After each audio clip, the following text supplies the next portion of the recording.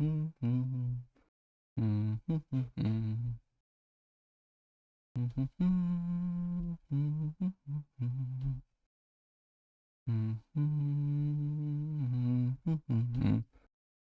right, friends, we should have all of the streams live. I'll double check. I think both of our YouTube streams are up.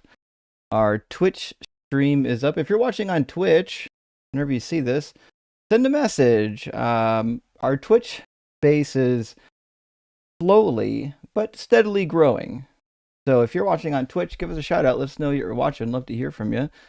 And I'm checking right now on our YouTube stream. The horizontal is up. Welcome in, Hors. And let's check our vertical. It looks like our vertical stream is up. Hell yeah. Welcome in, Verts. And TikTok, welcome in, friends. Also, if you're watching on horizontal, you may notice that I've switched the camera. I'm not going to reverse the camera on the horizontal. It really only seems to be necessary on the vertical because of the way TikTok forces the guest box to show up in a particular location. That also means y'all can read my mugs. This is a new one. This is my prescription for happiness, issued by Dr. Feline Better, from the makers of Meowcinex. Wonderful mug. Anyways, so some small adjustments here today. Good to see everyone. Welcome in. We got some super chats already, and we got a guest already as well. So let me grab our 2 super chats, then we'll go ahead and get our first guest in here. Let me start my virtual camera before I forget. And we should be ready to rock and roll. Viking Chef, good to see you, friend. Thank you so much for the 10-pound chat. Says, since Hitchens, I think you're the most inspirational of all chain breakers. Well, fuck, that's a lot of praise, my friend. Anyways, if you had one point to hang your hat on the Bible and hold Christians to it, what would it be? Cheers, mate. Simply what for sharing. Well, Viking Chef, I really appreciate the kind words. I do indeed love some Hitchens.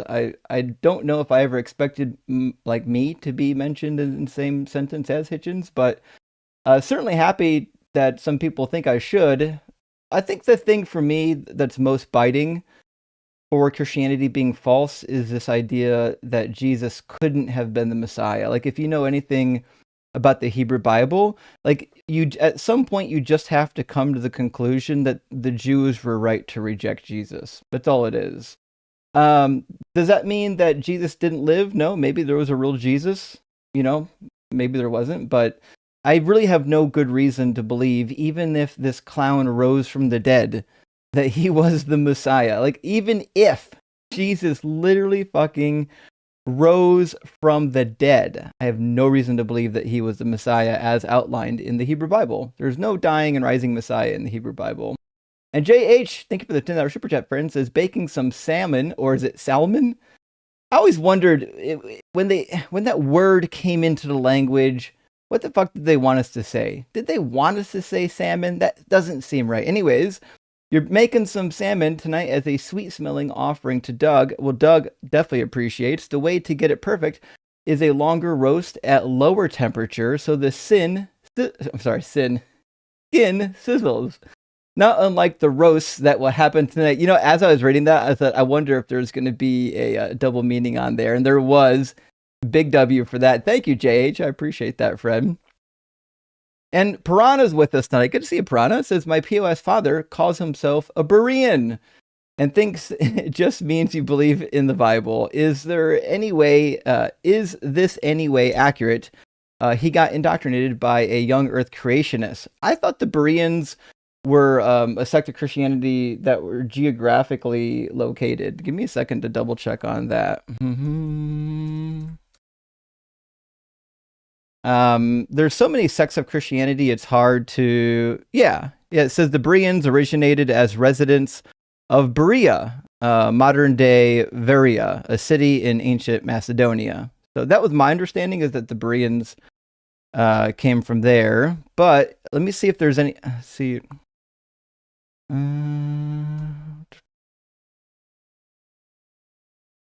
Let me see if there's anything else beyond that.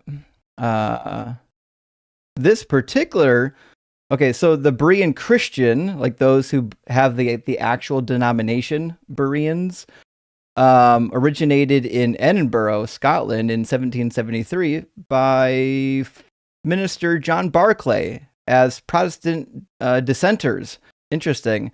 They sought to build their faith solely on Scripture rather than on human authority. So it was just another, late Reformation cult that was hanging on Scripture as the sole authority, not tradition. So yeah, that makes sense. But interesting. I'm curious to know why they called themselves the Bereans. I bet there's probably some sort of historical reason for that. We can just ask though. Why did the Berean Christians call themselves Bereans? It's funny. There's so many Christian sects. Okay. The Berean Christian group adopted a name because of the reference in Acts 17:10 through 15, with the mention of Berea, the people there who are praised as noble for eagerly receiving Paul's message. So they just think that they're the ones who have eagerly received the message of the Scripture. That's fine. That's fine. So, I mean, that seems to be the case. Most of my background, like my educational training when it comes to church history, was early Reformation, especially in connection to the Anabaptists. So the seminary that I went to was Brethren. Brethren was the precursor to the Anabaptists, which was the secondary precursor to all of the other sects that you might recognize, like the Mennonites, the Hutterites, the Jacobites, the Amish. There's a bunch of them. The Dunkers. There's so many. Also, the precursor to the Baptists. So the Brethren was an early group you don't hear about very much, but they eventually grew to be, maybe the most dominant Protestant group that came out of the Reformation that weren't part of like some sort of higher sacred tradition. Like they didn't really have a liturgy of any nature. They weren't like the Lutherans or the Presbyterians, or they came later though. But so interestingly enough, there's some Christian sects that I haven't really pounded the pavement on to do the deep research. Maybe one day I'll memorize the chart, like the family tree of all the denominations. Wouldn't hurt to know. Juno's boy toy, good to see you tonight, friend. As always, beautiful kitty says, did that weirdo debate you on Mark being an adoptionist gospel? Oh, by weirdo, I think you mean, was it Constantine or whatever? He didn't debate me on it.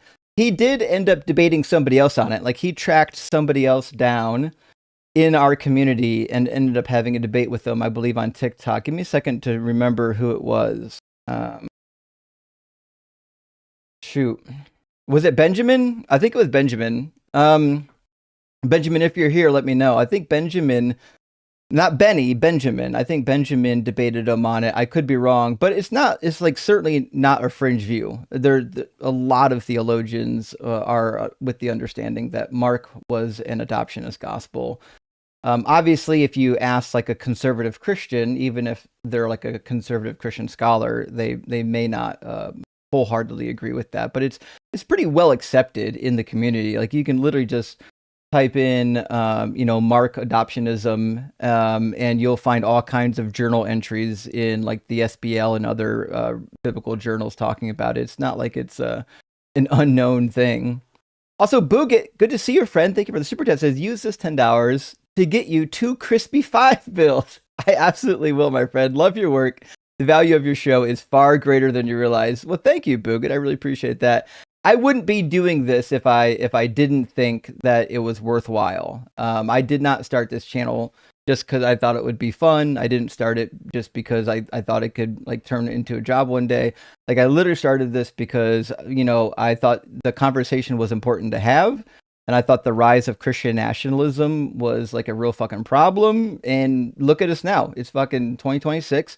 And our goddamn military is trying to do holy wars over in Iran. The leader of the most powerful army in the entire world thinks that we need to fucking usher in the end times because he's out of his mind. So, yeah, I think now more than ever, we need people to wake up from this cult and stop believing that this is some sort of divine spiritual warfare. Crazy. And the funny thing too is like, if we're justifying bombing other people using the like religious spiritual warfare, I fail to see the difference between what they would do if Iran bombed us under the guise of jihad. How is that different than what we're doing? I don't understand how we have a moral ground to stand on when we're the ones at this point waging jihad. All right, let's grab our last super chat. I'm going to bring in Matt and Venus. Zip hole, thank you for the $20 super chat, friend. I really appreciate that. It says, does serial killer Saul... I love that you call Saul serial killer because it might be accurate. Does serial killer Saul, who changed his name to Paul, persuade his readers to kill them all in Romans 1:32? And if he was a changed man in Christ, why is he bringing up the word death? I may not know exactly what you mean by like why is he bringing up the word death? Like Paul does seem to believe in two deaths. You know, the mortal death and like a spiritual death. So I might not fully understand what the question is asking, but in Romans 1:32, let me grab it real quick. So that this is like a pretty traditional chapter where Paul's trying to use like divine nature or trying to use nature to justify his religious views. And then near the end, he starts talking some shit. But in verse 32, he says, they know God's decree that those who practice such things deserve to die. Yet they not only do them, but even applaud others who practice them. Yeah, we're talking about the people that supposedly deserve to die. But knowing what I know about Paul, I don't think that Paul was suggesting, and believe it or not, especially not in the period of Romans, by the time Paul wrote Romans, this is the very end of his ministry. He was very different than what he was like at the very beginning of his ministry. But I don't believe that Paul is saying that they should be killed or that we should kill them or that Christians should kill them. I just think he's saying that people who engage in these behaviors do in fact deserve to die. But he would say that about anybody, like even if they were Christian. If it was a Christian who participated in some of these more vile practices, then I certainly think Paul would have advocated for killing them as well. So I'm not sure I would take this as a call for violence, but I can definitely see why you would get that. Why you would get that if you're reading this in isolation. But he's specifically referring to people who have like really big issues with sin, right? Just like he does in 1 Corinthians 6:9. He talks about people that are full of envy, murder, strife, deceit, craftiness, gossip, slander, God haters, insolent, haughty, boastful, inventors of evil, rebellious towards parents, foolish, faithless, heartless, ruthless. And Paul's just suggesting, you know what, these people are really bad sinners. They do actually deserve to die, which seems to be, in Paul's mind, like God's job. I don't think Paul saw himself as an arbiter of God's justice. That's not my reading of Paul. I realize there are multiple ways to read Paul, but that's not my reading. Okay, I'm going to bring in Venus, which is a friend of mine, and our first guest. Give me 1 second to get Venus in here, and then we'll get Matt in here. How you doing, Venus? Hi, I'm doing great. It's been ages. Yeah, I missed you. You coming to cook out with us? Yes, I am. Fucking A. That's exciting. Okay. Like, fuck this Australian time zone. Like, goodness. Hell no, right? No, oh my God, Yeah. no. I'm just playing with you. But yeah, you'll have to beat me over the head if I do that accent again, don't worry. All right, No, give don't me worry, don't worry. that's the only word I can say in quasi Australian. Let me grab our first guest, Matt, then, and we'll get the conversation started. Matt, how you doing? I'm doing good. Awesome. Matt, are you at least 18? Yes. Awesome. And do you believe in God? Yes, I do. Awesome. And which version of God do you believe in? Panentheism. Panentheism. Mm-hmm. You don't hear that too often. So, tell me a little bit about panentheism so we can kind of have a starting point at the same place. Okay. So yeah, basically, panentheism is that the necessary foundation of reality basically is God. I think a general theist would say the same thing, though, right? Is this Well, yeah, another word for the the tag arguments argument? on why that is very. Venus, I could be wrong, but I think this is akin to just pantheism. Am I Yeah, Yeah, no, pantheism is, well, yeah, but no, the arguments are like different. The arguments vary on the reasoning but what on like characteristics are different though? I You haven't can even given you I haven't even given you any justifications on why I would think that this necessary foundation could be considered God. well, my thing is, Matt, that sounds like the transcendental argument for God, which can I be haven't even used to given an justify. argument. I just told you what Okay, I think is God. can we try and maintain a respectful dialogue? We're asking to clarify because panentheism sounds a lot like pantheism. So we're asking you, and you're using an argument that sounds like tag, which has nothing to do with pan or panentheism. It has to do with a theistic argument, right? So we want to clarify the distinction here between pantheism and panentheism, Matt. Can you do that? Yeah. Um. Yes. Panentheism and pantheism. So pantheism is that God doesn't really have a conscious, but panentheism is that God does have a conscious. okay? So Fair yeah, enough. that's the difference. All right, thank you. But yeah, Okay. Albert Einstein agreed with pantheism, but I don't really think that I want to appeal to authority on that one.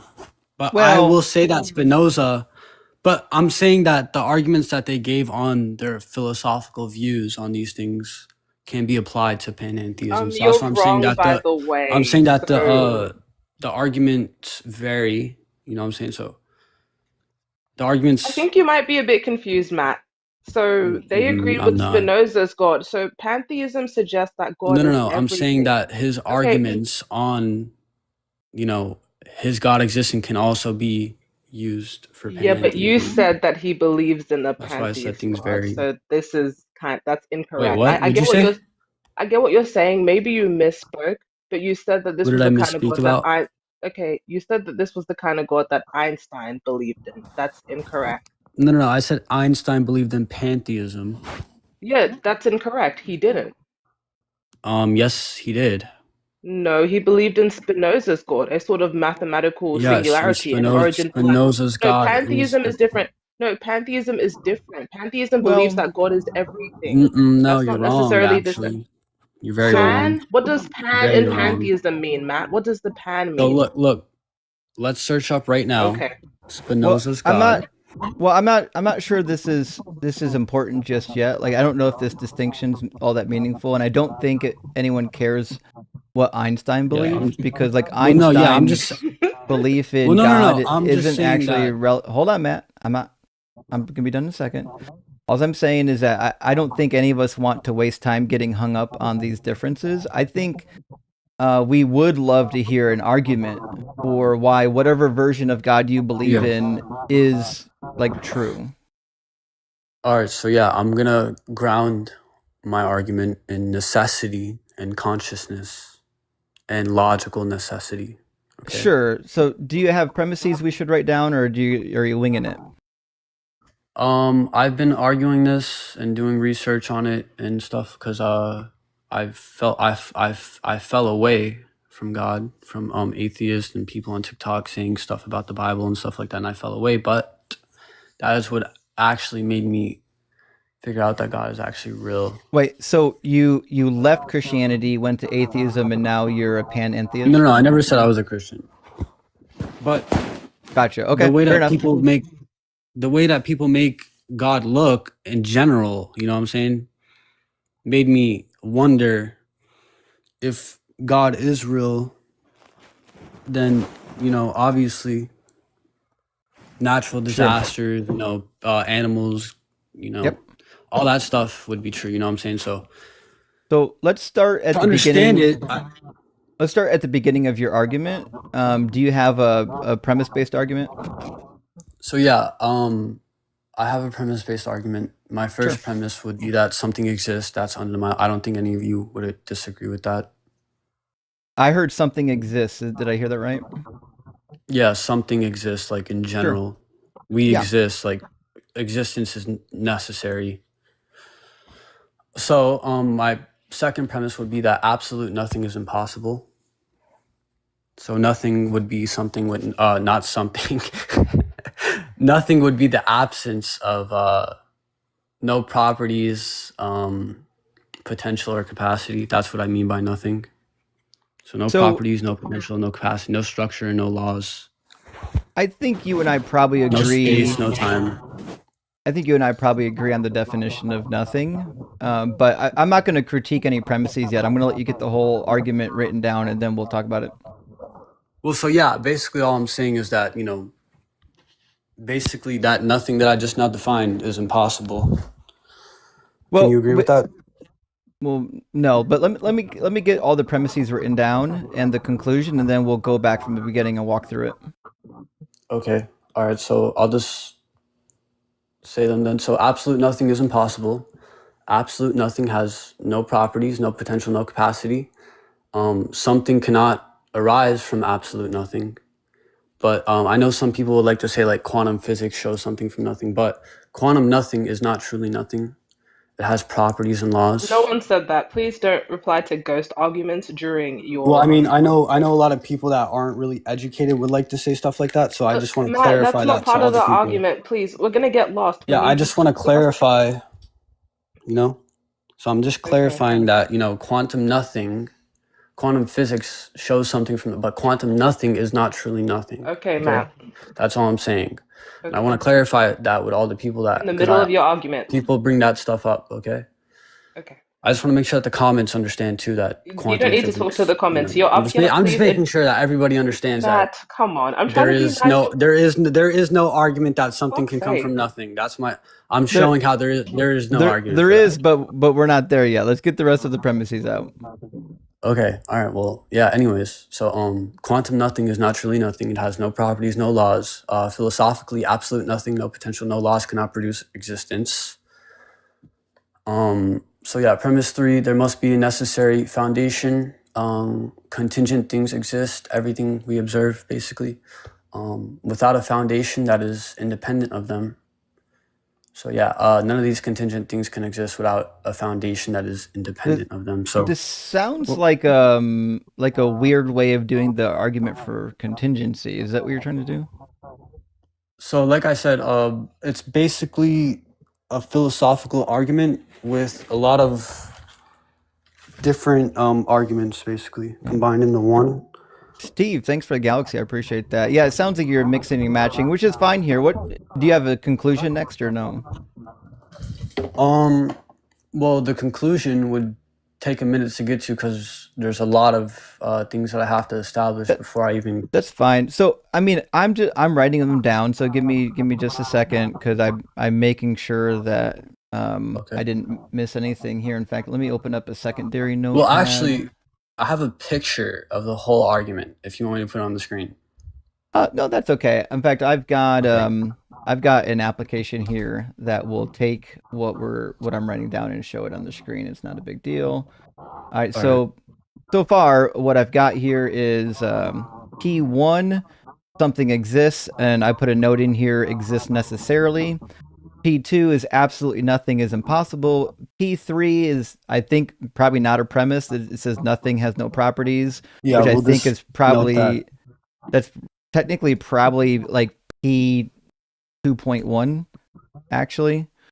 And then P4 is, I think, actually P 2.2. Something cannot arise from nothing, which is fine. And then that means premise 3 is there must be a necessary foundation. So what's premise 4?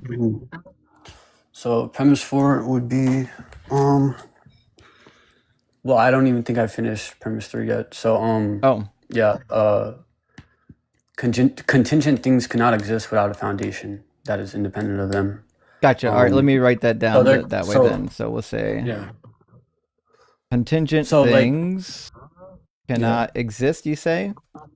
Yeah, so basically this necessary foundation is that eternal something that didn't need anything to be created or like, you know what I'm saying? It's not dependent of anything. It's, independent. Okay.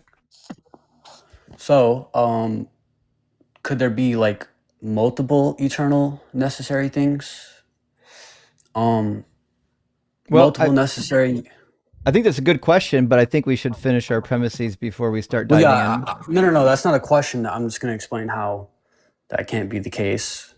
So, multiple necessary eternal things would require a coherent relation. Any relational dependence would make one contingent, leaving ultimately a single necessary eternal foundation. Because I'll explain now. So like, let's say there are multiple eternal necessary things for reality, they would either have to be identical or different. So if identical, that would mean that they are just the same thing explained twice. But if different, that would mean that we need an explanation on why it is different, which would introduce contingency. Cool. So what's premise 4? Okay. I just want to make sure you guys are understanding. So, anyways, I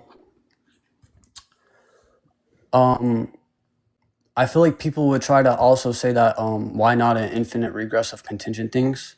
But infinite regress fails because every link. Buddy, just do premise 4. We're not going to discuss the premises. No. Yeah, it's okay. This guy loves ghost arguments. Don't worry. Oh, okay. Well, I mean, don't worry about the chat. Yeah. Don't worry about the chat. Yeah. Just give me the premises. Okay. All right. Premise 4. The necessary foundation is eternal, which we've already established that. Well, yeah. Premise 5. So yeah, premise 5 would be contingent reality depends on it. Seems redundant. Premise 6, consciousness requires a sufficient foundation. Because without this necessary foundation, consciousness cannot exist. Nothing actually. So consciousness requires P4 then. A sufficient foundation. Sure. Yeah. Premise 6. Premise 7. The necessary foundation is conscious. These are just big leaps without me these are just like leaps without me actually giving any clarification on That's fine. Don't worry. We've heard all these before, although usually it's better laid out. I didn't spell conscious correctly, but that's fine. My spell check's turned off. Also, one quick thing before we move on. If you could refrain from puffing during the live stream, that would help. It'll get my TikTok stream taken down. Oh, okay. I'm sorry. Not your fault. You didn't know any better. I'm just letting you know. All right. So those are the main premises. Is there a conclusion? Yeah, the conclusion is that the necessary foundation is conscious. Oh, that's P7. Gotcha. So P7 is the conclusion. Well, yeah, that would be the conclusion. That would be me proving that something eternal has a consciousness. Sure. Okay, so I think premise number 1, you and I probably agree that something exists, and I personally agree that the thing that exists is necessary. So no complaint there. Premise number 2, absolutely nothing is impossible. This, I don't know if I actually agree with. I mean, it seems to me to make the most sense that nothing should not have ever existed. So I'm going to say here, plausible. I don't know if this statement is true. If I was going to be an asshole, I would ask you to support that statement. But that you probably would say that because you probably don't know whether or not if something can arise from nothing, right? No, what I'm saying is making absolute claims about things we have no data for is very difficult to support. Now, I'm going to grant it to you only because I don't think it matters for the sake of our argument. I don't want to waste time on it. Yeah, I feel like if absolute nothing is impossible and that is debatable, the only reason it would be debatable is because somebody thinks that something can come from nothing. I feel like that would be the only reason. I don't think so. I think you can claim that nothingness is impossible because existence itself is necessary. Because something cannot come from nothing. That would be why I say that. No, because my position would be that there was never nothing, right? So yeah, I don't that's think me too. I don't think that nothingness is impossible merely because something can't come from nothing, I would say it's probably impossible because I think existence is necessary, just based on logical premises. But that being said, I don't want to So burn you would agree time. that there was always something, right? Yeah. Okay. Well, yeah, Okay. that's basically what my argument's grounded on is Mhm. that. Yep. So I do agree with premise P2.1 that nothing has no properties. That it just seems to be true based on how language works. Premise 2.2, something cannot arise from nothing. We don't know that to be the case. For example, if you believe that laws, like universal laws of physics, are transcendental, then it certainly could be possible that there's no law preventing something coming from nothing. So I don't know if that is the case, but again, I'm going to grant this because I don't think we should waste time on it. So I've granted P1 and all of P2 so far. P3 seems like a whole different argument, but we're going to get into it. P3 says contingent things cannot exist without a necessary foundation. And this is where I think things are going to get tricky because I'm going to ask the question, what is a foundation?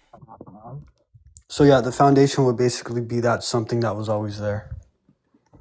But if the universe was always there, then there is no foundation. The universe is its own foundation. Okay, well, are you saying that the universe is eternal? That's my claim, yeah. But also, before we get too much further, somebody has like a really weird echo. If both that's Venus me. Let me load it and on my Matt, phone. I don't know why TikTok does this. Sometimes, if you just swipe away, don't exit, just swipe away from the app and then come back, it'll fix it. Million times, not me. Okay. Probably not. Yeah, Venus, you're a TikTok pro. A pro? So, all right, so yeah, I would argue that the universe is not eternal because it has a problem of infinite regress. Oh, I don't think that's a problem. And B theory does not. B theory doesn't. What's the problem with infinite regress? So yeah, basically, infinite regress is like, let's say A, we have A, and then A would be B, and then C, and then D, basically all the way down like that. That's what it would be. So basically, it needs a cause, basically. I know you just made some words there, but I don't know if that meant anything to anyone here. What we're asking is why is it a problem to believe that the thing that always existed is the universe? Because both of us believe that there is a necessary eternal existence. I just think that that's the universe. So why would I think it's something else?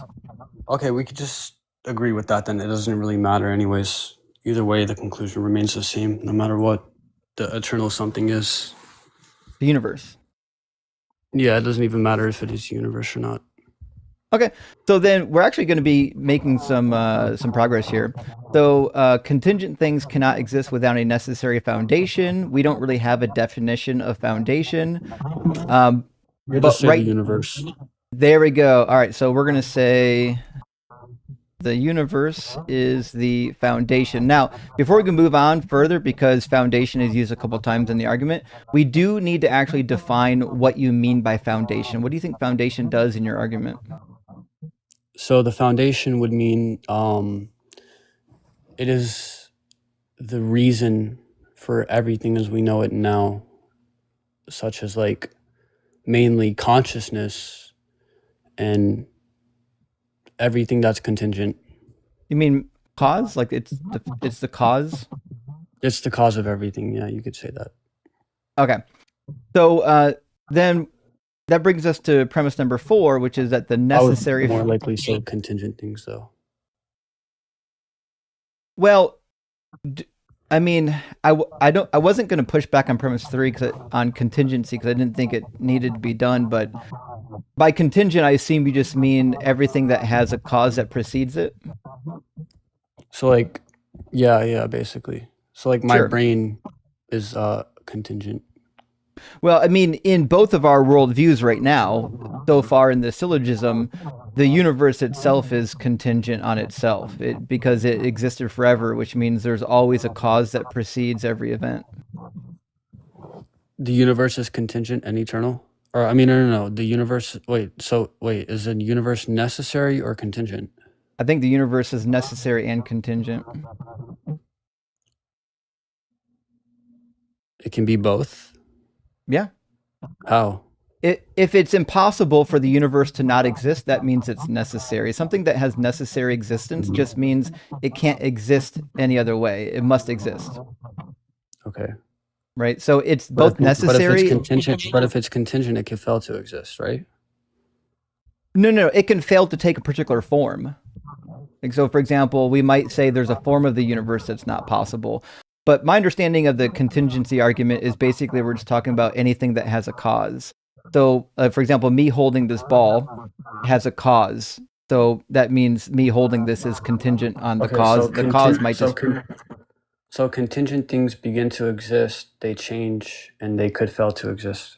No. I don't believe contingent things come into existence. I don't think anything has ever come into existence. I think everything in the universe has always existed. Is that like a B theory argument? It's not an argument from time at all. It's an argument from physics. Wait. What do you think that's always been here? Everything, like as we know it now, like planets, all this stuff? No. Okay, so let me just ask you, do you think there was a point in time where there was nothing but this universe? No, I don't. But like just basically a black void, basically? No, I don't believe there was nothingness. So what I'm trying to say is I believe all of the fundamental elements of our universe have always existed. They change forms, they move around, they will make chemical bonds with each other that are different. So, for example, all the fundamental particles that are in my body pre-existed me. They didn't poof into existence. They came from the universe to make this form, right? So I'm just saying, me as a person hasn't always existed, but the fundamental particles. These things are expressions of the universe. That's not a terrible way to say it. I would say it's one of the possible forms that can arise within the universe. Okay, so you're saying that the universe is the source. I don't know what you mean by source, but I am suggesting that the universe itself. Let's say that the universe, let's say nothing was the case. Let's say absolute nothing was the case. Would any of these things now exist without the universe? I don't think we have any way of knowing what would happen if there was absolutely nothing, but I don't think we have to go there because neither of us believe there was absolute nothing. Well, yeah, but that's not what I'm trying to say. I'm trying to say, basically what I'm trying to say right now is without the universe, would any of these things exist that we're talking about right now? Yeah, without the universe wouldn't exist. It just seems like the contingent things semantically within true. the universe, mainly consciousness. Would consciousness exist without the universe? Well, again, if the universe didn't exist, nothing in the universe would exist. Well, yeah, that's what I'm saying. So basically, I don't think is the universe. So what I'm trying to say right now is that I don't think so. None of these things could exist. So what I'm trying to say is that it's the source. I think what you're trying to do is to smuggle in some concepts with some of these words. So if the universe exists, it's just true that nothing in the universe would exist. But that doesn't mean that the universe is causing it to exist because, again, it existed always and forever. It existed always and forever? Why? What existed always and forever? Consciousness? Consciousness is something that arises from the universe, just like this crystal, right? This crystal arose in our universe when we had chemicals that were able to make bonds with each other, right? So this thing is just a part of the universe. But before this crystal existed, all the fundamental particles that were in this crystal already existed. If I may, the sort of distinction here is that something is contingent on is not always something that it originated from. So as living beings, we're contingent on oxygen. We require it to be alive, but we didn't come from oxygen. Right. So when it comes to contingency, it simply means that we are dependent on this thing for our existence in a particular form, right? But the origin is not always the same as the thing that we're contingent on.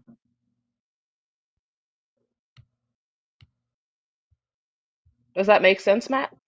I'm gonna be honest. I was like trying to listen, but I didn't even hear you. Okay, so an example would be we are contingent on oxygen, but Okay. we didn't come from oxygen, love. Does that make sense? Yeah. We are. Okay, Yeah. Wait. good job. So we need oxygen. Hmm. That would that why would that mean that we exist because of oxygen? Well, because we can't exist without it. I didn't say we existed because of oxygen. I said the opposite. I said we're contingent on it, but it doesn't mean we exist because of it. It doesn't mean it caused us. Do you understand that distinction? Technically, yes, we do exist because of it. Technically, Okay, no. we would So not exist. we Like exist because evolution, of none of these we things would be exist possible because of without oxygen. okay, but that's my thing, right? It doesn't mean it caused And us. What caused us to say, Matt, hey, Hey, oxygen Matt, wouldn't hey, exist Matt. either. what, Hey, Matt, Matt. Matt. Well, just pause for a second, Matt. I think you're trying to have a good faith discussion, but you keep interrupting both of the hosts, and it's making the conversation difficult. And I don't mind if you interrupt me. I'm used to it, but I am going to ask that you don't interrupt Venus if you can help it. Okay. Because I'm trying to help you understand something. Well, yeah, I understand your analogy, We but I'm didn't just trying come to. from oxygen. Okay, we didn't come from oxygen. We did use it in the process of our existence, but we came from our parents. Our species came from their species, and everything all ties down to abiogenesis, which comes from the Big Bang. So that would be our cause, right? That's completely different from the constituents that we rely on to currently stay alive. Mm-hmm. Okay, that's what I was clarifying. Okay, so yeah, I'm just still confused on the part where everything always existed. But Well, as Justin said to you, it existed in a different presentation, Matt. That's the thing that isn't contingent. The universe, the fundamental Well, so blocks, wait, it's like imagine a Lego, right? You can rearrange it in different ways to make different shapes. Those shapes are contingent on the Legos, but the Legos, which are the building blocks, are not contingent on anything that we can observe. so are you saying that the universe had the properties of everything already? Well, no, everything has the properties of the universe. Oh, okay, so oh, oh, okay, so yeah, Yeah. the universe has the properties of everything that is now, and that's the reason that everything is now exists, right? I don't think you understood. So essentially there's no point in trying to say that the universe has the properties of everything or everything has the properties of the universe. I don't think that distinction is relevant, right? The main point is the universe isn't contingent on anything that isn't itself, right? Which would just be the law of identity. Everything is contingent on itself regardless of what it is.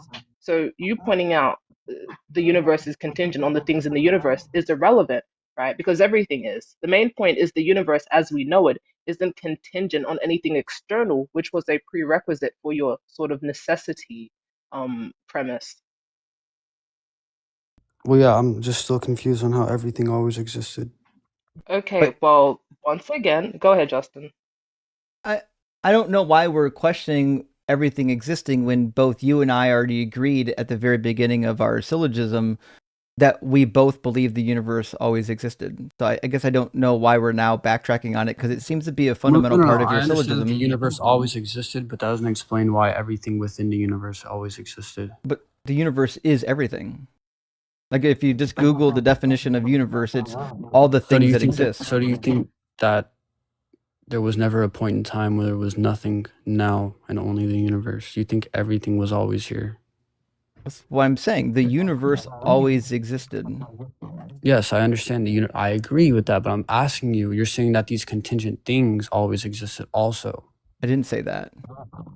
Well, now I'm what I'm confused saying is because I that literally is that the fundamental particles of the universe always existed. Like there are pieces of the universe that, just like Venus says, they take on shapes and forms. That doesn't mean that the form always existed. Like if I agree that this pocket knife is a shape, it's a form. The particles in this pocket knife will continue existing once the form of this knife has been destroyed. What I'm saying is this form is not going to live forever, but the particles in here very well would. Okay. So you're saying that all of these things like always existed in the Yeah. I see what you're trying to say. So is that including consciousness? Well, I don't think that consciousness is a thing that exists. I think consciousness is just an activity that our Emergent. brains engage in, which is why animals have them, and we've got different levels of consciousness. Like we can measure, like the bigger and better your brain works, the more consciousness you have. It's on a pretty linear scale. Okay, so there was never a point where the universe, it was just the universe's properties only. You mean it was just the properties of the universe and not the universe? Just the properties, the structure, the laws of the universe. I don't think that's the case, and I don't think that universal laws exist either. I think that laws are descriptions that we give behaviors. I'm just confused. Like, I'm trying to say, like, do you think that there was nothing but the universe at a point in time? Like, literally nothing else I'm but the There's saying- universe? always nothing but the universe, Matt. Yes, So why are thank we? you, No, why are I'm Venus. we saying like stuck on I'm saying like Matt, no but planets, no, I understand, no Matt, and I'm sorry contingent for cutting you things. off. Look, I'm sorry for cutting you off, but we keep having to reiterate. I'm basically this. trying to come to Let the me- conclusion of what the first something was. Okay, I understand. There was no first something. We don't believe in that. If it's eternal, there can't be a first thing in the set. But aside from I'm that, saying you need upon to. this eternal thing, what was the first something that became? Okay, Matt, see, that doesn't make any sense because it's eternal, so there's no first something that arose from it. No, We no, don't no. know if there were. No, I know I what you're saying, understand but that we the don't know. We universe don't is know. eternal, No, Matt, I know but what you're what saying. is the I first thing that the understand. universe made? Do you have a problem with interrupting women? We don't know the first thing the universe made because the Yeah, I know timeline we is don't know. I'm infinite. asking you Yeah, if it did or not Matt, make stop. something. Matt, stop. I'm Yes or trying to no? be respectful. If you was on my panel, this would be a completely different story. But I'm trying to respect everybody in here, Okay. so please don't interrupt me before I get frustrated. We have explained to you numerous times that the fundamental parts, aka the Lego blocks, are necessary. The contingent thing is the variations that they take, right? Like our parts, we're made of stardust. That stardust comes from something that is necessary, but we are contingent in that we don't exist forever. The matter in the universe is constantly recycled into different shapes, like a Lego. You can build a castle or a flower. Those things are contingent on the Lego, but the Lego in of itself isn't. It goes into different shapes, recycles itself, and etc.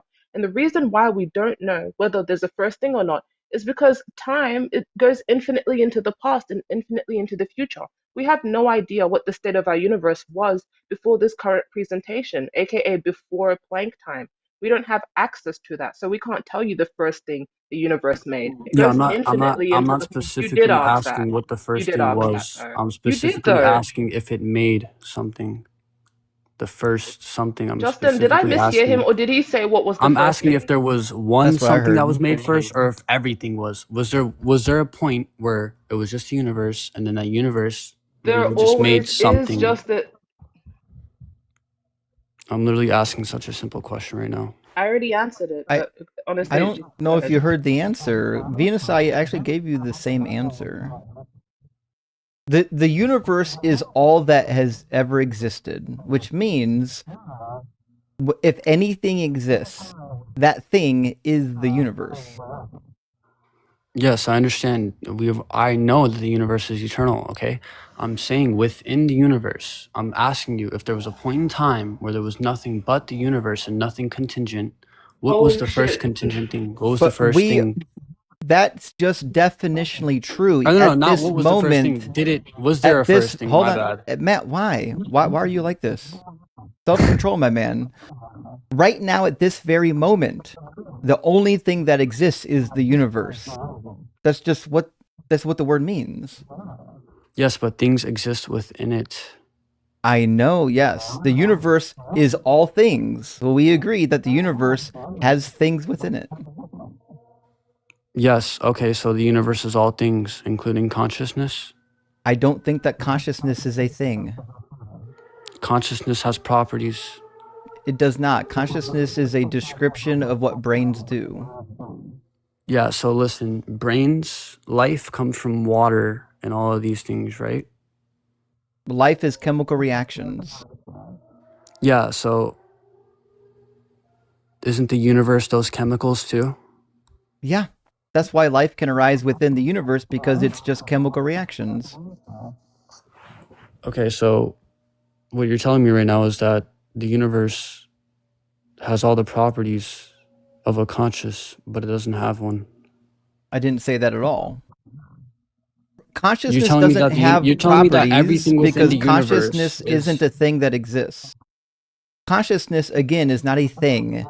It's not a. You consciousness can't doesn't put exist. consciousness in a bucket. It doesn't have ontology. Consciousness is a process that we engage in. Just like I would say, science. Science isn't a thing. Science is a process that we do. We engage in science. Can we use it like a noun sometimes when we're talking? Yes, but it's not a thing that exists. You can't like point to a science. Okay. I'm just So- confused. Like, Matt, it sounds to me like you ran into some people that were doing philosophical arguments for God, and I don't think you asked no, enough all of technical this really questions. started off of one thought. I had one thought to myself, and the thought was there always something, or was May I absolute clarify nothing ever the something? case? That was my first thought. What got me into this, and I did more research on it to understand it more, and that's what really got me more into it. So what my argument basically was like there was always something, and everything exists because of it, including consciousness. So, Matt, science would be the systematic study of the universe. That doesn't exist in a vacuum. That is a mental process Yeah, that we but are observing. Hold on, hold on. That is a mental process that we observe. Same with consciousness. This is a process psychologically that we observe. But science in of itself doesn't exist in a vacuum. It is an abstract concept, like other things that are indicative of mental processes, like let's just say reasoning, logic, science. All these things are abstracts, like consciousness too. It is a label we put on processes in the brain. The processes exist, but the concept in of itself doesn't, right? It's like a map versus a place. so yeah, basically what I'm arguing is that consciousness like comes from this eternal something. It wouldn't be a thing without it. So But- I mean, But you keep if the using only it like reason it's a thing. consciousness exists is But what Venus is trying to tell you is that consciousness isn't a thing. Like the cup in my hand, this is a thing, right? I can touch it. I can give you the properties of it. Consciousness is not a thing. It's but just what consciousness was formed it's a by process the that universe. it's not formed. It's describing a process. Evolution. No. If I told you that I'm riding a bike, am I describing a thing or a process? A process. Right, that's what I'm saying. Consciousness is a process, not a thing. Yes, consciousness is a process, but consciousness exists. As a I'm just process? gonna. Can we? You know what? We need to cut to the chase. Consciousness Matt, literally how do you Yeah. know that this thing? How do you know that this thing is conscious? How do you know that the origin of the universe is conscious? That was the part that didn't really make sense to me in your argument. So basically, what I'm trying to say is, I was trying to understand whether or not everything was always here, or Yeah, whether or we not agree there on was that, a Matt. first We've agreed on something. that 3 times, Matt. We've agreed on it 3 times, man. Let's not waste people's Well, no, time. We agreed that there's an listen. I want to talk origin. to the host. I'm not gonna lie. Oh, so now you're scared Well, of me? I'm What? not. Matt, why Okay, are you man. not wanting to talk to Venus? Venus is incredibly Because- skilled and educated, and Yeah, she knows philosophy even but better I'm than I still would imagine both of confused. us. On why you think that there was always everything and there Well, we wasn't already a point. told you. It's just like you thought. It was always everything too. Why are we arguing over a premise that we both agree on? That's Yeah, wasting time. Only thing that I agree with is that something was eternal and was always there. Not that Yeah, everything us was always there. I too. never agreed with that. Okay, well, this is your argument, so we're giving you that everything, that something's always existed. There's no argument there. But what No, we these can't somethings grant you, cannot have always existed. That okay, makes that's no fine. sense. But They what had to about have a consciousness? beginning. They had to have a Yeah, that's cause. They are great. We're not the contingent. ones making the argument. Our worldview is not the thing that we're dissecting here. Yours is. So we need to Yeah. understand how Well, you got you need to tell me consciousness. why everything was always No, there. I don't need to tell you that. That's You your do. argument. That's your Matt, listen. No, that's not my argument. That's your Matt, argument. but that's a premise in your argument, and we've It's written it down. not. That's not a premise that But, everything was always Okay. existing. but It literally was. Okay. Everyone watched it happen, and so here's what we're gonna do, Matt. We spent some time on this argument, way longer than I typically engage in a single philosophical argument, only because I thought you were being fairly linear with what Yeah, we were but I doing. literally and good, never said that everything always existed.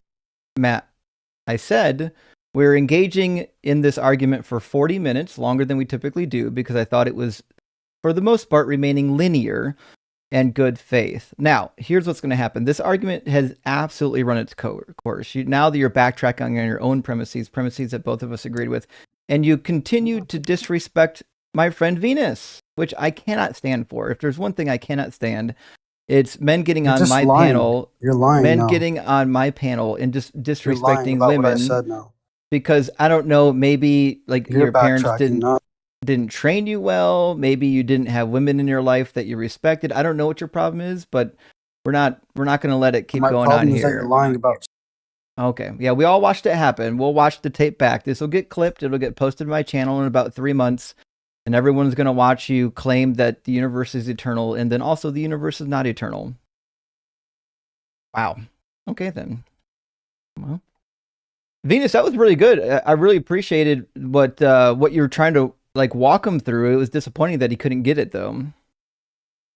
honestly, look, it's no surprise. We predicted that he would run the tag argument like the first word that came out his mouth. And this is what happens. You have to pretend like, nothing makes sense in order to argue something.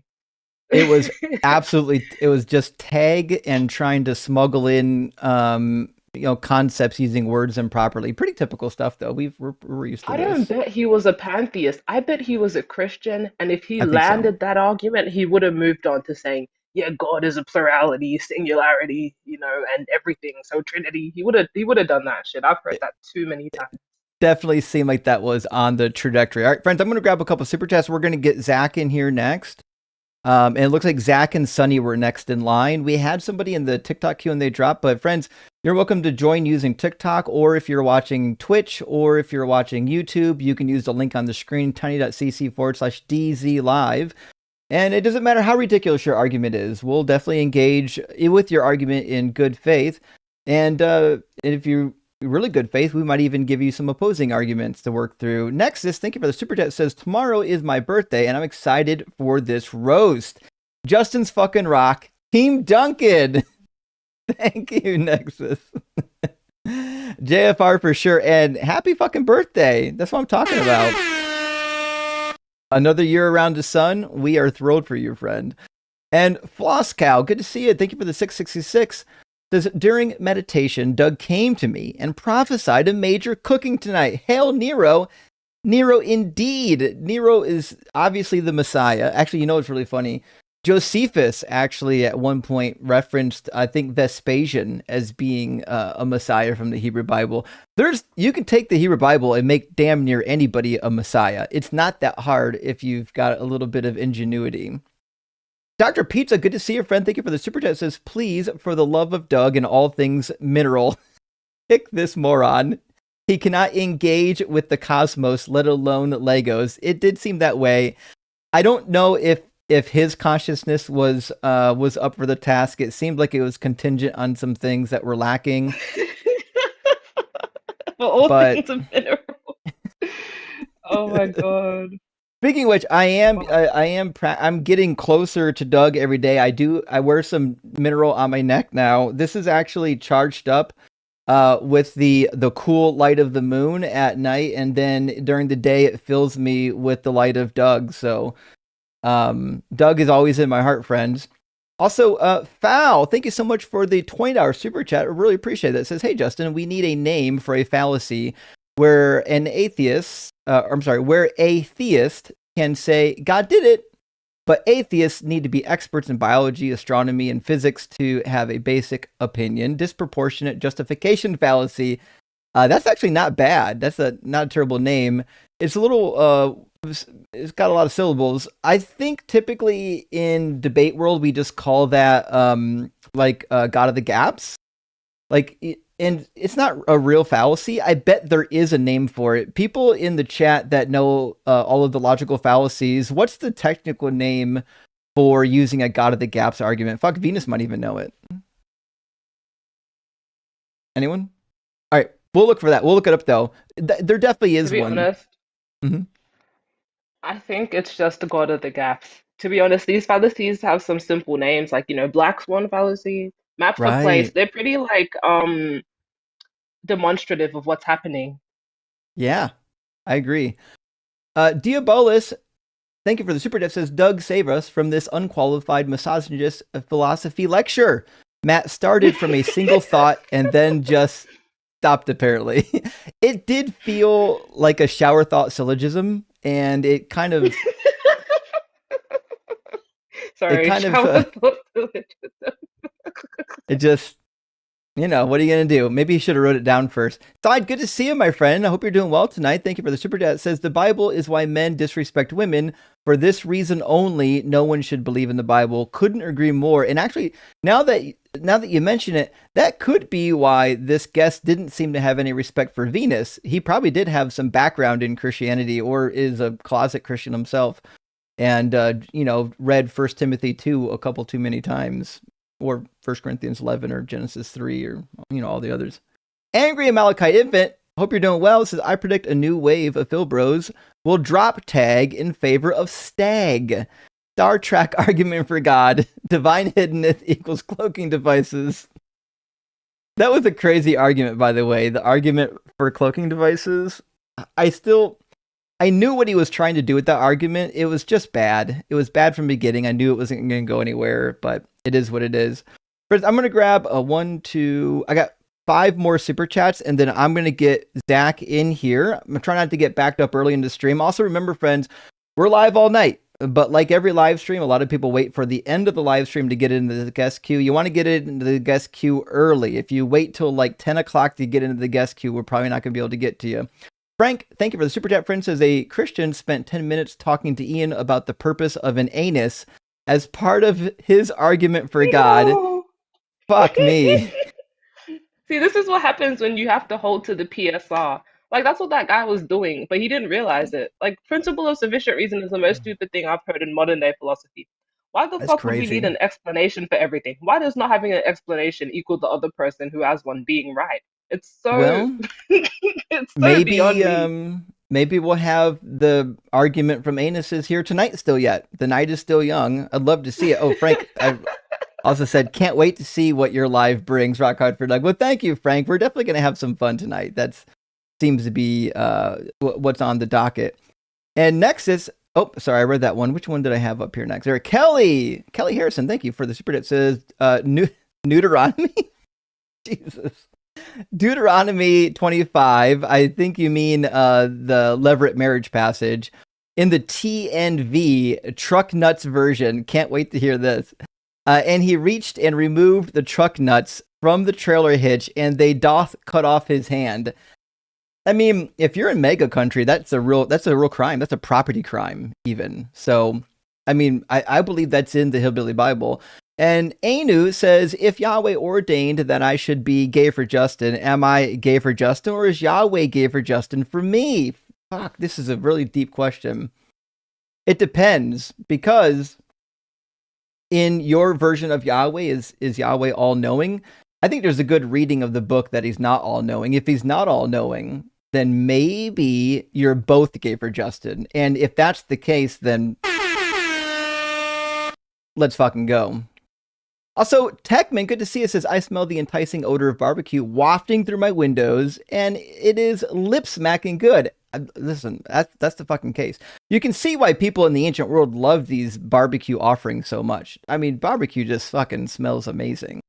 And last super chat from our friend TL Pineapple. Says, doing the arguments for God in my intro to philosophy, and even my philosophy professor said these arguments suck. He usually refrains from taking a position. This is really good, actually. I haven't.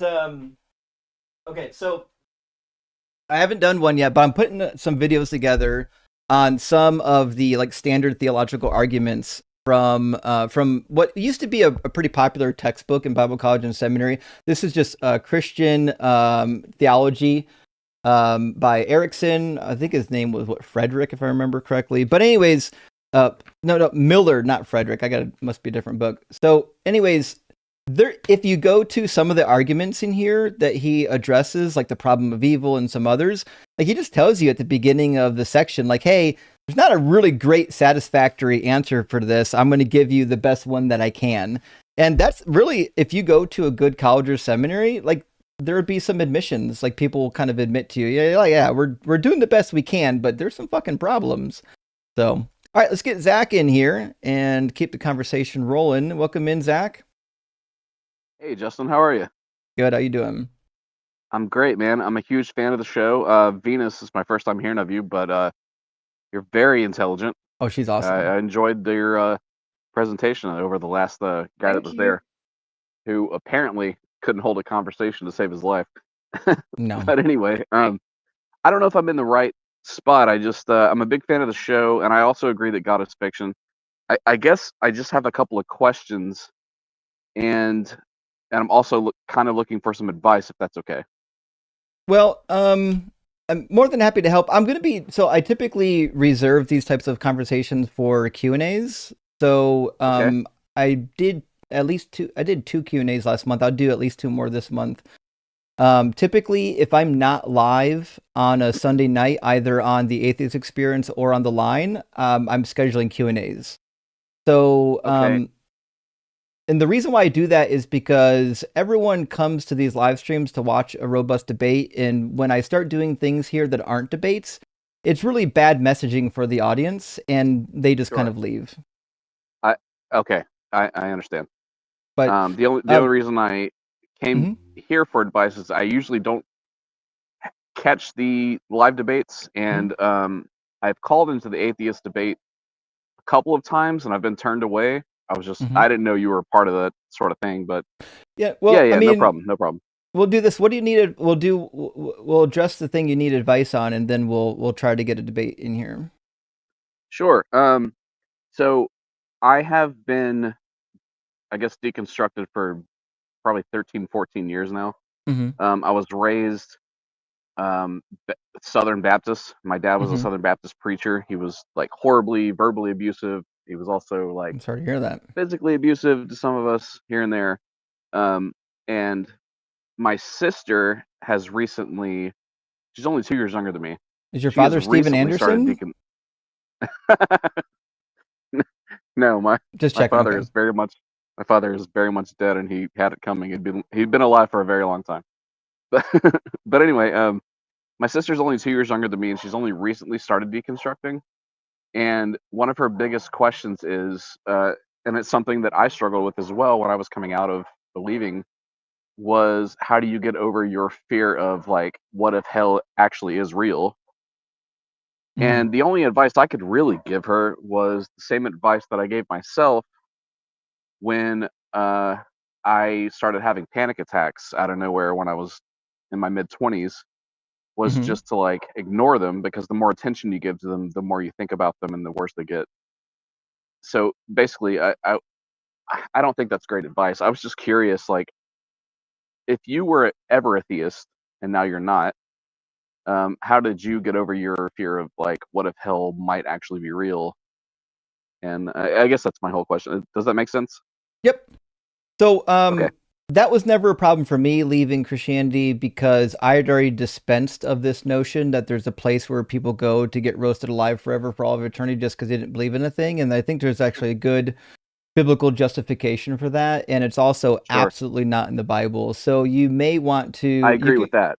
You could definitely go that route, but also once you deconstruct enough to where you just don't believe any of it, then you don't worry about hell anymore. So people who still worry about hell only do so because they haven't fully found their entire disbelief yet.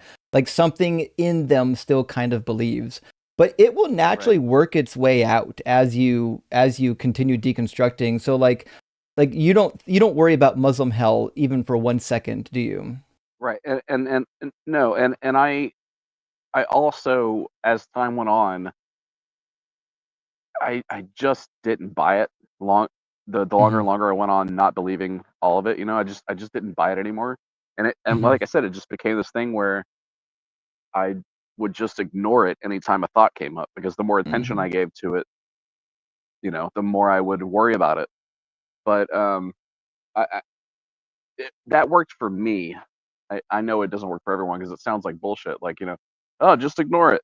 But I think that works for me. I was just curious if you had some more like, stronger advice that might work for someone else who isn't me, that just can ignore I things. mean, my advice is just to keep on the journey of asking questions and finding answers.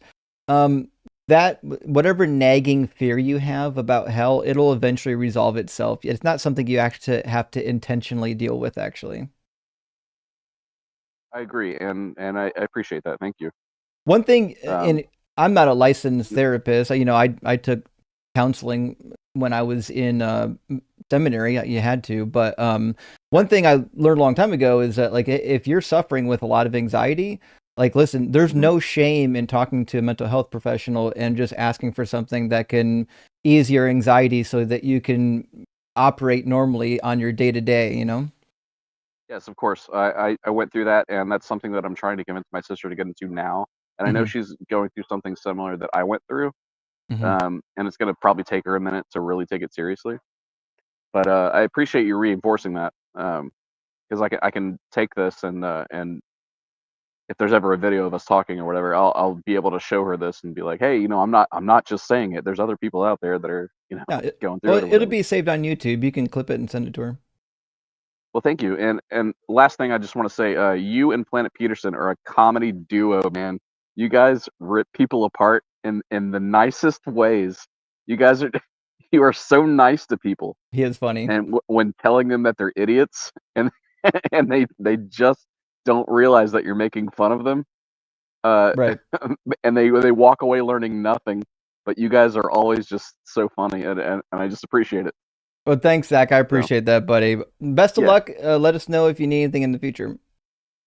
Thank you, Justin and Venus. I hope you have a wonderful night. I apologize for the previous caller. That guy was clearly an asshole. Okay. I hope you guys have a wonderful night.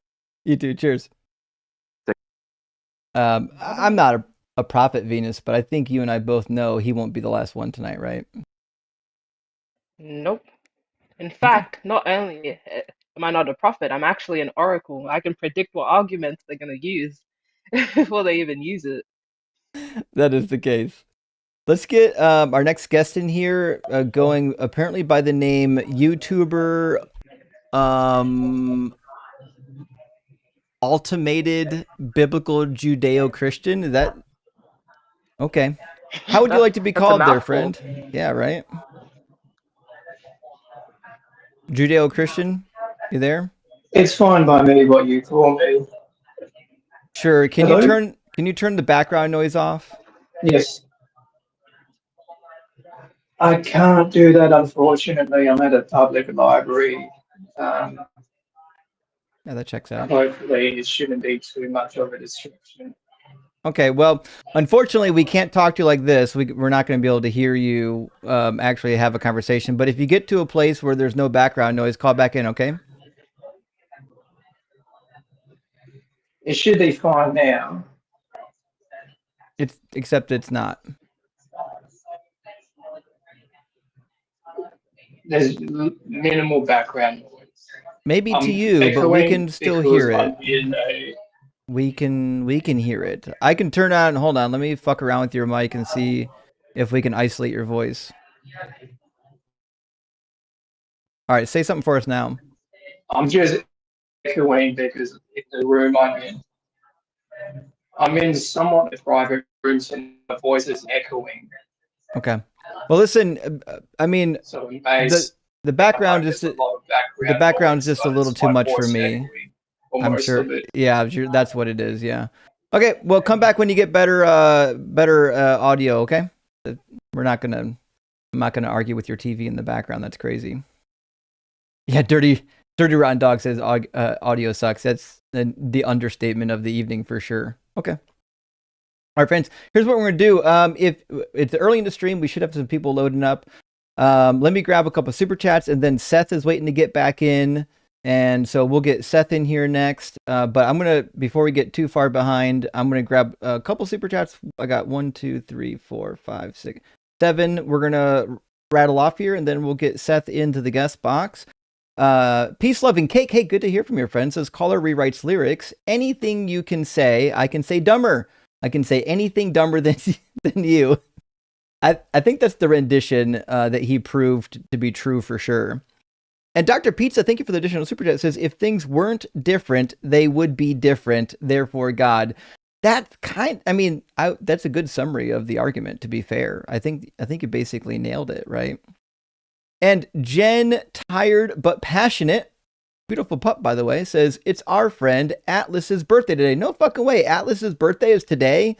I don't think I saw her in the chat yet, but happy birthday, Atlas. Please help me wish them a very happy day.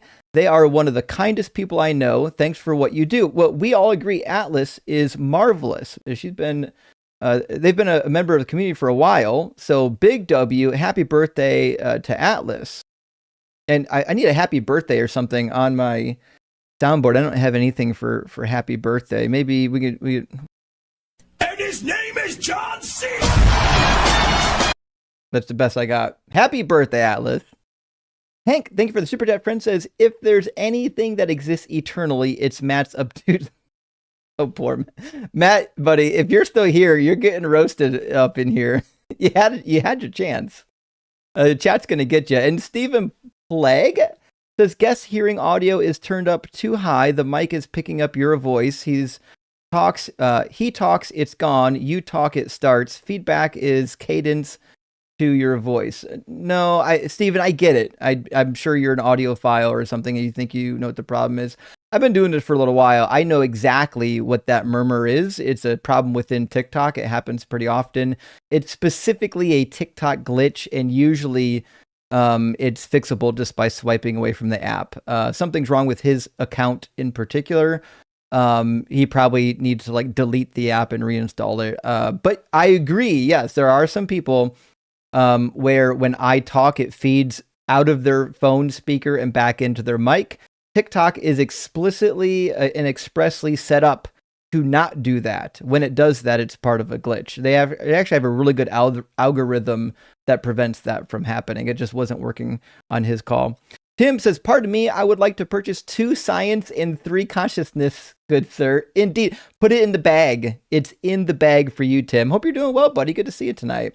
Okay, let me grab Seth and we'll get our next conversation rolling. Welcome back, Seth. Seth? Buddy, can you hear me? What happened? Seth, buddy. Maybe I'll type him a message. Give me a second. I don't know why he can't hear me. Buddy, can you hear me? Let me see if his earbuds are plugged in. He's got a headset, it looks like. I can switch though. Oh, and he's gone. Okay, well. I guess he knew. All right. Well, that was going to be our next guest. Now we ran out of guests. It is early in the stream. Like every stream, by the 9th hour, I'll have 10 people in here that will only have time to talk to 2 of them, but it is what it is. I know people are saying not Seth. Listen, I like Seth. I understand for a lot of people here in the chat, it's a boring conversation, but we're actually we're out of guests right now. So when we're out of guests, that leaves me 2 options, right? I could take a boring guest, or I could read some of the super chats. It's kind of up to if you guys would prefer for me to read super chats rather than taking a boring guest, I'm all for it. But I think Seth has been he's been nice. I don't think Seth is here trying to be a jerk. So I'm as long as he's being kind, I'll take him. But I get it. There are some people that want to come for the blood and guts. Although we did have somebody pop into our box, so we'll bring them in. And if that don't work out, we'll take some super chats and some questions from the super chatters.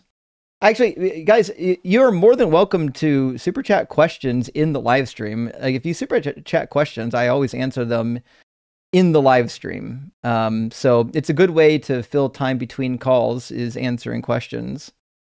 So we'll try to get Phoenix. Phoenix Rising, I thought, was a friendly. Maybe they're not. Maybe there's more. There's probably more than one. Anyway, how you doing, Phoenix? Good. I answered on an accident.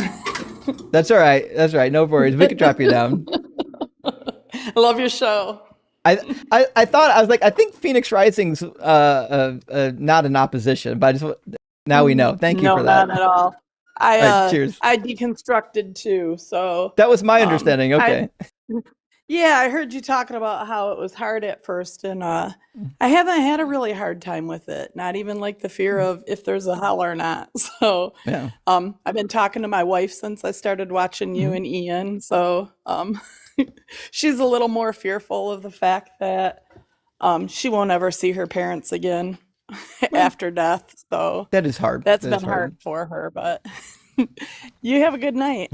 Hey, thanks. You too. Thanks for watching. Okay, friends. So then what we'll do, we'll read some super chats, and then we'll wait for a guest to load up. If you're watching on Twitch or on YouTube, you can just use the link in the description of the video, tiny.cc/DZ Live. You don't have to sign up for anything. You ain't got to give me an email address. I don't need none of that stuff. You just got to punch that into your browser and you'll be in the conversation. If you're watching on TikTok, all you got to do is hit that guest request button and we'll put you in the queue. Side, thank you for the additional super chat. Friend says also, Justin's fucking rock. Hell yeah. It's guys, I'm telling you, it's going to catch on. We're going to get it. I need to go to the original audio track and clip Matt saying Justin's fucking rock and add it to a soundboard. It's just too much fun. Oh, well, maybe we've got a guest in here. The name is well, we'll see. Not promising, but maybe it'll be something. Toad boy. How you doing, Toad? Hey, can you hear me okay? Yeah, I can hear you. There's a little bit of background noise. If you can turn that down, that'd be great. But otherwise, I think I can hear you. Is that better? Was it like my TV or my fan? It sounds like a fan. Okay, I've got a box fan going. All right, give me a second.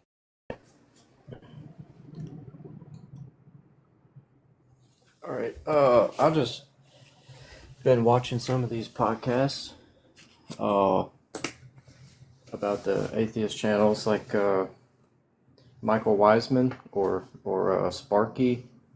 You I know him? Michael Wiseman, but I don't know Sparky. So, are you a believer? What?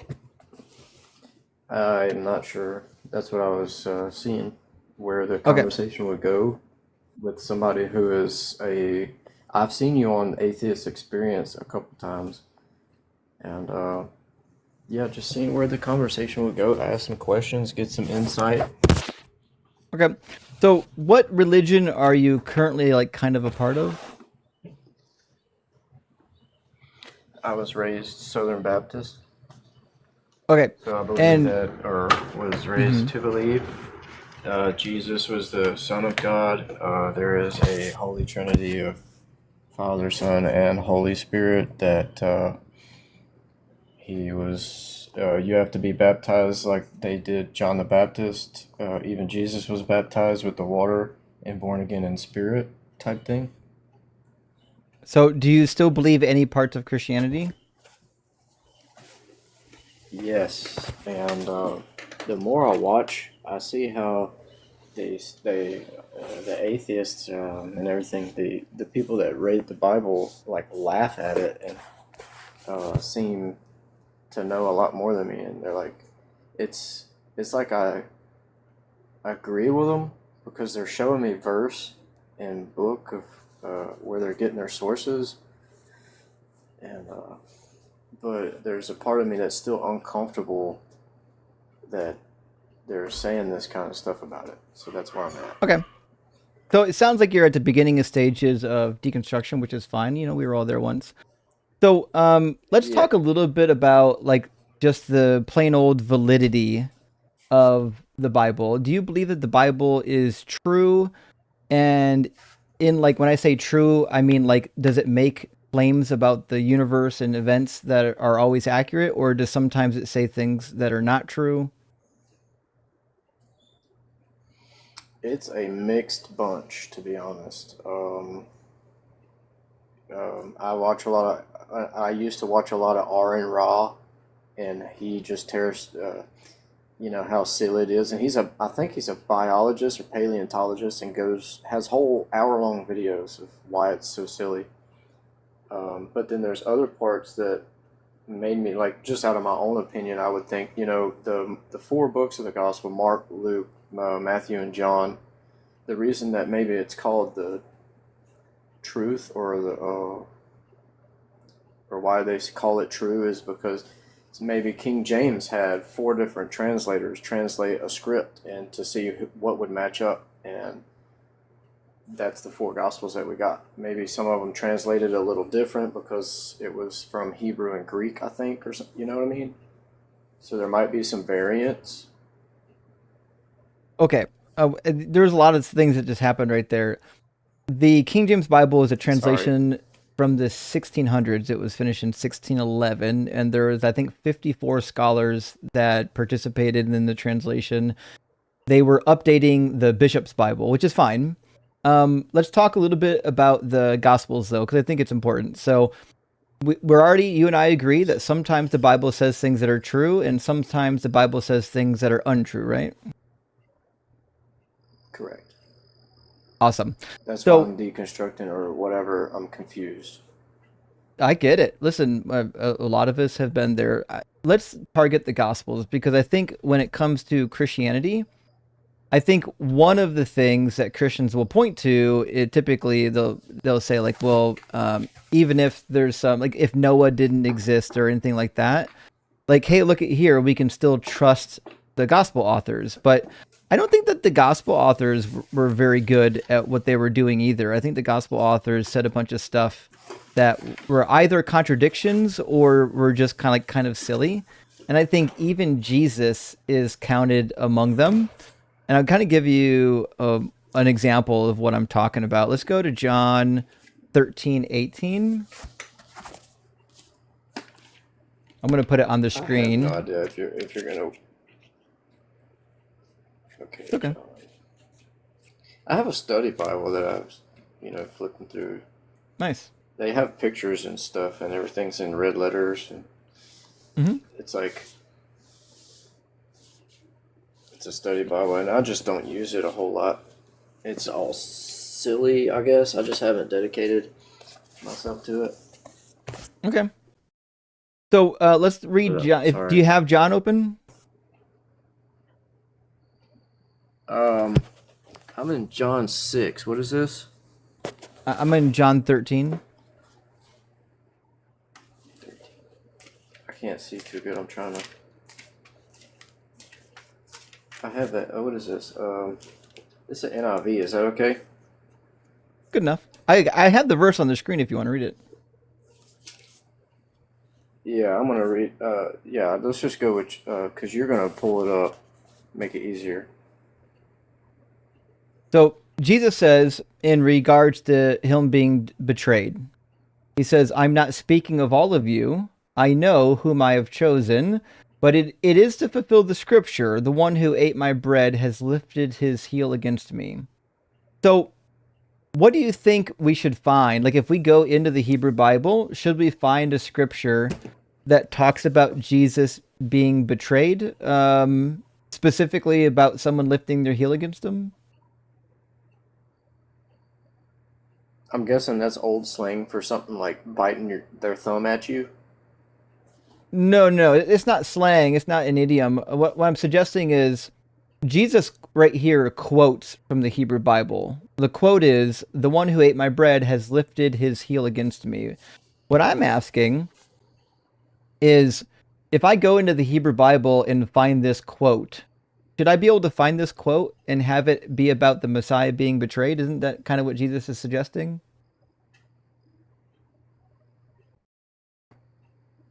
Yeah, that's what I was taught. Yeah. Okay. So let's go to that quote.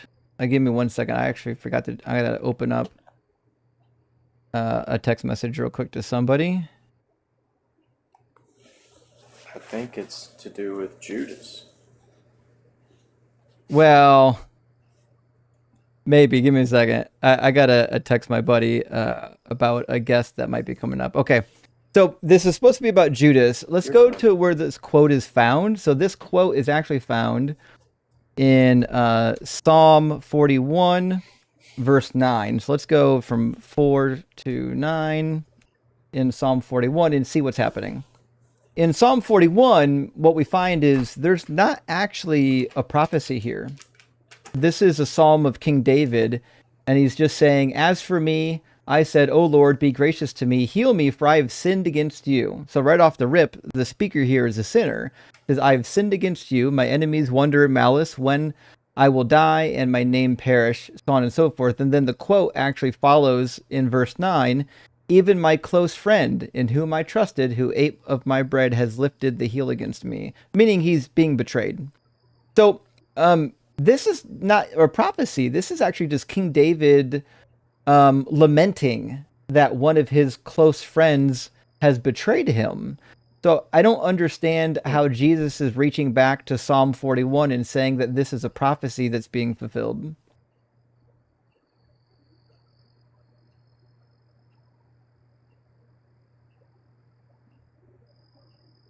Kind of see the problem? So you're saying that whoever was saying that in John was just taken from earlier scripture? Yeah. So John, or whoever wrote John, grabbed a quote from the Old Testament entirely out of context with no regard for what the passage was actually about, and then just said it was a prophecy.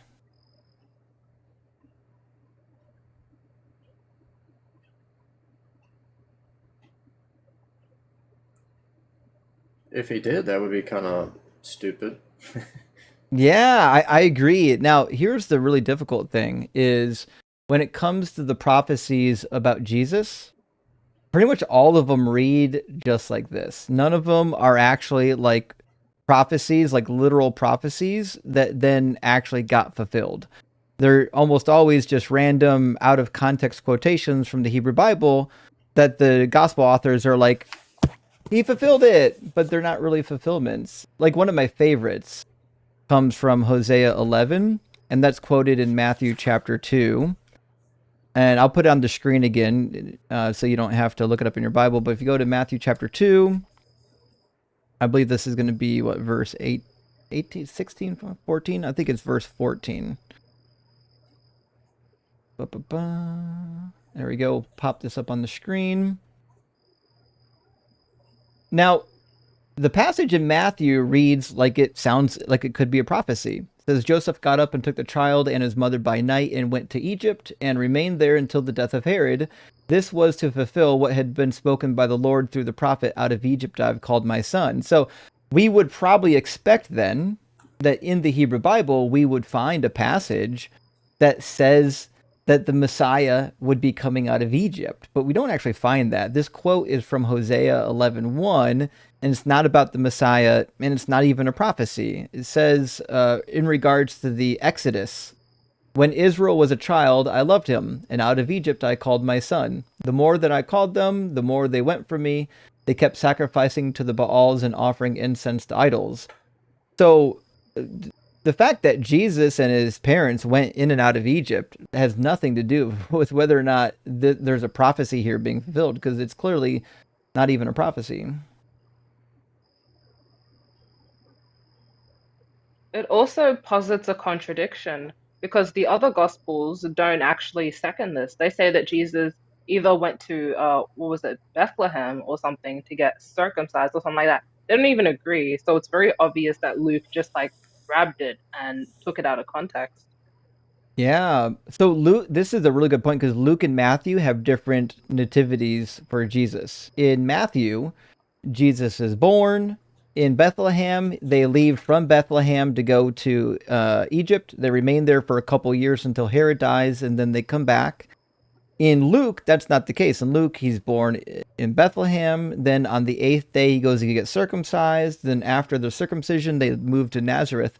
There's no going into Egypt. And they even get the birth years different. So if you're in Matthew, where we're just reading, remember it says they went into Egypt to wait for the death of Herod. Well, Herod died in 4 BCE, which means he had to have been born prior to 4 BCE. I would actually put his birth around 7 BCE, a couple years before the death of Herod. Now, in Luke, what we find in Luke chapter 2, it says that they went to Bethlehem to fulfill the requirements of the census that was given under Quirinius. But that can't be the case, because Quirinius' census was in 6 CE, 10 to 12 years later. So he could not have been born prior to Herod's death, and then also during the census of Quirinius.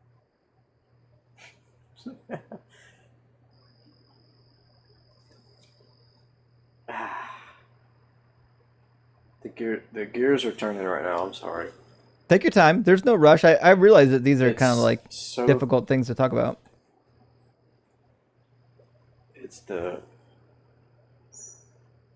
I've always tried to give benefit of the doubt to the inconsistencies. Like I said, maybe he had a couple people write them to see if it was true, and they matched up enough, so he called it truth. Well, they don't match up. That's the problem. Right. I mean, and also the trouble is that I haven't read it. I'm not a good Christian, I guess. I mean, to be fair, most Christians aren't reading it. Like you're not the only one that's not reading it. Right. In fact, I'm glad you're a bad Christian, because that means you're a good person. To be a good Christian, you kind of have to be a bad person. You have to ignore the inconsistencies. You have to be as bigoted as Jesus and these 2,000-year-old goat herders were. So it's good, Toad, that you're not a good Christian, in my opinion, at least. To stone people for picking up sticks on a Sunday. Yep. Yeah. Numbers 15. That's a tough one. Well, the other thing too is. No. Oh, go ahead. Go ahead. Like I have the Bible says what book, and I was flipping through because we're talking about the inconsistencies, and he has a chapter about the inconsistencies, the inconsistent truth. It's chapter 2, and some of the stuff you were saying is he was talking about the bloodline of David related to Jesus. Will endure and be loved no matter what they do forever, in 2 Samuel 7:16. And then over here on the next page, it was saying the difference between Matthew and Luke and the genealogy connecting Jesus to David. Well, yeah, the problem is Jesus has no descendancy to David. So Joseph is descendant from David theoretically, but Joseph wasn't the father of Jesus. And Mary, as far as we can tell from Luke chapter 1, was a Levite. But I guess he's talking about why they use Joseph's family tree instead of Mary's if he's not even related to Jesus, if he was miraculously conceived. Well, that's what he was saying here. They didn't have a choice. That was the only option they had, because your tribal descent could not be passed down through the mother. It can only be passed down through the father. So in order for him to be from the tribe of David and be the bloodline of David, it had to come through some sort of paternal lineage. So this is just the best they could do. Was he adopted him, good enough. But you already mentioned right, 2 Samuel, right? You brought up 2 Samuel. Go like 4 verses earlier. Look at the promise made to David about the Messiah, or the future kingship. It says, when your days are fulfilled and you lie down with your ancestors, I will raise up your offspring after you. That actually says seed, like from your body, from your loins, after you, who shall come forth from your body, and I will establish his kingdom. He shall build a house for my name, so on and so forth. And the kingdom's going to last forever. So the kingdom that lasts forever, that God wants to set up, comes from the body, like the actual seed of David, which means if Jesus is part of the everlasting kingdom, it seems pertinent that he would need to come from the actual seed of David, not just adopted into it. Yeah, that's what it says. So how do you do that if it's all spirit? But that's what I'm saying. I agree with you. That means Jesus doesn't qualify. What? Well, It's the more I read it, the more I get confused, and that's the reason I started asking questions and paying attention to the people that aren't afraid to ask questions, because you get ostracized and disowned and stuff when you start asking questions. Yeah. I mean, this is the case. And I realize that you're probably going to talk to some Christians at some point, and they're going to have some pretty poor apologetics for these problems. But don't be assuaged by the first apologetic you hear. They're usually really bad apologetics, and we've already heard them all, and we can explain why they're actually not good apologetics. But trust me, some of your Christian friends will know some apologetics for these problems, but they're just not good ones. Yeah, it's like almost silly, but because I try to be nice and not step on people's toes, I let them just believe it and try to just take in all the information and devise what I can that's actually lines up with each other. But like you said, how is it going to be from the seed of his body and then still be from a heavenly spirit or whatever Holy Ghost Right. had her way with Mary? Mm-hmm. Indeed. that's why I don't think anyone should be a Christian. This book just doesn't make sense. I never really fully got into it. Like, I'm 20 now. I deconstructed when I was like 16.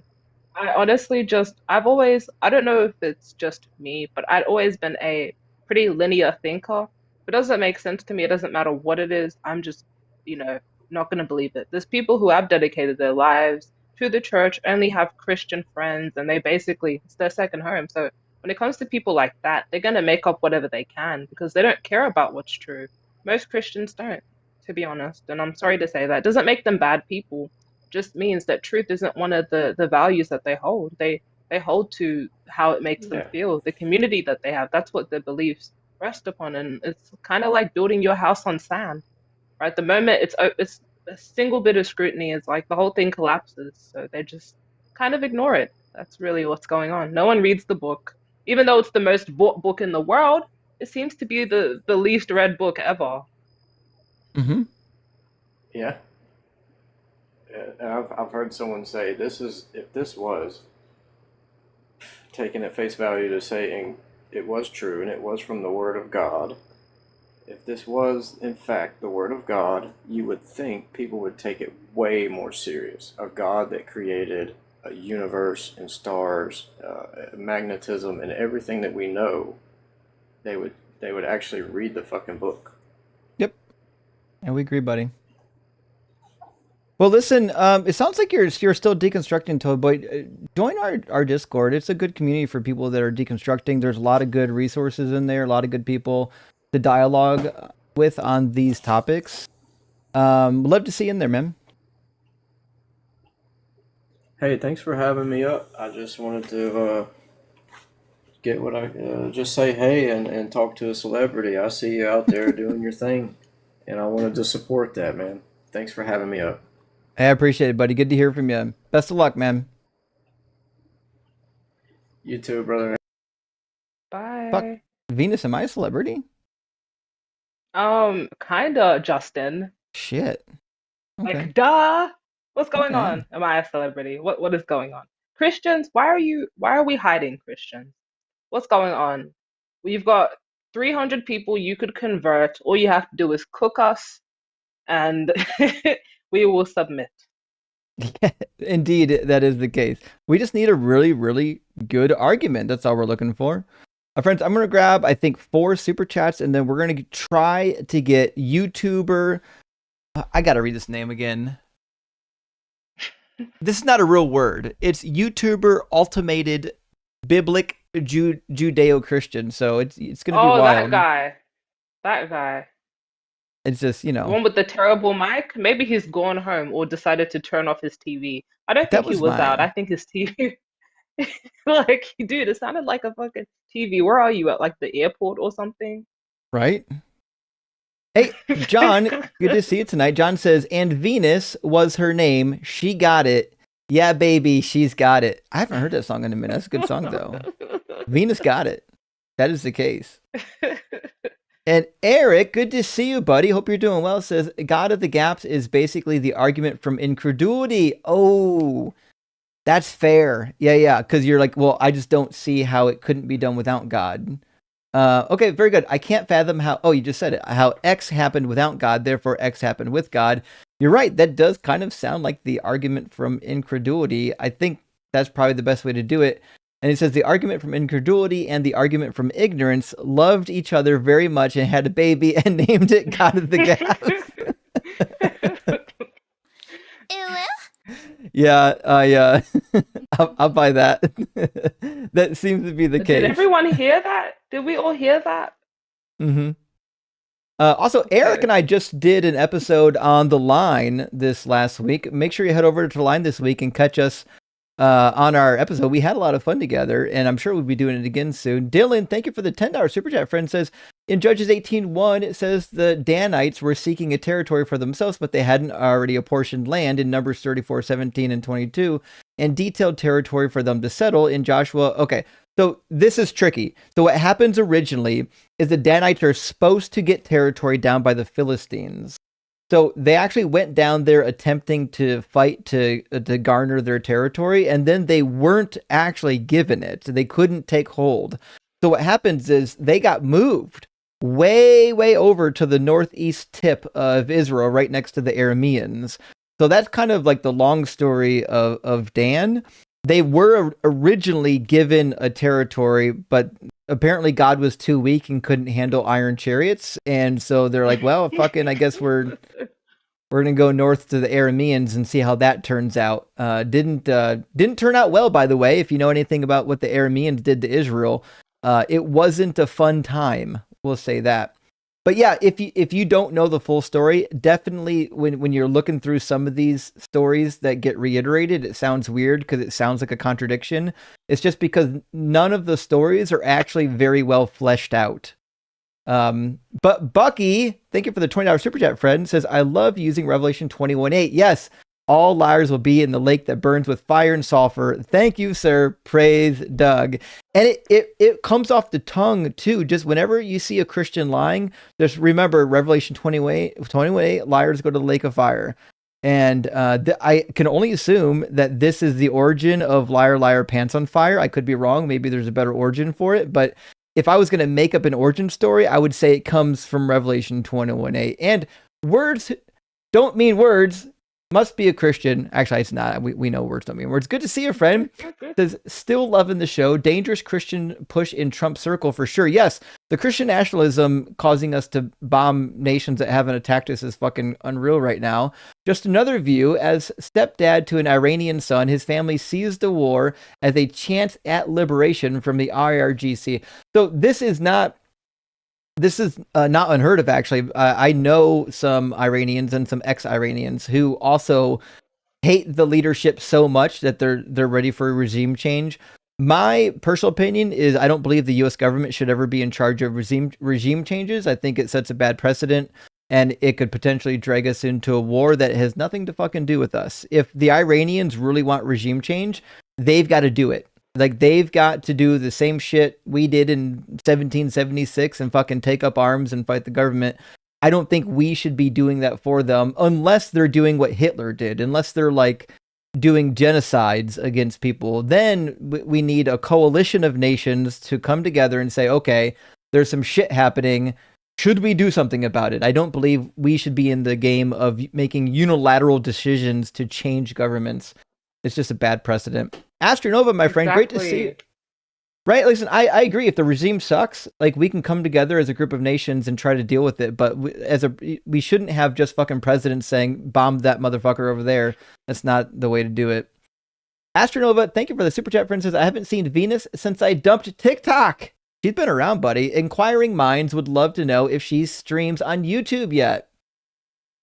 No, I don't even know how to stream on YouTube, but I'm just trying to like get my TikTok back up. I moved states. I moved out of home for the first time, so yeah, shit got hard. But now I'm all set up. I go live way more often, almost every second day. It's just that I'm in Australia, so you probably missed me. Like I go live usually about 4 hours from now, but I've been sleeping more, so I'll be going roughly live about 2 hours from now. Not today, but like I don't know what everyone's time zone is, so 2 hours from now is usually when I'd be going. Okay. Well, we'll definitely see if we can get her more active. Realm, Marcus Holloway, there's our last super chat before we get our next guest in here. It says, of course, Holy King Justin, first slab of Doug, high sinner of Sharon, keeper of unicorns, is a celebrity. Well, thank you. I appreciate that. Oh my god. I do. Speaking of which, Tracy, formerly known as Yantu, sent me this right here. It's a DZ Godslayer with the life granting unicorn in the corner and a pile. This I added myself. This is a Wait, pile. I can't see it. Oh, sorry. There we Hold it a go. bit closer to you. Yeah. Yeah. Yantu sent a DZ Godslayer with a unicorn and unicorn poo. So we got. I love got it that going. W. A big W. All right, let's grab YouTuber Ultimated Biblical Judeo-Christian in here, and we'll see if we can get some conversation without background noise this time. How you doing, Judeo-Christian? Perfect. Am I coming in clear this time? You're coming in clear enough. Are you in the toilet? I'd rather not say if that's okay. Okay. Okay. Okay, then. So, YouTuber, are you at least 18, and do you believe in God? Thank you. I'm 18 plus, and yes, I believe in some of God's actions in the past. Oh, that's much better. So, do you believe God exists now? To me, that's a malformed question because I know God revealingly exists. I think you cut out when you were saying that. I think it was a pretty simple answer. Do you think that God exists currently in this present time? To me, that's a loaded question because I know God revealingly exists. Fuck, please Sure. lower his voice. Please. Yeah. It is kind of loud. You're and- torturing voice us too headphone loud? users, bro. Fuck, that's loud. Okay. You sound So- like God, bro. It should be better now. I lowered the volume to match ours. We've got to get him to read the Sermon on the Mount after this. Fuck yeah. With that echo. Sorry. So, Continue. YouTuber, it sounds like what you're trying to do is draw a distinction between believing and knowing. Is that the rabbit trail you're trying to run down right now?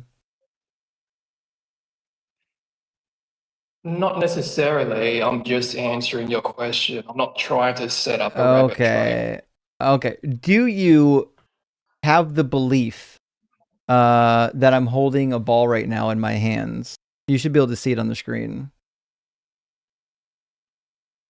Yes, I can see. Yeah. Okay. So when I say believe, I'm just asking, are you convinced of something? And I'm asking if you have fucking knowledge of it or any other epistemological grounding. I'm just asking, do you currently have the opinion that something is the case? So I'm asking, do you have the opinion that God exists right now? Again, that's a malformed question, as I know God revealingly exists. That's Okay, He. so to know something is so justified true belief is knowledge, right? So you do have to believe either way to know something. So why not just be an honest person and say, yes, I believe God exists? Okay, you got to believe everything that you know. To me, you have contradicted yourself. Fuck, mate. See, there's be a This fucking tough have to one. definition know of that you have a belief. belief How firstly. is the How is the definition of belief a contradiction? Do you want to take it up with whoever invented correspondence theory? Because it wasn't me. To me, that's a loaded question. I didn't say that. I said, to paraphrase, that truth preconditions belief in Not this truth, knowledge, context. knowledge, knowledge. Knowledge is justified true belief, okay? So you can have truth without you necessarily believing in it, but you can't have knowledge without belief, okay? That's just a fact. I said in this context. What context? In regards to the question about God existing. So that's He why I asks you if you answered. believe. Look, this is so simple, man. This is so simple. You see how we're wasting time on this instead of you just admitting, yeah, sorry, I do believe. Like, we would have been past this. That's contradictory I'm just because you gonna mute started myself. with I the can't do this. pronoun I as a fact, followed Yeah. by the word believe. All The right. Well, pronoun?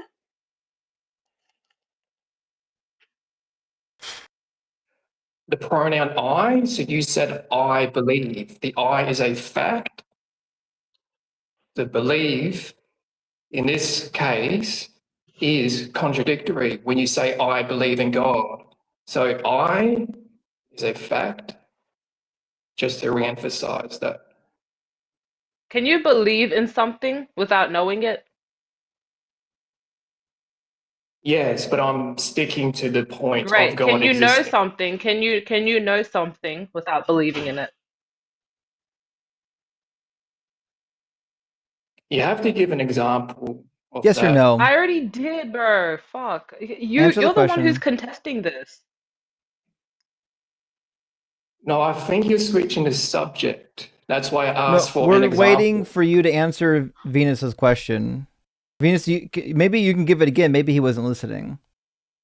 Okay. So you agreed that you can't believe you can believe something without knowing it.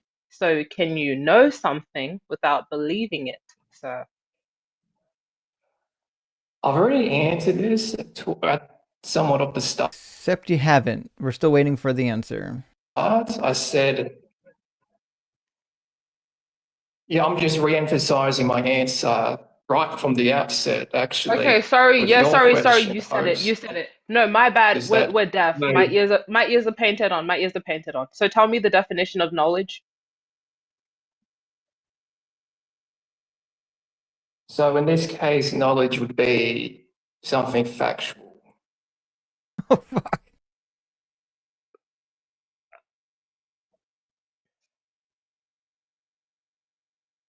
Maybe we should start with a dictionary. Do you think maybe that would be the right move?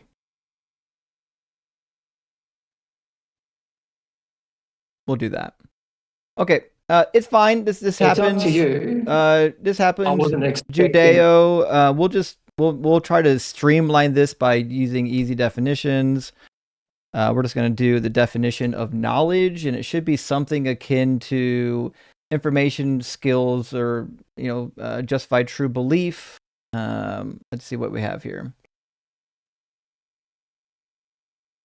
All right, knowledge can be facts, information, skills acquired by a person through experience or education, a theoretical or practical understanding of a subject, awareness or familiarity gained by experience of a fact or a situation. And there's probably more if we actually go to the dictionary, but typically, It kind of so justified true belief sort of encompasses that because it mhm. requires. Sorry, could you? Yeah. So information, knowledge, or understanding. That's the definition of truth. That which comports to reality, and justification would sort of be the grounding for that truth, and then the belief aspect. So you obtaining this knowledge, right? But the encyclopedic definition is kind of different from the philosophical one. It sort of takes a more scientific approach to the definition of what knowledge is.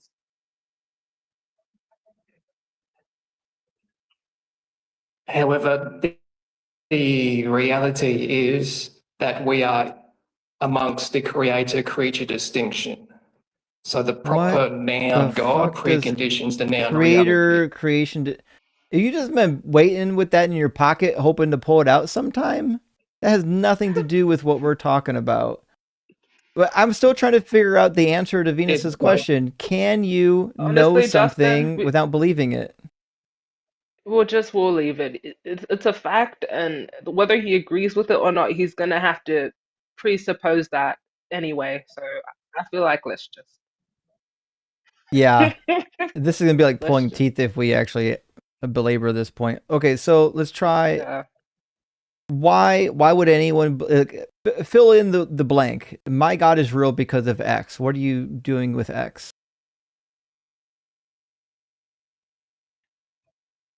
I've already answered this Oh, question Jesus. so revealingly. Except you haven't. We haven't even posed the question yet. This is my first time asking the question. We haven't even gotten this far. So, what would be a good reason to believe that your God is real? So that can be a different topic. Are you talking about the Judeo-Christian God or a God in general? The one you believe in.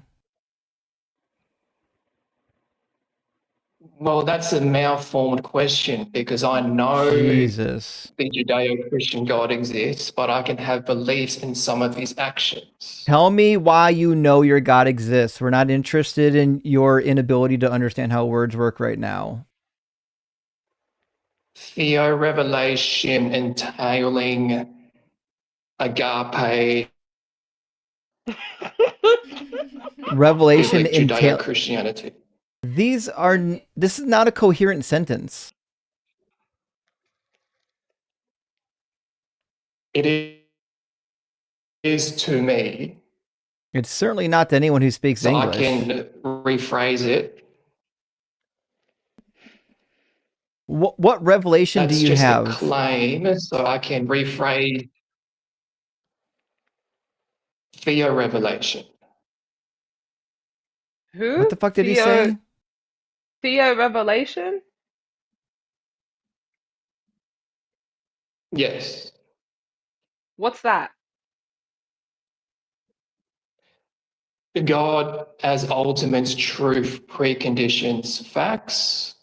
For example, Oh, is it baby's first presup? Oh, this is adorable. Did you learn this just like this week? no, I've been doing this for like 10 years. This is not something I would expect from a fucking veteran. If you've been doing this for 10 years and the best you got, then like we need to get you institutionalized. This is not good. That's not a counter argument. That's like an ad hominem attack. No, it's a You fucking haven't made an insult. argument, sir. You haven't made an argument. There's nothing to counter. You're just making claims. Like, what does God being the presupposition for all these things have anything to do with you proving he's real? This is why the flying spaghetti monster, Doug, and unicorns exist, because you guys will do this. We can just substitute all these random answers you've given us with whatever mythical creatures we want to, right? And I'm sure you should know that if you've been doing this for 10 years. Personally, you have philosophically gish-galloped with a lot of arguments in that response. He So just made a accused you claim. of gish galloping. Oh, Jesus fucking Christ. you All right, guys we're done actually here. make me want to like bang my head against the wall, but I'm not gonna do that. Don't worry, Peter. We're fucking done with him. We're not doing any more of that. He's not up for the task. At some point, there's so much punching down happening there. I don't think we need to continue that. I don't think he's up for the task, to be honest. He showed up to the hike with absolutely no fucking boots or socks. So we're just gonna have to And when move your on from audio that one. sounds like that, you're already on thin ice. But then to just be saying all this shit is like, just come on. It's just sad, man. It's really just sad. It's really bad. All right, friends, I'm going to grab exactly 5 super chats, and then I'm going to bring in Obey Jesus, Please. And with a name like that, I can only assume we're all going to be Christians by the end of the conversation. Astronova says, Toad Boy was a great guest. I love when they're willing to be honest about the text. I can't imagine how hard it is to realize your entire worldview is crumbling. And to be fair, that is the case for a lot of us Christians. When we started reading the text and actually dealing with what it says rather than what we want it to say, it does, like, you do feel really destabilized. As you're kind of like, well, everything I thought I knew must not be true anymore. You have to rethink everything. And Stacy, I'm sorry, Stacy. That I don't know why I read an S at the beginning of that. Tracy, my friend, good to see you. It says, of course you're a celebrity. In the future, your name and image will be in a museum with all the relics behind you as someone who helped bring down religion. Rock hard for Doug, gay for Justin, and simply wet for Sharon. Well, thank you. I really appreciate that. I don't know if I'll ever be in a museum, but I do know this. I'm going to use the time that I have to move the needle against toxic religions as far as I can. So we'll see what we can do about that. I think I've got at least, a good 25 years left. RMT, thank you for the super chat. Friend says, is there any reason to read the genealogy in Luke as going to Mary? That isn't pure cope. A Jewish tradition, vague wording of the Greek, actually none of those things. In fact, if we go to Luke 3:23, it just explicitly says that Joseph is the son of Heli. Let me pull it up here real quick for you. So Luke 3:23 says Jesus was about 30 years old when he began his work. He was the son, as was thought, of Joseph, the son of Heli. So if Joseph is the son of Heli, then this is a lineage of Joseph.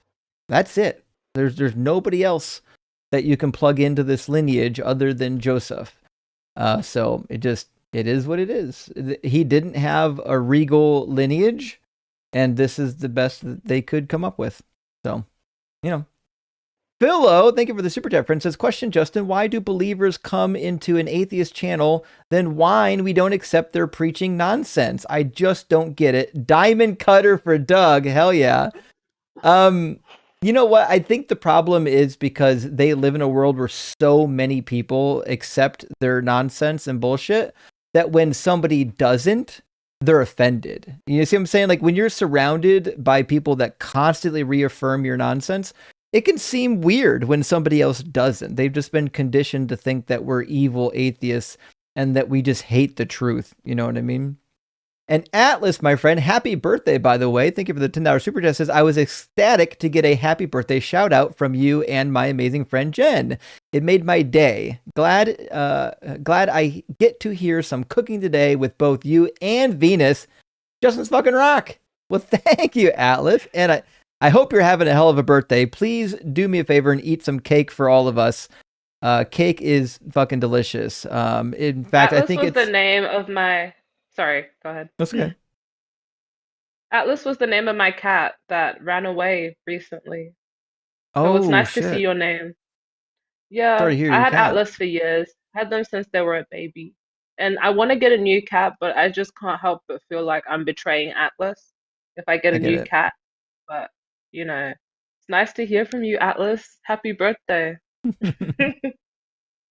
All right, so our next guest on TikTok dropped out for some reason right before we're going to take him. I assume Jesus called them and they just couldn't make it. So what we're going to do then is bring in Truth Ninja from the YouTube queue and then Hassan Life Coach from the TikTok queue after that. Let's grab Truth Ninja. Yo, hello. Welcome in, Truth. Are you at least 18? And are you driving Are you right getting now? an ultrasound? Holy shit, are you getting an ultrasound? Are you like currently in the womb? No, it is just windy outside. I'm sorry if it's like a bad background. There's like crickets everywhere. It sounded like really windy. Is there a place you can get somewhere that doesn't have a bunch of wind?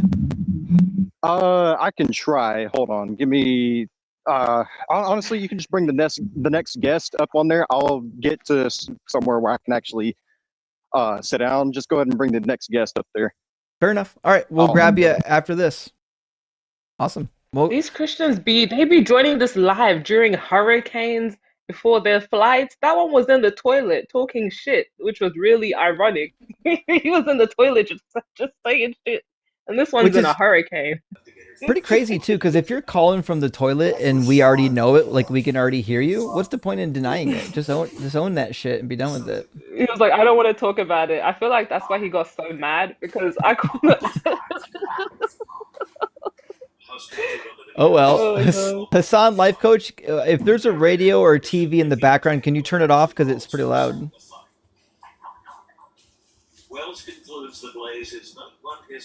Hassan, are you up here on purpose?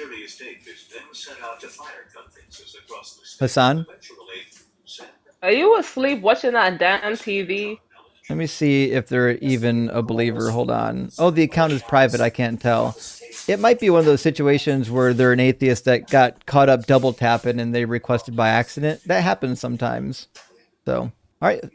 Sorry, Hassan. If you meant to be here, coming back. If not, then we'll do what we can. Also, welcome in everybody from the Joel raid.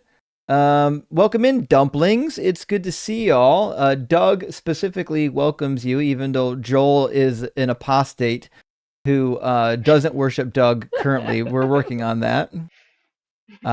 We're trying to harden his heart. It's just not hard enough yet. So we'll get there. Right now, I've got a couple people waiting to get in on the YouTube queue. The TikTok queue is actually clear right now. So if you're watching on TikTok, now is a great time to request up on the TikTok queue because you'll be the next in line on TikTok. So let me switch over to our YouTube queue. In fact, actually, Truth Ninja might be somewhere listenable by now. I don't know if he was going to walk in the house or what he was going to get up to. So let me try Truth Ninja again, and we'll see if we can have a conversation this time. Yo, hello. Is it better? Mic quality, is it better? We'll try it. There seems to be some background noise. It just sounds like it's windy. Okay. Well, I'm inside right now, but I mean, it's not windy. It might be the website. Honestly, like if you do live stream in the future, I do suggest trying to go on Discord if people try to like join through there. Because you think WebRTC is going to solve this problem, my man? Listen, this is a very good solution that is used by almost all of the big call-in shows. I have a great web client, and it's better than WebRTC. Something's wrong with your phone, my man. Well, yeah, it could be. It could be. It's just for some reason it's only doing it on the website. So I don't know. It could just be my phone bugged out. I reckon just mute after you're done speaking because it only happens when we speak. So yeah, just after you're done speaking, just mute because it doesn't happen while you're talking. It only happens while I'm talking and it comes through your phone. Did you hear me? I said if you're not speaking, you should mute. Yes. Yeah. Okay. So we can try it out. So, Truth Ninja, are you a believer in some kind of a god? Yes, I am. Sure. And which god do you believe in?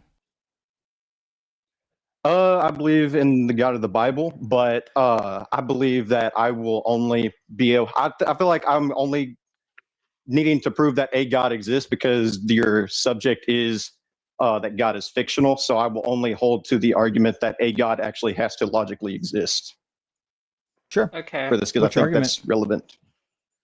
All right. So, do you believe that intellect? Do you believe that intellect? No, my bad. Sorry. Do you believe that logic and intellect have to exist in reality? I don't think that either of them exist. I think both of them are descriptions. Okay, so you don't believe that knowledge, intellect, or logic exist? Knowledge is a justified true belief in something. I don't think that there's such a thing as, like, you can't put knowledge in a bucket. You can't point to it. It's just something that we are describing a brain state of. So, and intellect is the same thing. We say that somebody has intellect when they're intelligent, but again, we're just describing brain states.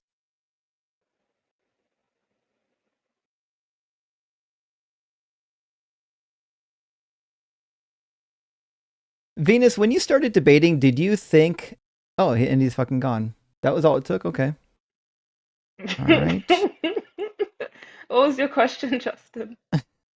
I got to write some notes. Argument from knowledge fails in 30 seconds. Okay. When you started debating, did you think you would spend this amount of fucking time just doing precept nonsense? It's crazy. Honestly, I started off on the philosophy side, so I was pretty used to this. I was actually surprised that people were doing scripture, honestly. Because when I first started doing TikTok debates, I was working on debunking like Spinoza's argument, Thomism, contingency arguments, and the modal argument. That's what I started working on. So I was like, okay, let's hear the 50 premises, sure. But I didn't think we'd spend this long trying to fucking define truth versus belief. You think people that know what a per se chain is and all that stuff and fucking wanker logical forms and set theory and shit would know what the fuck belief means. Like you'd think that, but no. Apparently they know No. all the big boy words, but not the fundamentals of what they're trying to preach about. And it's what Right. fucking TikTok does to philosophy. It literally ruined philosophy, bro. These Yeah. people, they're not even philosophers. Phil bro, they shouldn't even be called Phil bros because they don't engage in philosophy. They engage in apologetics. They don't care about actual philosophy. And you know that as Right. soon as you talk to them. Couldn't agree more. All right, let me grab, friends, just a couple super chats so we don't get behind it. Then we're gonna try again to get Hassan Life Coach in here. So we're gonna do what we can. Kane. Sorry, that name just. I know. It never surprises me. If Satan is the emo version of God, was the emo version of Doug? I need to get like another rock with like a emo wig over one of the eyes. We'll see about that. I don't know. My Chemical Doug? Fuck yeah. Well, rocks are made of chemicals, aren't they? Oh shit, Doug at the Disco instead of Panic at the Disco. Doug at the Disco. These are all valid. Yeah, I think we should add them all to the Pantheon. Suthris, thank you for the 666. Hail Nero says Matt misunderstood the universe to be a container for everything rather than everything itself. Nice job walking him through it, even without success. I gotta be honest, I don't know how this definition eluded him. I thought it was a no-brainer. Turns out he was a no-brainer. All right. William, thank you for the 2222. Good to see your friend. Says Ayn Rand is a great example of how atheists can also suffer from brain rot. Yes. I really had some disdain for Ayn Rand, and when I discovered that Ayn Rand was an atheist or a non-believer, I was really disappointed. I really thought better, but they would be smarter. But it is what it is. Design, thank you for the $10 super chat. Says being held captive by religious people who can't answer yes or no questions is my new favorite BDSM position. Ball gag, please. It does fucking feel like torture, doesn't it? If it's not torture, I don't know what we call it. It feels a little bit like torture. Cheese, thank you for the super chat. Says the God of God arguments, the GOG argument, or Geo is formerly known as the ignorance fallacy. I think you mean God of the Gaps. I didn't catch it. God of the Gaps argument is formerly known as the ignorance fallacy or argument from ignorance.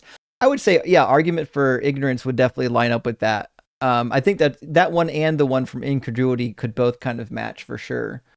Thanks for the information though. And Mr. Kendall says instead of bars playing closing time, just have Matt start talking and everyone leave. That is the fucking case. Just get a nonsensical sentence from a Phil bro full of word salad and people are like, they're just gonna fuck off. Steven, hey, good to see you, buddy. Says, so he says rectum. We haven't even established ontological grounding for him. You know what? I was shocked that he attempted to do the argument he did without mentioning grounding, actually. I'm a little bit disappointed. All right, last super chat for now from Spirit Animal of Chaotic Capybaras says, I worship the true God of the gaps, the mighty Peggy, the one that stands in the breach, who fulfills us and before whom we're prostrate, gaping for Peggy. It's fucking awesome. You guys are so creative. This is like bizarre. I cannot wait to see how Peggy takes off now that the meme is started. It's going to be a good time. Gaping for Peggy for sure. All right, we'll try to get Hassan back in here. Hopefully we'll have better luck than last time. How you doing, Hassan? Same thing, huh? Okay. All right. Well, sorry, Hassan. Well, he muted himself, so maybe that means he was sentient, but maybe he was like fucking sleep requesting or some shit.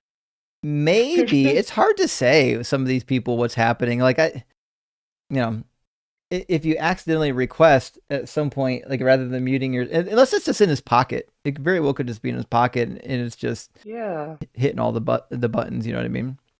Okay. Let's try we'll try David. David, welcome in. Are you at least 18 and do you believe in God? Well, can you hear me? Yeah.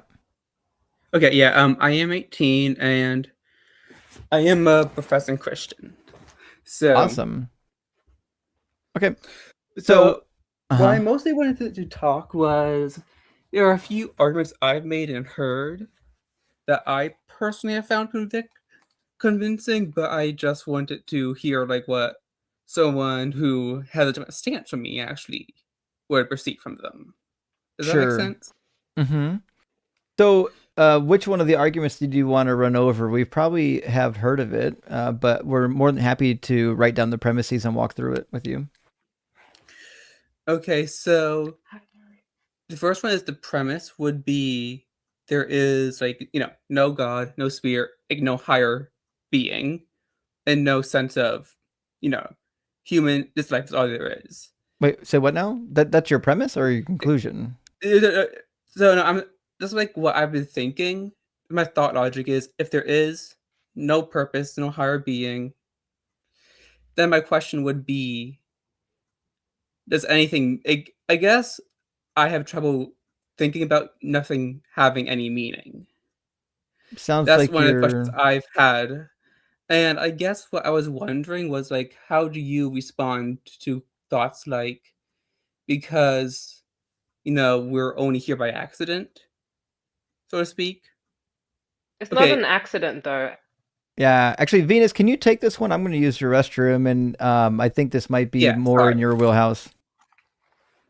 Sorry. So we're not really here by accident. An accident means that an intentional mind made a mistake from the goal which they had. So it's not really an Yeah. accident. And as far as nihilism goes, there's a sort of thing called existential nihilism.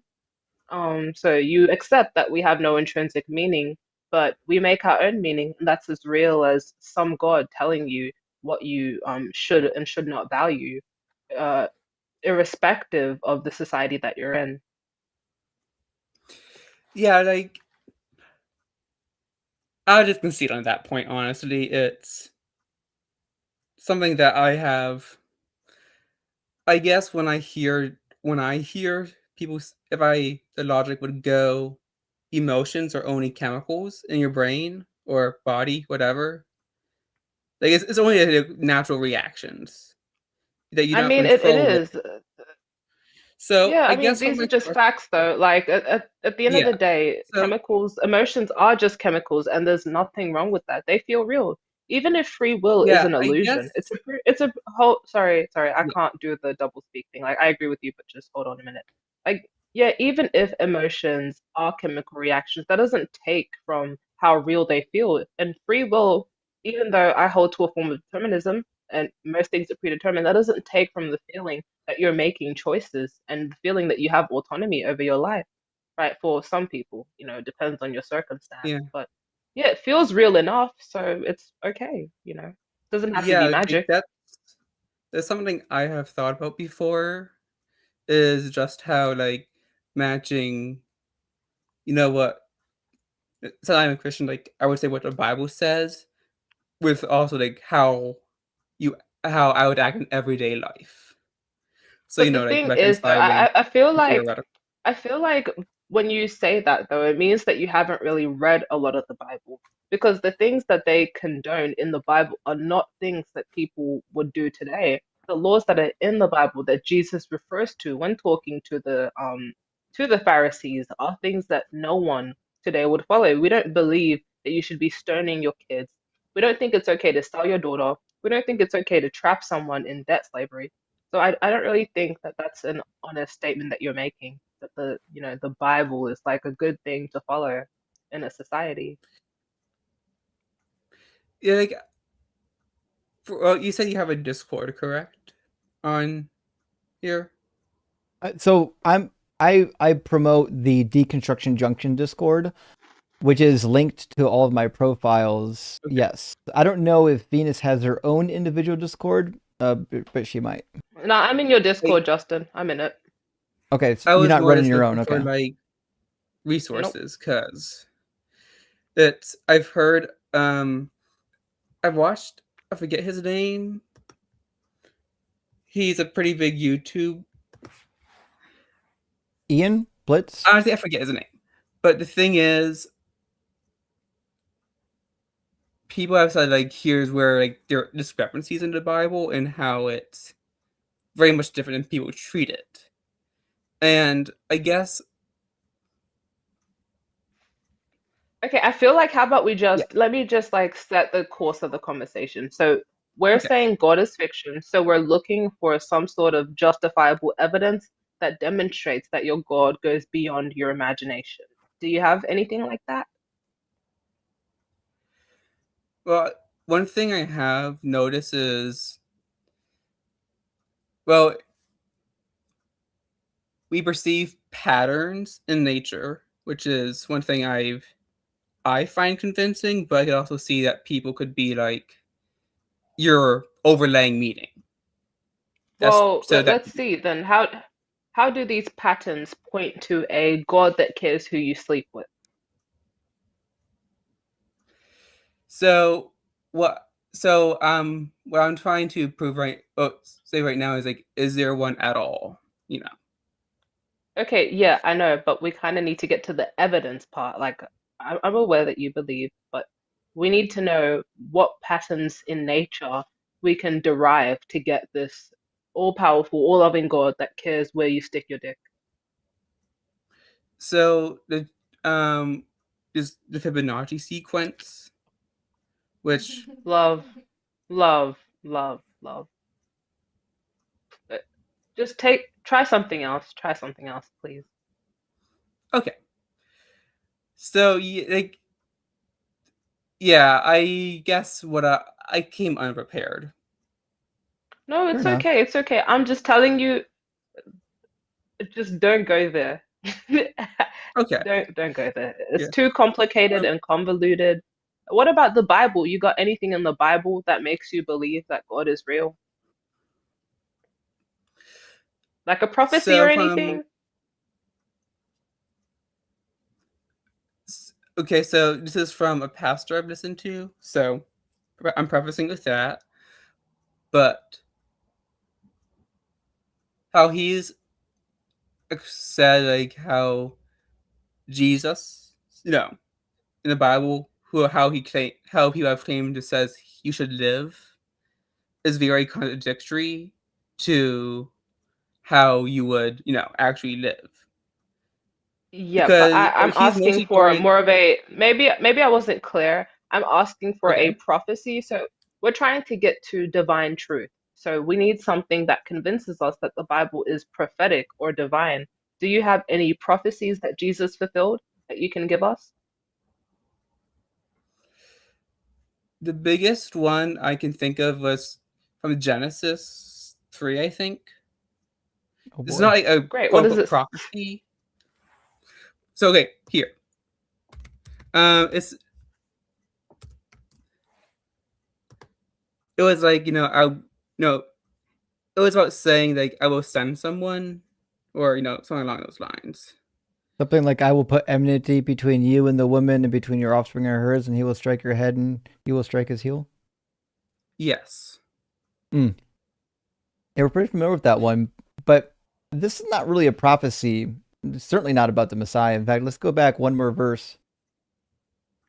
And what we find is this is just how a story of how snakes and human beings came to be the way that they are. It says, the Lord God said to the woman, "What is this that you have done?" The woman said, "The serpent tricked me, and I ate." And the Lord God said to the serpent, "Because you have done this, cursed are you among all animals and among all wild creatures. Upon your belly you shall go and eat. You shall eat, and the dust you shall eat all the days of your life."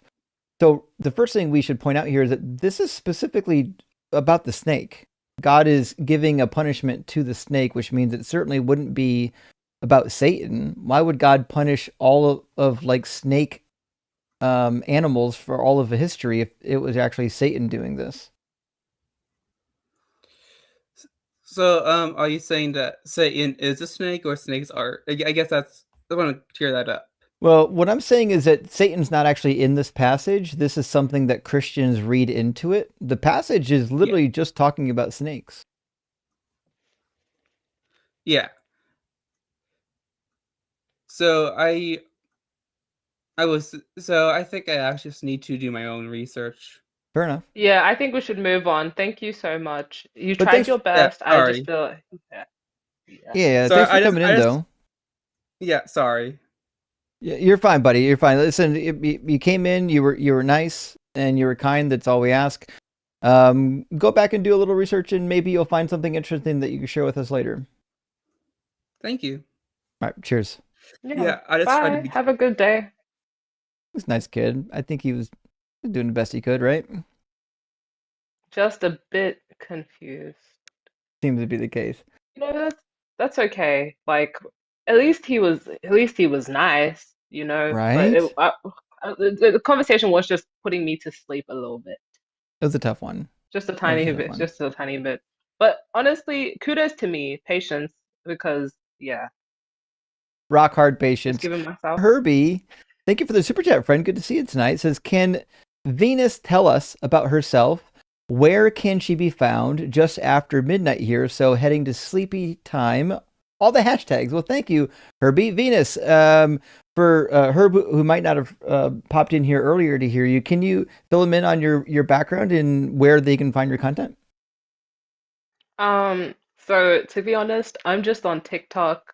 I just post like selfies on Instagram, not really deconstruction stuff.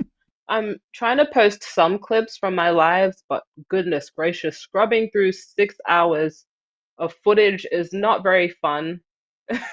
So I'm trying, but my attention span is saying no. My Yeah. background is I just grew up in a typical West African Christian household. No one really reads the book. It's more of a cultural thing. I'm in Australia. I was born here. I haven't left here. I'm first generational Liberian, which is a country in West Africa.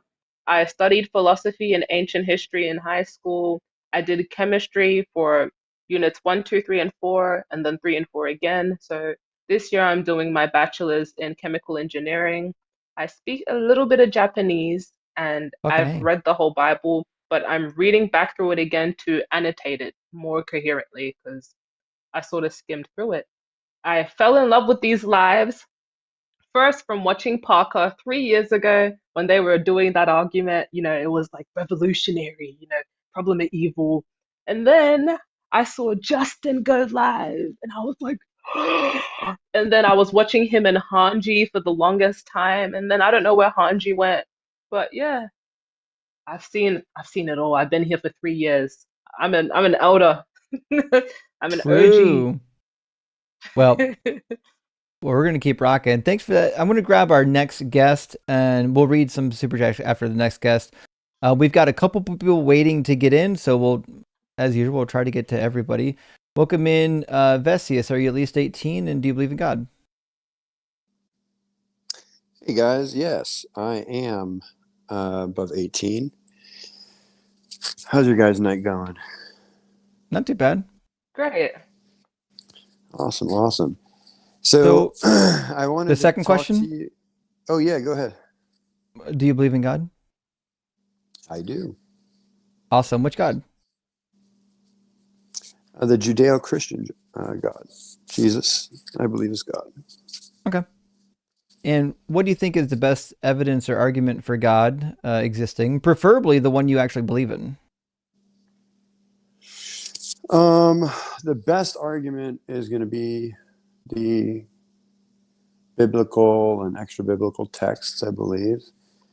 And I think where I want to focus a little bit is because I've noticed you guys tend to focus a lot on, for example, like the rape of the concubines, right? And things like this that you find in scripture, or,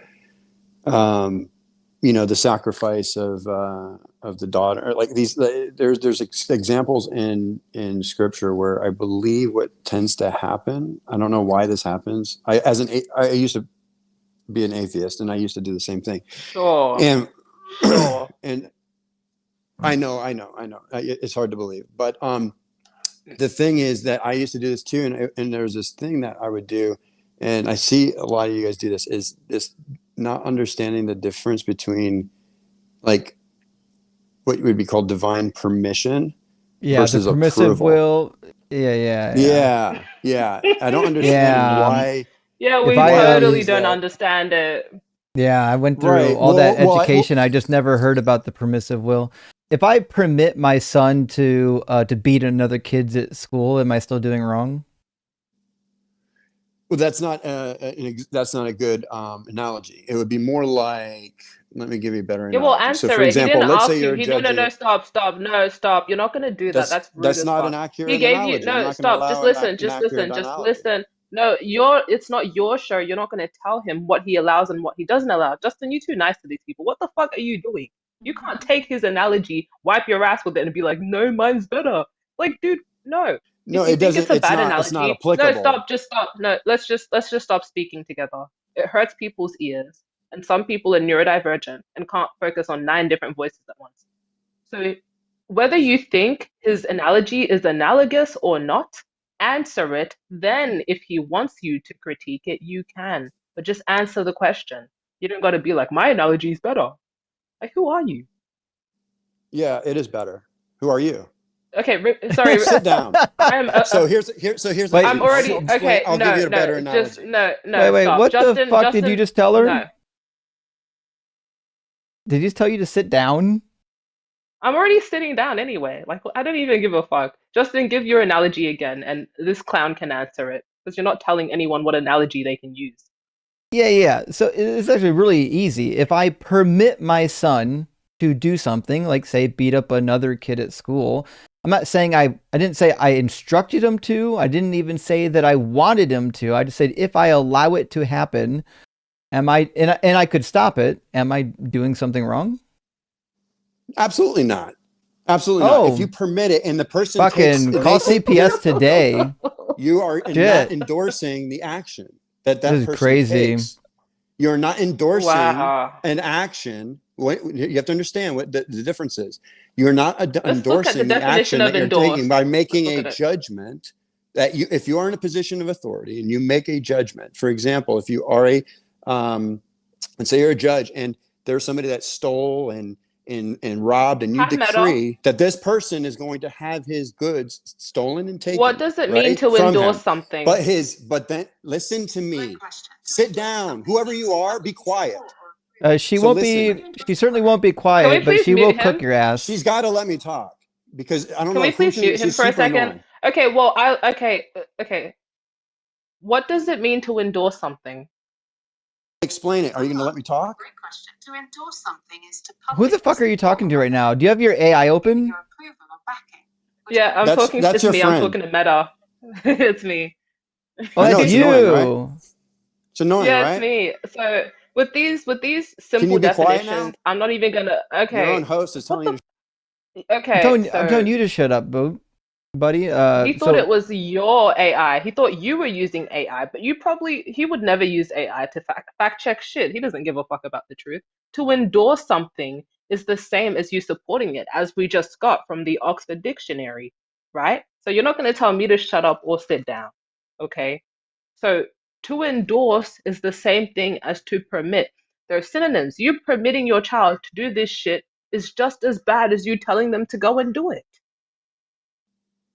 So no, that's not true. If you make a judgment, if I am a judge again, and I decree that the punishment for someone that stole property was for his property to be stolen, and his enemies decide to also rape and pillage and do these other things to him, I did not decree that. Yeah, but and did you know it? I mean, I'm sorry. Did you know it was going to happen? Oh, so that means I allowed it, right? I asked you, did you know that So when if they I knew. So what I asked you is when you said that the punishment was going to be X, Y, and Z, did you know that the punishment would also bring raping and pillaging? That doesn't mean you endorse it. I didn't ask And you if that. you believe. Try this again. What I asked you is, in the analogy, you're the one that likes analogies. In the analogy, did you know that the punishment would include raping and pillaging? Yes or no? Absolutely. But does that Awesome. mean that you And- absolutely? And next question is, in God's scenario, God has ultimate control over everything, which means God knows that his punishment includes raping and pillaging. Is God powerful enough to give a punishment that doesn't include secondary punishments that he doesn't actually like? So if you're asking a question that's going to end in it's a yes or no. From our Does perspective, God have the ability to give a end, punishment that doesn't include raping and pillaging yes, as a secondary result?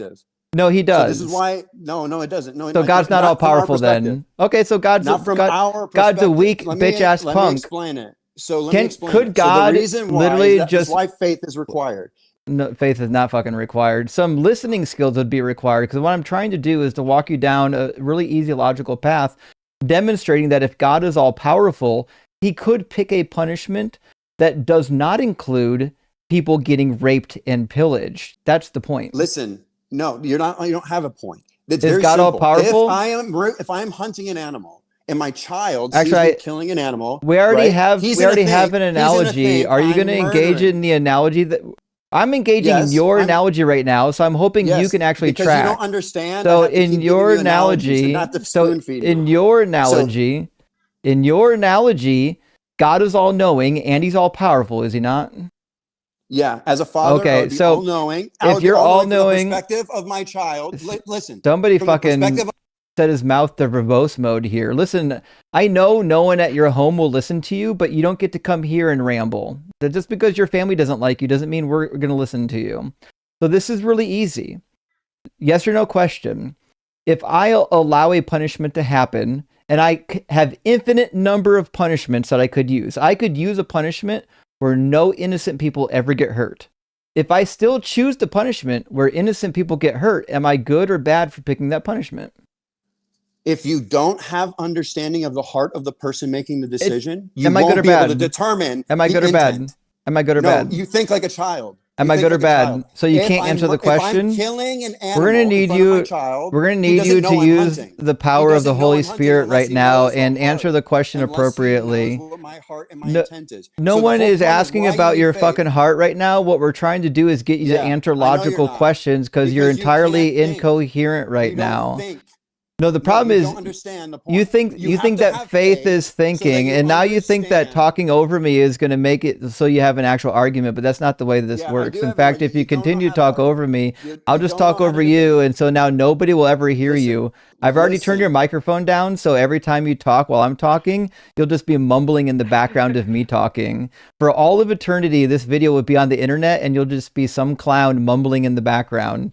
Until you can have an adult conversation, you're the mumble clown. Are you done? Am I? You done? I don't know. Am I? Okay, thank you. So you need to have faith because Why? If you don't know the intent behind the person, faith in what? In authority. Faith in what? You in the intent of the person. You have to know their heart. You have to know why would I have to have faith in God? This is why you have to know what the reason is for the action. So no, you don't. If I'm killing an no, you don't. That's a lie. You're lying. He doesn't understand. You're lying. Right? He doesn't understand why I'm killing. Do you know God's intent with everything? See it as murder. Do you know God's intent? Yes, you can know God's intent. Yes. No. Do you know it? And he describes. Do you know God's intent with everything he ever did? Of course I know. So God never does anything. So God never does anything that's above your knowledge. It's always in love. Does God ever do anything above your knowledge? Yes, I won't be able to understand. Oh, okay. So is it possible? Is it possible that God's doing something you don't understand? Yes, absolutely. Is it possible that God's doing something that the intent is unfathomable for you? Oh, yes, but it doesn't mean that it cannot be what known. Tools are you going to utilize to demonstrate that God's doing it out of love? Because as it turns out, I don't think murdering men, women, and children is a living thing. So how did you determine that God's doing it out of love? Just like a child would say, "Hey, just Daddy, you stop just murdered you just murdered those deer." The over talking is insufferable. This is what you sound like. Yeah, it's crazy. Like a child. You sound like a child. The guy crying right now is saying we sound like children because we're asking logical questions. No, because you don't understand. You know what's funny? Can you just address his point? Address his point. Address his point. I actually really. I actually really love that this is happening right now because on February 2nd, I talked to, or February 15th, sorry. Was it the fucking 15th? Let me check. Vesius. Where was this fucking caller? No, I'm sorry. December 15th, I talked to a Vesius and I wrote down totally concussed Christian that gets cooked on Bible reliability. Is this the same Vesius? Because I thought the previous one was a female caller. Maybe it's you. Dave, you called him before, Vesius? Yeah, I've called him before. You are the motherfucker that came in and cooked on biblical reliability. I love that you called back. I love it when people get like actual clowned in public and then come back for a second clowning. It seems like we're having a repeat showing here. So what we're trying to figure out is why would anyone assume that when God commands children to be murdered that it's out of love? No. That's not God making a command. What it is that's why you need to understand his heart. So this is how you can determine. 1 Samuel 15:3 is not a command? No, it is not a command. It is a misunderstanding. Well, interesting. The Israelites were I'll just read it for you since apparently you've never heard it. He says, "Now go and attack Amalek and utterly destroy all that they have." That's not a command?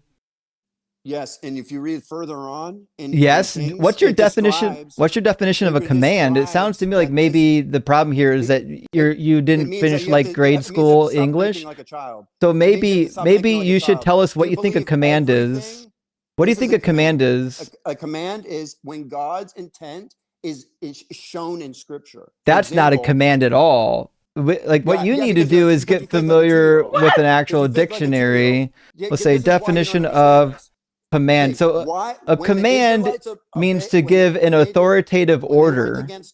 So and a command is an order. So what we're trying to figure out in the passage, 1 Samuel 15:3, did God give an order? Yeah, that was misapplied. Okay. So then what that means is that that's a command. So if God gives an order, that means that God is giving a command. This is why faith. You see, this is why I had my AI. Let me do this. Let me do this again. This is why basic reading comprehension is important. No one actually gives a fuck about faith here. We're talking about like basic definitions, and you're struggling right now. What are you gonna say there, Venus? Yeah, let me do this again because.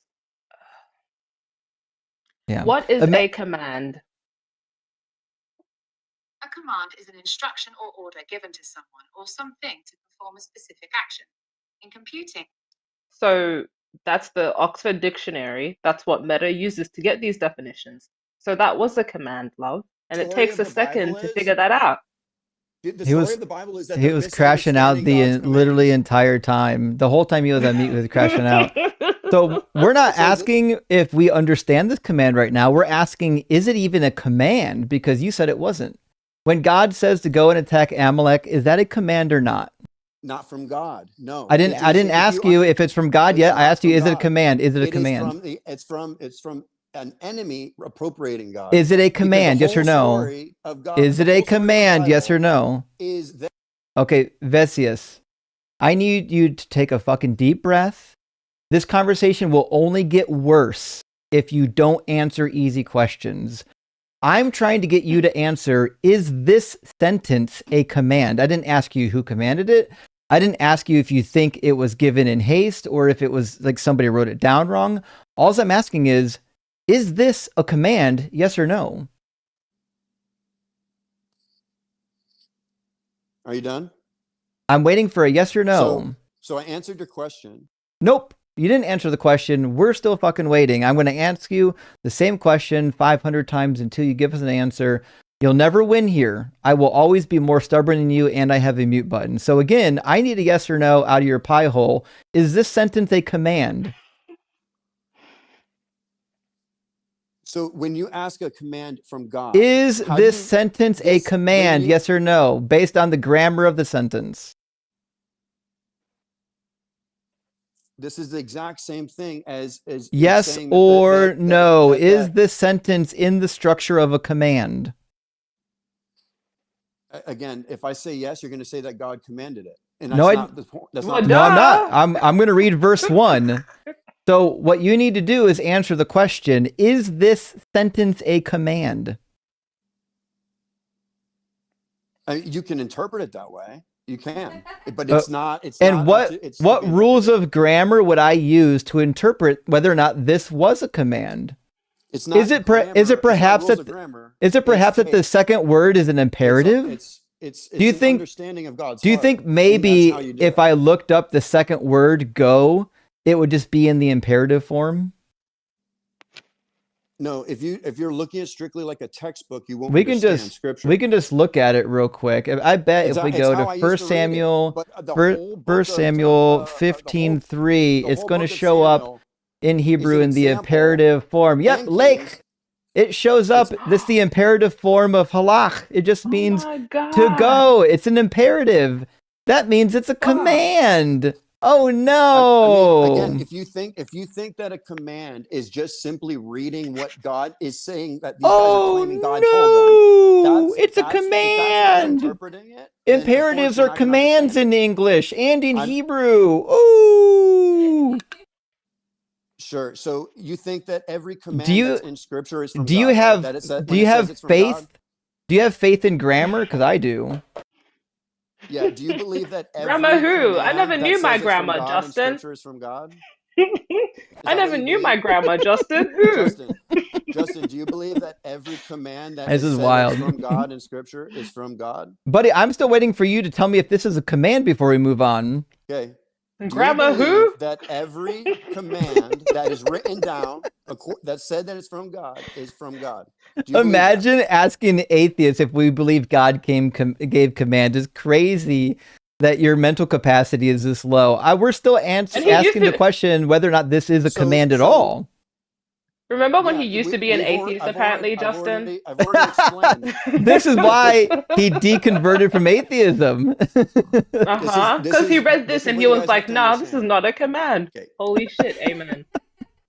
So what I'm trying to help you understand is that we need help understanding. That's what we need. The whole story of the scripture I didn't learn how imperatives work. Apparently, I need help with my English lessons. This is exactly the same. Can you help me understand what parts of this sentence would make it a command or not a command? So the fact that it's not a command is in fact that it's due to the fact I'm asking you, based on the words in the sentence, how could somebody determine if this was or wasn't a command? Through faith. That's how you do it. You don't do it through the text. You need to know through faith if this is a command. Yes. All right, hold on. I'm going to write down a sentence, and I need you to tell me through faith if this is a command. So the command is going to be Vesius. Oops, I mistyped that. Vesius. There we go. Oop, we're going to get it eventually. Commas are important. Go, pound, salt. Is that a command or not a command? I'm trying to look at this honestly. I don't understand what you wrote. 1 second. What is it? Vesius, go, pound, sand. Okay. So the heart that you wrote that in, I could determine. I'm not asking about the heart. I'm asking you about the sentence structure. I'm explaining is this a command or not? You asked me how I know whether it's a command. Is this a command? Yes or no? Yes or no? In which you wrote that. Yes or no? Right? Yes or no? Yes or right? Vesius, you dumb motherfucker. I need a yes or no out of your mouth. Is the sentence I wrote on this notepad a command? It's just a yes or no.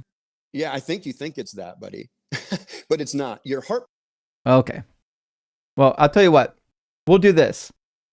I'm not sure you're up for the task. So I'm going to ask you to explain to me if this is or isn't a command, and I'm going to give you exactly 30 seconds to do it, and then we're moving on. Can you handle that?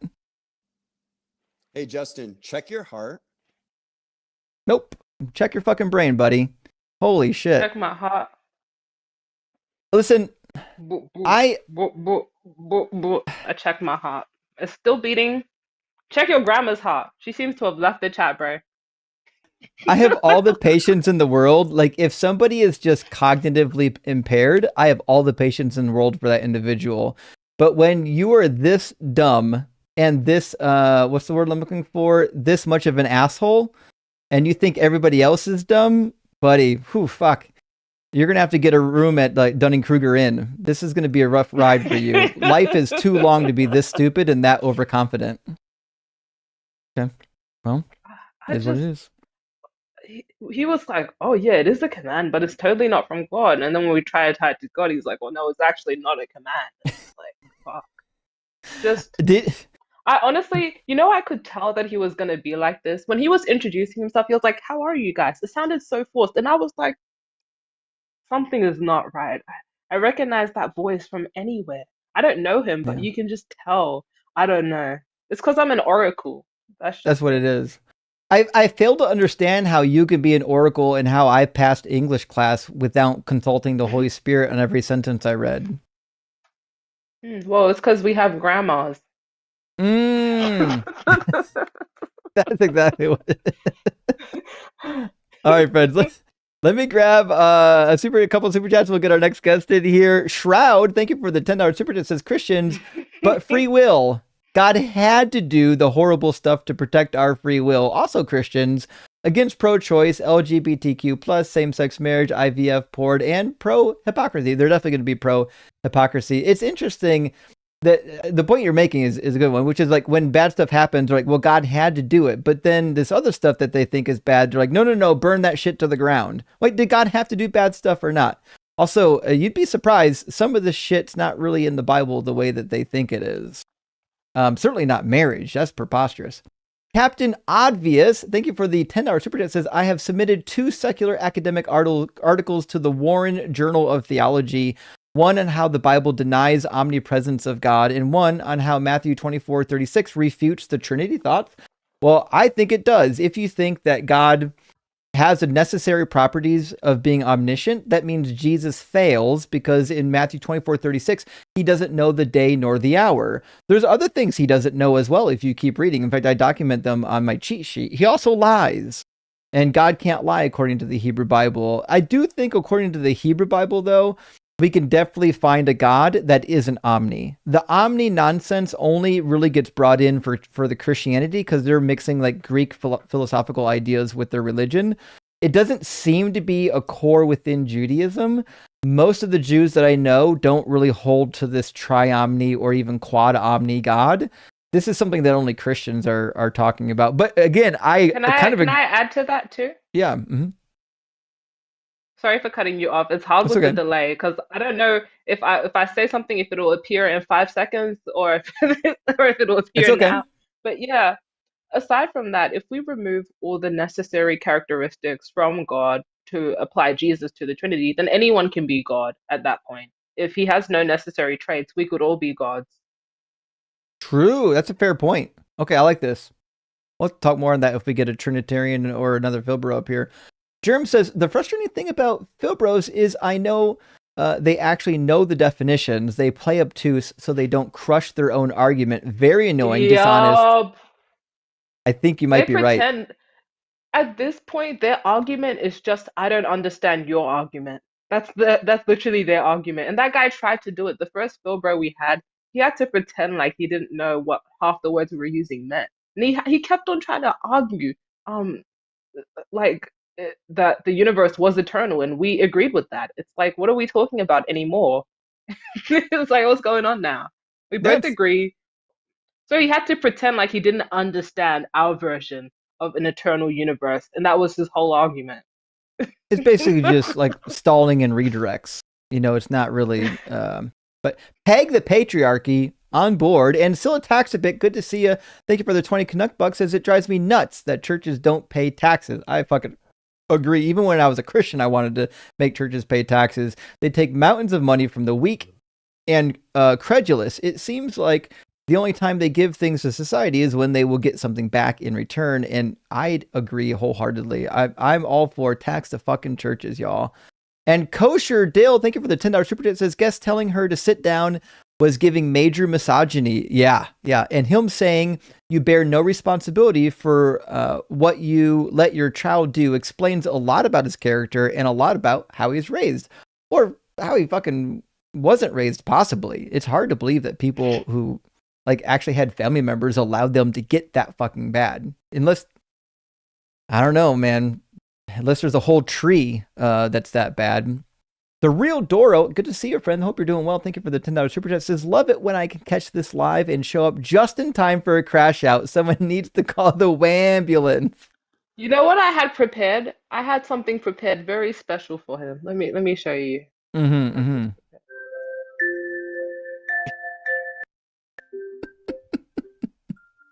I had this prepared for his crash out.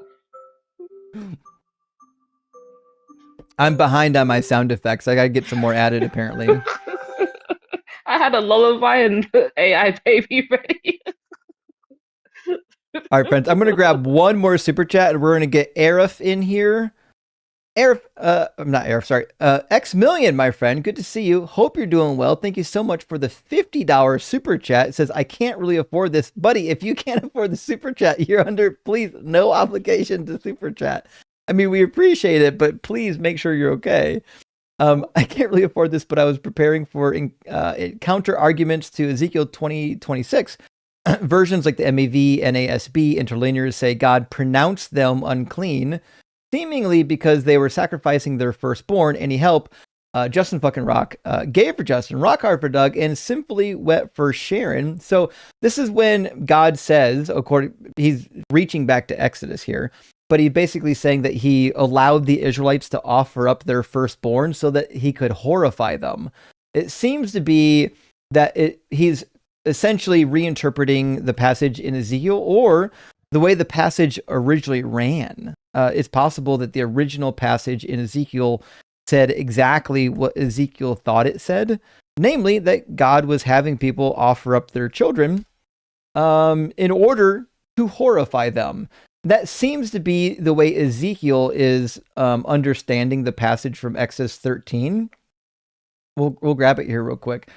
So it says, moreover, I gave them statutes that were not good, and ordinances by which they could not live. I defiled them through their very gifts in their offering up their firstborn, in order that I might horrify them, so that they might know that I am the Lord. So Ezekiel's interpretation of either Exodus 34 or Exodus 13 is that one or both of them at some point was God demanding child sacrifice. And so that's what he said. His rationale with this verse is, hey, God said to do it, but he did it to horrify you. He did it because he had to shock you with your own sinfulness. It was just, that's his way of explaining it. So it's like, what did the damn kids do? And it's like, the whole Amalekites thing. God's solution to child sacrifice is to sacrifice their kids. Yeah. And God's solution for he's so mad at child sacrifice that he's like, my solution for the entire world is to kill my own son. Whoa, that's a turnabout. Okay. All right then. Well, let's grab Arif from our YouTube queue and maybe TikTok queue. Well, we've got JL in the TikTok queue. I think they're atheist. I think they're friendly. And Rob's in the queue. Yeah. And Rob, I like you. You're nice, but you're not worth talking to. You don't follow conversations. You don't answer questions, and you don't pay attention to the conversation. And it just makes it impossible to talk to you, despite the fact that you're usually pretty nice and kind up here. Please, you got to learn how to have better conversations if you want to come up here and dialogue. Anyways, Arif, welcome in. Wait, sorry, can I just say a quick thank you to everyone who's gifted me? Thank you so much, everyone who's gifted me. Hello, can you hear me? Yes. Yeah, we can hear you, Arif. Okay, my name is Arif. I just, let me apologize first. English is not my first language. Mm-hmm. So I've tried my best to express myself. So I just going through the YouTube and I just saw your channel. This is my first time here. Mm-hmm. I'm seeing you first time. So I just saw Welcome. The title, Godic Fiction, prove me wrong. So just came here to see what you guys have to say about it. Well, I think we said what we had to say, which is God is fiction. So which God do you believe in? What do you think about God? What God is in your mind? Fiction. Fiction is a lot of things you can say fiction, but what is God according to you? A cock. He's a cock. That's what he is. Now, do you have any evidence for your God? Because low-key, like, I would love to talk about my personal beliefs, but everyone knows what we believe in, and it gets a bit boring when we say it 9 million times. The purpose is to sort of get your beliefs, good sir. So, Uh-huh. Arif, would you mind telling us what God you believe in, and do you have any God is evidence a that it's creator. God? God is a creator of everything. He's all knowing, Great. all powerful, all knowledgeable, all wise. This is God. Or loving? All loving. Yeah, Sure. is he? And is there just one God or multiples? There's just one God, Sure. And is his name Allah? Allah. Allah. Yes. Ah. There are many names. Allah is the main known common name. I have to be a prophet at this point. I knew it. Before he spoke. You've got a prophet, an oracle, a scholar of Doug. Holy shit. The whole unholy trinity. This is fantastic. So Arif, it sounds like yes. you're a Muslim, and that's fine. What do you Yes. think would be a good reason to believe in the Muslim God? Muslim God there is only one God. What you can say, Muslim God, Christian God. There are a lot of misconception about God, or there is only one God, whether you believe it or not. Well, there's one God in your mind. In our mind, since we don't believe in your God, there's lots of different gods, and we think all of them are equally false. We're just asking about the one you particularly believe in. Which, Yes. like, what would be a good reason to believe that God exists? So there are multiple reasons. Can you tell me how this universe came about? How this universe come? Well, I don't believe that the universe came about. I think the universe is necessary and eternal. Universe is eternal, always existing. Yeah. Is there a reason to not But believe science, that? science disagree with you. Science No, it says doesn't. it's at the starting point. No, it doesn't. Universe has a starting point. Certainly doesn't say that. Yes, 3.8 billion years ago. That's the starting of the expansion. That's not the start of all things. This is a big bang. Science doesn't say that there was nothing prior to the Big Bang. That's something you made up. No. Science says is universe have a starting point. Science Do doesn't you say that, disagree with though. that? I disagree with that because it's not true. So what do you think? Universe exists eternally? There's no reason to believe that the universe came into existence. All the data we have would suggest the other theory, which is that the universe always existed, and there's even just simple logical proofs for it. 3.8 billion ago, science says 3.8. 3.8. Why are you speed talking over me like I didn't hear you the first fucking time? You know I heard you the first time you said it, right? Okay, please don't say the F word with me. Well, then stop talking over me, fuckwit. I'm sorry. What do you say? I said stop talking over me, fuckwit, and I'll stop cussing.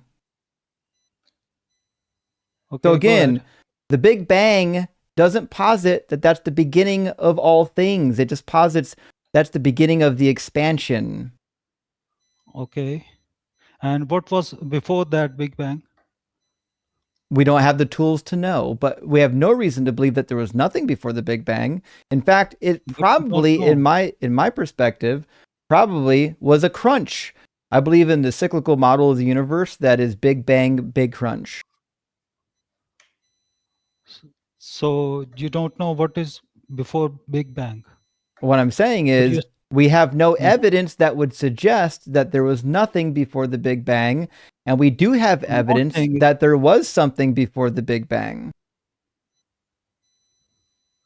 Okay, so there was something before Big Bang, and what was that?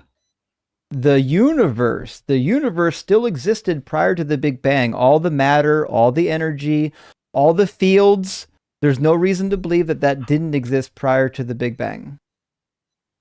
Okay, and who made that universe? Nobody made it. I just said it always existed. How it came to be? Like, it didn't come to be. It always existed. Nuts. It came from these nuts. Now, what's your evidence?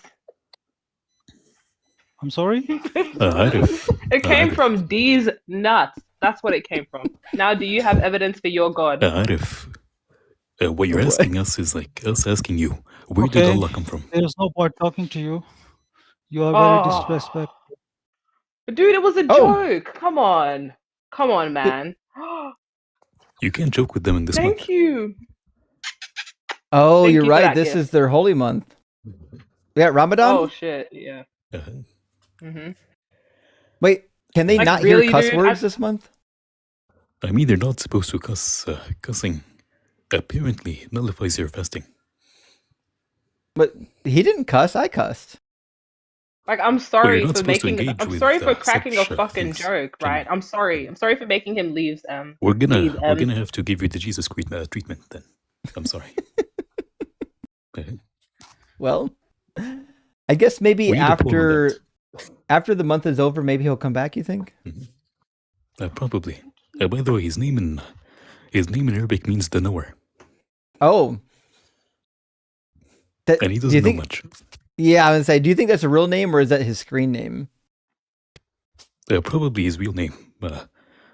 South Asian Muslims are very Arabized in their culture. Are you not allowed to joke during Ramadan? Are people not allowed to tell jokes as well? I missed that part. I mean, you can't tell jokes if they have anything inappropriate or anything false or anything of such nature. Okay. Crazy. Well, we'll do what we can. So I'm going to read a couple of super chats. BDS was in the guest box next, but BDS, I'm showing that your connection failed. If you can recycle your browser, just refresh your browser. It should put you back in. I'm not sure why it didn't connect all the way, but that's what I'm showing. So you just have to refresh it, and you'll be fine. We'll be able to get you back in here. Anyways, that being said, let me grab. I said I was going to grab some super chats. Let me grab those. Hey, VLK Fritz, thank you for the super chat. It says, Hope Caller sees this. 1 Samuel 15, 10 through 11 literally says God regretted creating Saul for not following his command by not destroying all the Amalekites. I know, we almost could have got there, by the way. The problem that we had was that he couldn't even tell me if it was a fucking command or not. But you're right, VLK, 100% right. And Travi, thank you for the $20 super chat. I appreciate that. It says, I sometimes ask Christians who would win in a fight, Jesus or the Incredible Hulk, and they unironically will say Jesus. I get they can't slander the J-Man, but it's a wild take. Well, I mean, to be fair, if you are a Christian, you do believe Jesus can do miracles. But if you limit them and say, hey, if Jesus couldn't do miracles, who would win in a fight between Jesus and the Hulk? And obviously it's the Hulk. I don't know how else. There's no way to get rid of that. The Hawk would tear him from limb to limb. Probably crucify him a second time. Like, if fucking Jacob can get his ass in a fucking headlock, then the Hulk will fucking destroy him. Host. And Digital Lumberjack, I think you kept your old PFP but changed your username. Am I correct there? Anyways, hope you're doing well. It says, absolutely wild how fast Christians go from zero to misogyny. Absolutely wild. Rock hard for Doug. Simply wet for Sharon. Super gay for Justin.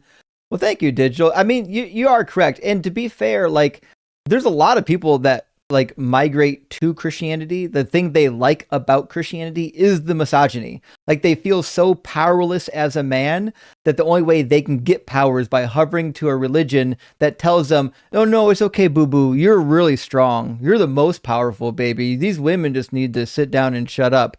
Because otherwise they feel so insecure in their self that they don't know what to do. Design, my friend, thank you for the $10 super chat, says, you're thinking like a child. Explains why he's compelled to poison our minds on right and wrong. True, it's a fair point. I mean, actually, in Genesis, God did theoretically design it so human beings wouldn't know right from wrong. If you don't think that God intended it to be a setup, then you have to believe that God's intention was to keep us stupid. Likely Skeleton, beautiful pup, says, hey, Justin, can we please get a stream where you wear the Bible Man costume? You know what? I haven't done that before, but I bet I can buy a Bible Man costume. Hold on. Bible Man. That's a crazy cartoon, by the way. It looks like they do sell the Bible Man cartoon costume, and they sell it on Amazon. So, I mean, I kind of have to at this point. I can't see a reason why I wouldn't. And it's only $8. So yes, we're going to have Justin debating in Bible Man costumes.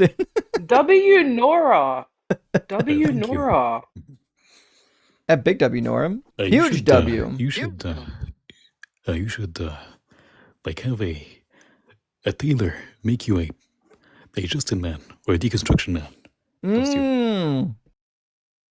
I could do that. I don't have a costume yet, but maybe we could make that a worthwhile endeavor. Maybe You'd have to have tighty whities on top, though. Yes. I'll talk to Noah's Lions 8 Dead Babies Down the Ark is actually really good with a needle. She's actually makes some custom clothing. I'll have to talk to her about making an outfit. Oh my God, Jay sent a super chat. Jay from TikTok? Who? That's his name, Jay Various Gilmore. That's Jay from TikTok. Oh, I don't know who Jay from TikTok is. Anyways, wait, there's so many Jays. I don't know. Anyways, let's read it. Jay, first of all, Lincoln. Thank you, Jay, for the super chat friend. It says, I'm currently running an argument that the verse in Ezekiel 20:25 that God is talking about Exodus 22:29 is God commanding human sacrifice. Am I on the right track? Actually, we were just talking about this. That does seem to be the case. There's a couple passages where God seems to be talking about child sacrifice in the book of Exodus. And in Exodus 22:29, a good argument could be made that the original command had nothing to do with redemption, right?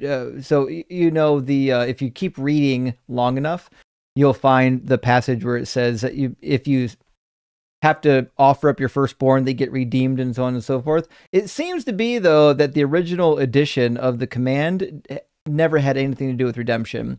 It says, the firstborn of your sons you shall give to me. You shall do the same with your oxen and with your sheep. 7 days it shall remain with its mother. On the 8th day you shall give it to me.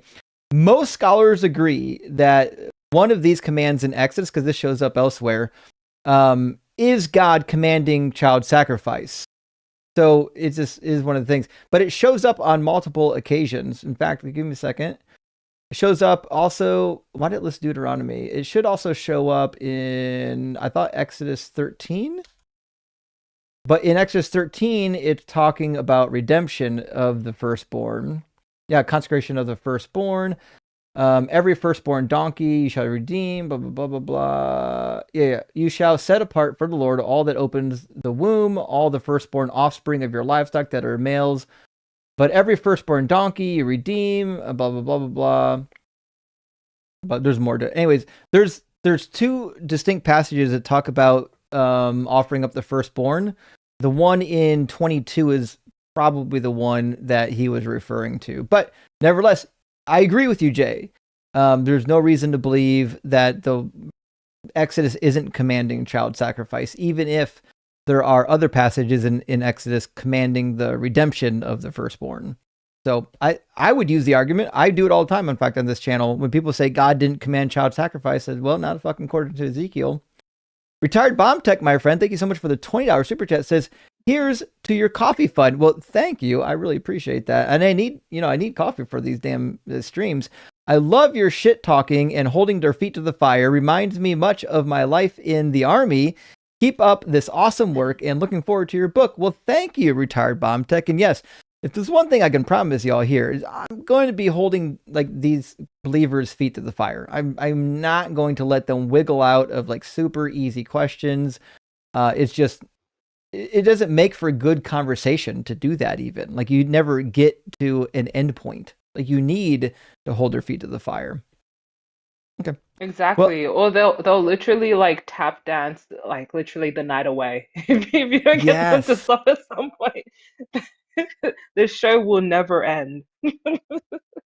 Yeah, for sure. The show would never end if you let Christians set the pace or believers set the pace. So anyways, here was the passage I was looking for when I was like digging through super chats. At the end of Exodus 13 says, every firstborn male among your children you shall redeem. So like, well, that doesn't sound like child sacrifice, which means either this wasn't here originally or the one from 22. Oop, fuck me.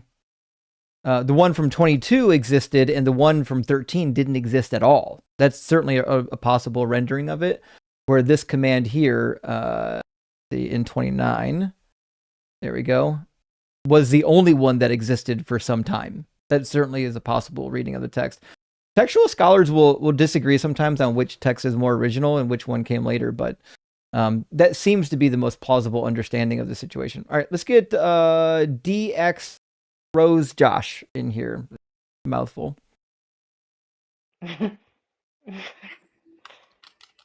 How you doing, DX? Oh, sorry. How you going? I'm good, thank you. Yourself? Not too bad. DX, are you at least I'm 18? great. And do you believe in God? Yeah, I'm over 18. I'm actually an atheist. Oh, okay. Well, we're just doing debates, my friend. Yeah, no worries. I just wanted to say I'm a big fan. Just wanted to ask, Exodus 21.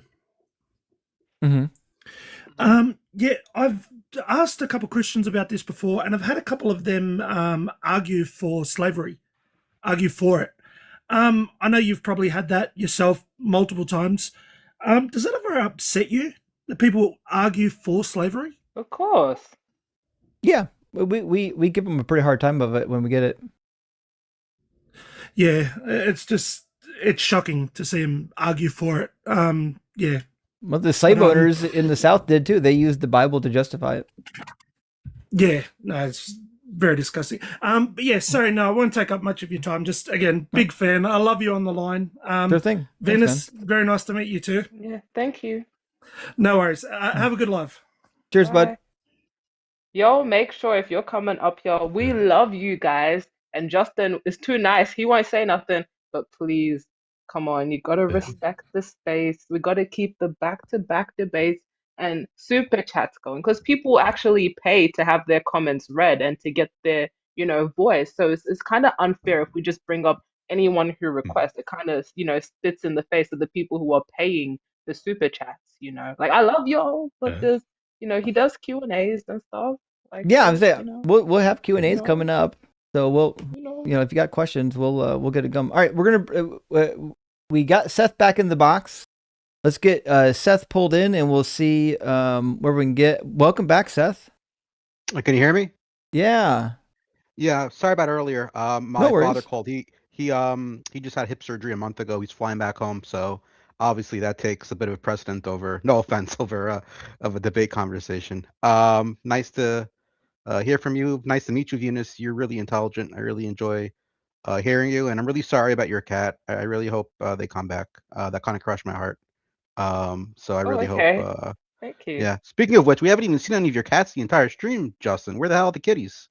You know what? One of them at one point Volta came through, but I think he left. Oh. I don't Anyways, smell. Hold on. I don't smell. I'm not sure what happened. Oh, well, hopefully we get some kitty action soon. So Yeah. I wanted to have a you're probably not going to be happy with me because I'm sort of digging into a different sort of viewpoint since we last spoke like about a month ago.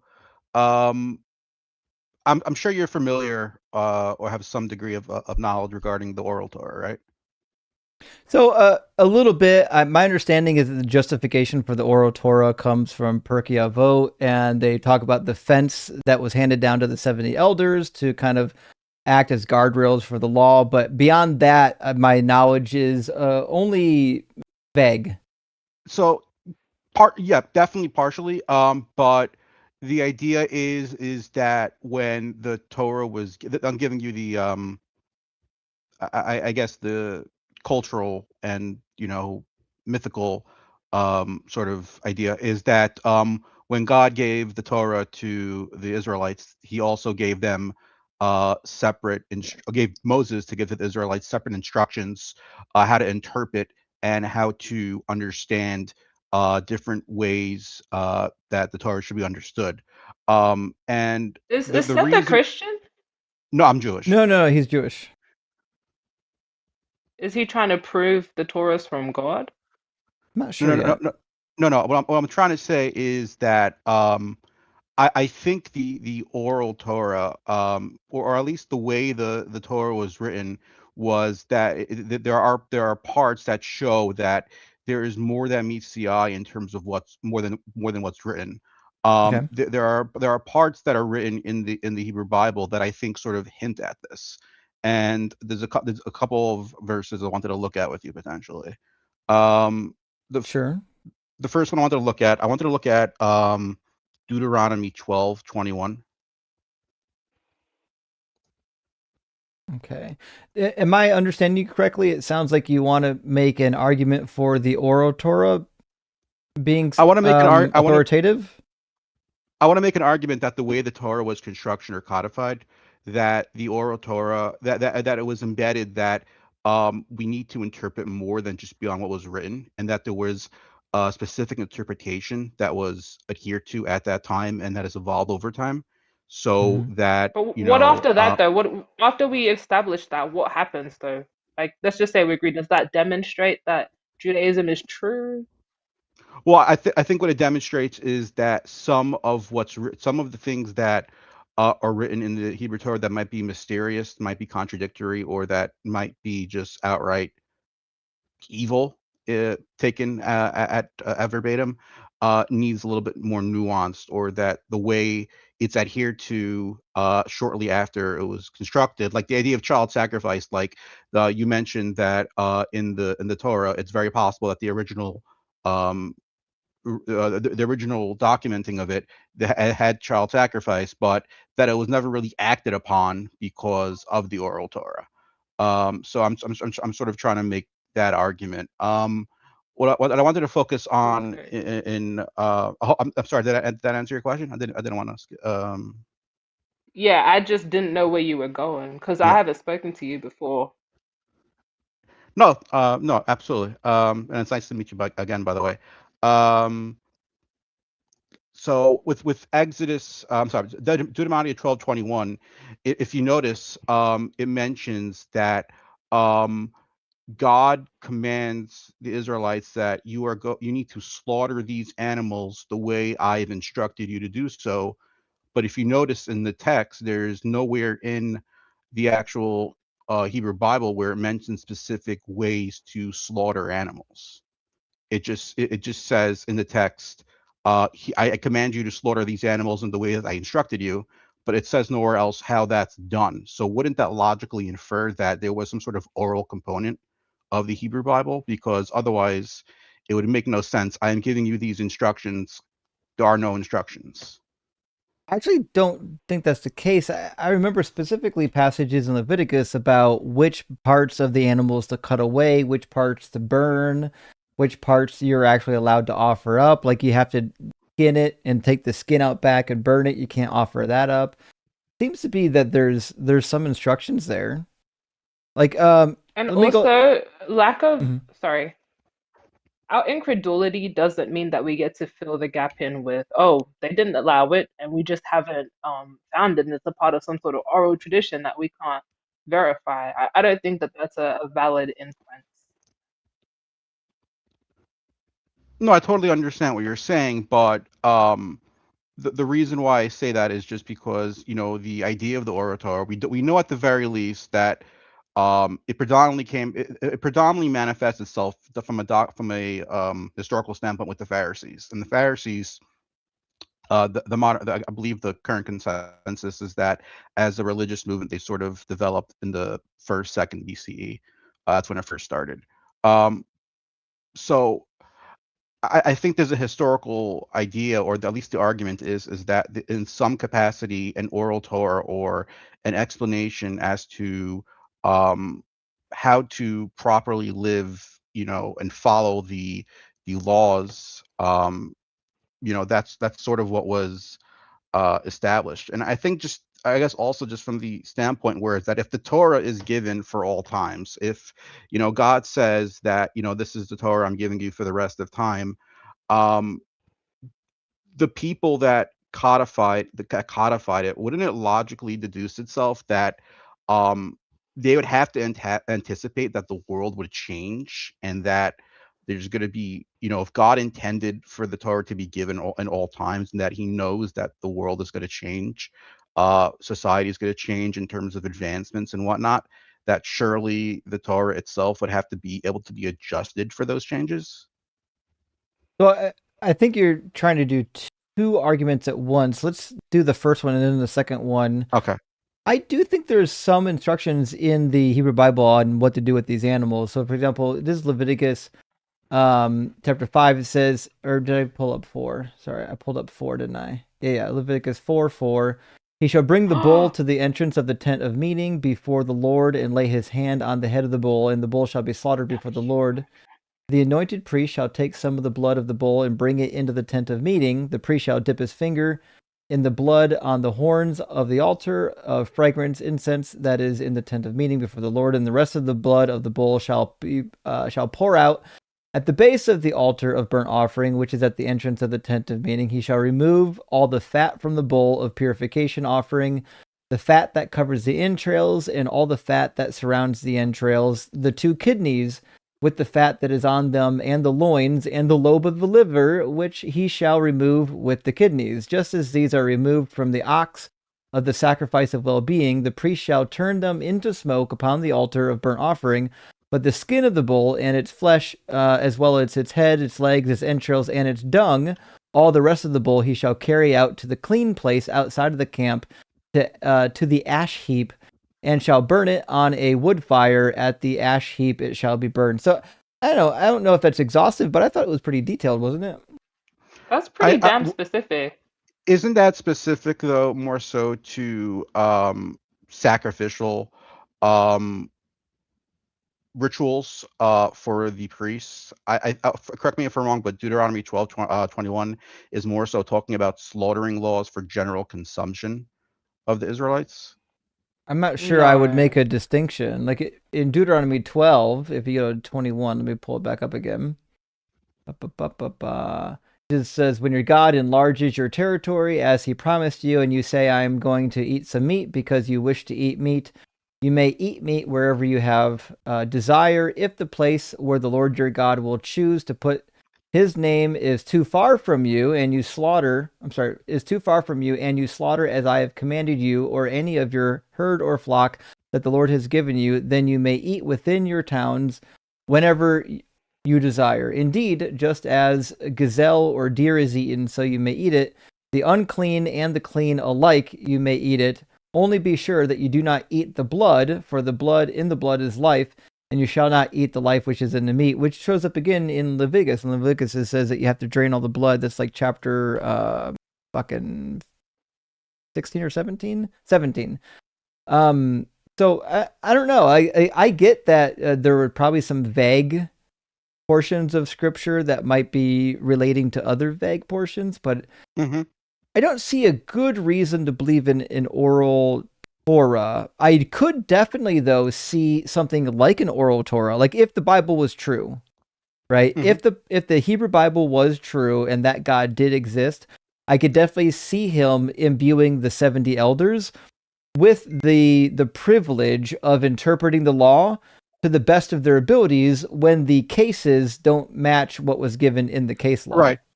I was gonna reference Deuteronomy 17:8. But your argument has kind of been like debunked though. Which Like part? you're trying to claim that it's not. You trying to claim that it's not specific, so we need more nuance to it, aka the oral Torah. That got debunked because it is specific. So I don't know what kind of extra nuance you need. I'm sorry. I'm maybe I'm not fully understanding. Okay, well, what is your argument? Because I don't really understand that part. So the point is that when the Hebrew Bible was constructed, it was also constructed with the idea that there are oral traditions or interpretations of how the Bible, how the Torah was to be followed, and that in turn sort of my argument is that And how do it you have allows. access to that? Oh, that's just from his historical tradition stemming from at least the second BCE, because we know that historically the oral law sort of it comes into the historical record from the rise of the Pharisees, and the Pharisaical movement started. So was it written down or is it still oral? It wasn't written down until the Mishnah, which was first being constructed around the second century. But we know for a fact that the oral Torah was already emphasized before then, because it's mentioned a ton. Not that I necessarily believe the New Testament, but we know it's documented, the idea of the Pharisees, holding on to their oral traditions already then, and the Pharisees already, as a movement already existed. Can I ask something else, Justin? Can I ask something else? But like, how do you know that this is like true? Like, why do you believe in this? I guess I've never really had a proper conversation with someone who's Jewish, but like, what's the good reason that someone like me who hasn't really looked too much into it should, utilize to believe in this? Well, it's I think the better I think let me answer your question just with sort of a question if I myself. So there's two ways that I would analyze this is why should I believe in it and how do I know it's true? Now the reason I know it's true is because there is no argument historically speaking. I mean there is an oral Torah. I mean we can argue when it was first developed, but we know historically at the very least at the latest it was Yeah, already but I developed in mean, the like, second. as in like Genesis and stuff, when it claims that this God made everything, like, you believe in that part, don't you? No, I think that's more that's more allegory. The oral Torah Okay, doesn't necessarily mean that, at least from my understanding, that what is it an everything. allegory for? I don't know, just a way that hey, this is Well, how then the how do you universe know it's an started. allegory? How do you know it's an allegory though, if you don't even know what's That's an just my allegory viewpoint. for? I mean Okay, that's but I'm just trying my. I'm trying to ask you to I'm trying to ask you to I'm sorry, I'm not as nice as Justin. I'm trying to ask you to No, you're ground fine. that though, because you're just kind of giving like a history lesson, and I'm so sorry. I know you're the smartest, like really smart, but like, what's the point in you trying to tell us all this if you ain't gonna like prove that it's true? That's the point. God is fiction, so we need to Well, I'm trying to kind of prove that it's hear how true you're. from. I'm trying to prove that it's true from the actual text itself, or there are certain verses in the text that would infer that an oral Torah already existed. So how do we know that Genesis is an allegory? Well, we don't. That's just my. You're just asking my personal viewpoint. I think it's allegorical, Yeah, just but like I no, think it's not your the flood myth. personal viewpoint. I want like a fact though, because we're looking at this book together.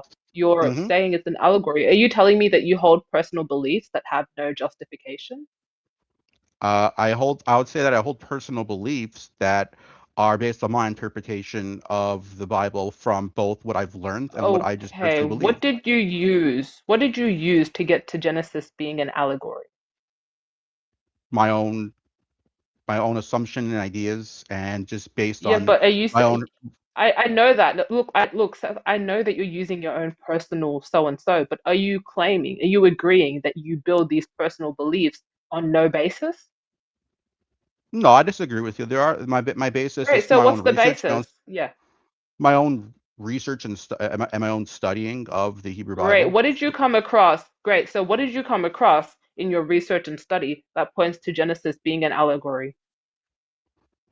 Uh, just because again, I think there are parts of the Torah for me that are a lot more verifiable from a historical standpoint, or Okay, that but they're that doesn't possibly make or from something memory. else an allegory. If you have more verified parts, the unverified parts don't become magically allegories, right? You have to substantiate that. You admitted that this isn't something you came to by personal volition, that you did research. So I just want to know what research you did that, you know, told you that Genesis was an allegory. Well, I mean, I think if you would ask a lot of hold on, I'm back.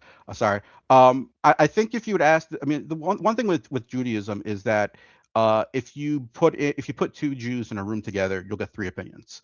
That's an old joke. Okay, so The what facts can we get? Can we get the facts then? Can we get the facts instead? facts regarding what? Regarding what I just asked you, how we know Genesis is an allegory. Again, I'm just speaking from I'm trying to No, answer your you no, question. you already said no, Seth, you already said it's more than just your opinion. You said that it was a fact. You said that you did research. Were you lying or what's the research? I said no. I said the oral Torah is a fact that it exists. No, no, we're talking about Genesis. We're talking about Genesis. You said I Genesis is an understand. allegory.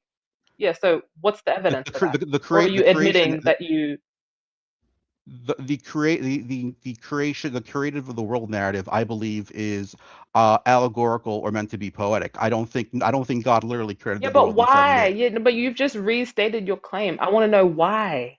Because some people don't actually think that. So what's your substantiation for why it's an allegory?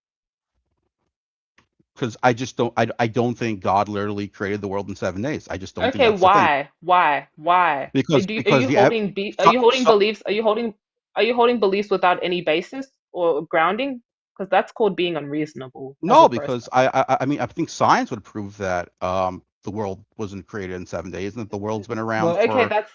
that's fine, but like you're missing the point here. You're relying on scientific knowledge to say that this is an allegory, but like how are we getting allegory instead of fiction from the Torah? I mean, allegory. You can call it fiction. I can call it allegorical. Isn't that sort of? Aren't we coming to the same conclusion that the creative narrative in Genesis is not to be taken literally? Yeah, but you take other parts of the book that it comes from literally. right. Because And there are. I just want to Go ahead. point out that we were talking about Exodus earlier. Exodus thinks it's literal. Like in Exodus, it states here on the Sabbath practice, you shall keep the Sabbath because it is holy for you. Everyone who profanes it shall be put to death. Whoever does any work on it shall be cut off from among the people. 6 days shall work be done. But on the seventh is the Sabbath of solemn rest, holy to the Lord. Whoever does any work on the Sabbath shall be put to death. Therefore, the Israelites shall keep the Sabbath, observing the Sabbath throughout their generations as a perpetual covenant. It is a sign forever between me and the Israelites that in 6 days the Lord made heaven and earth, and on the seventh day he rested and was refreshed. Yeah, I think it's a it's a cultural narrative that was maintained through uh the Israelites. I don't again, just because that's written or spread, it doesn't have to mean that I believe or that, all Jews must believe that the world was created in 7 days. I think it was just a cultural well, what I'd call a myth, but just a cultural development that was passed through the generations, so much akin to the flood narrative. It's just a cultural story and myth that was, spread by the Israelites. But I don't think that. I think just because it states that, I don't think you have to automatically believe it's true. I don't think it's an all or nothing proposition. Sure.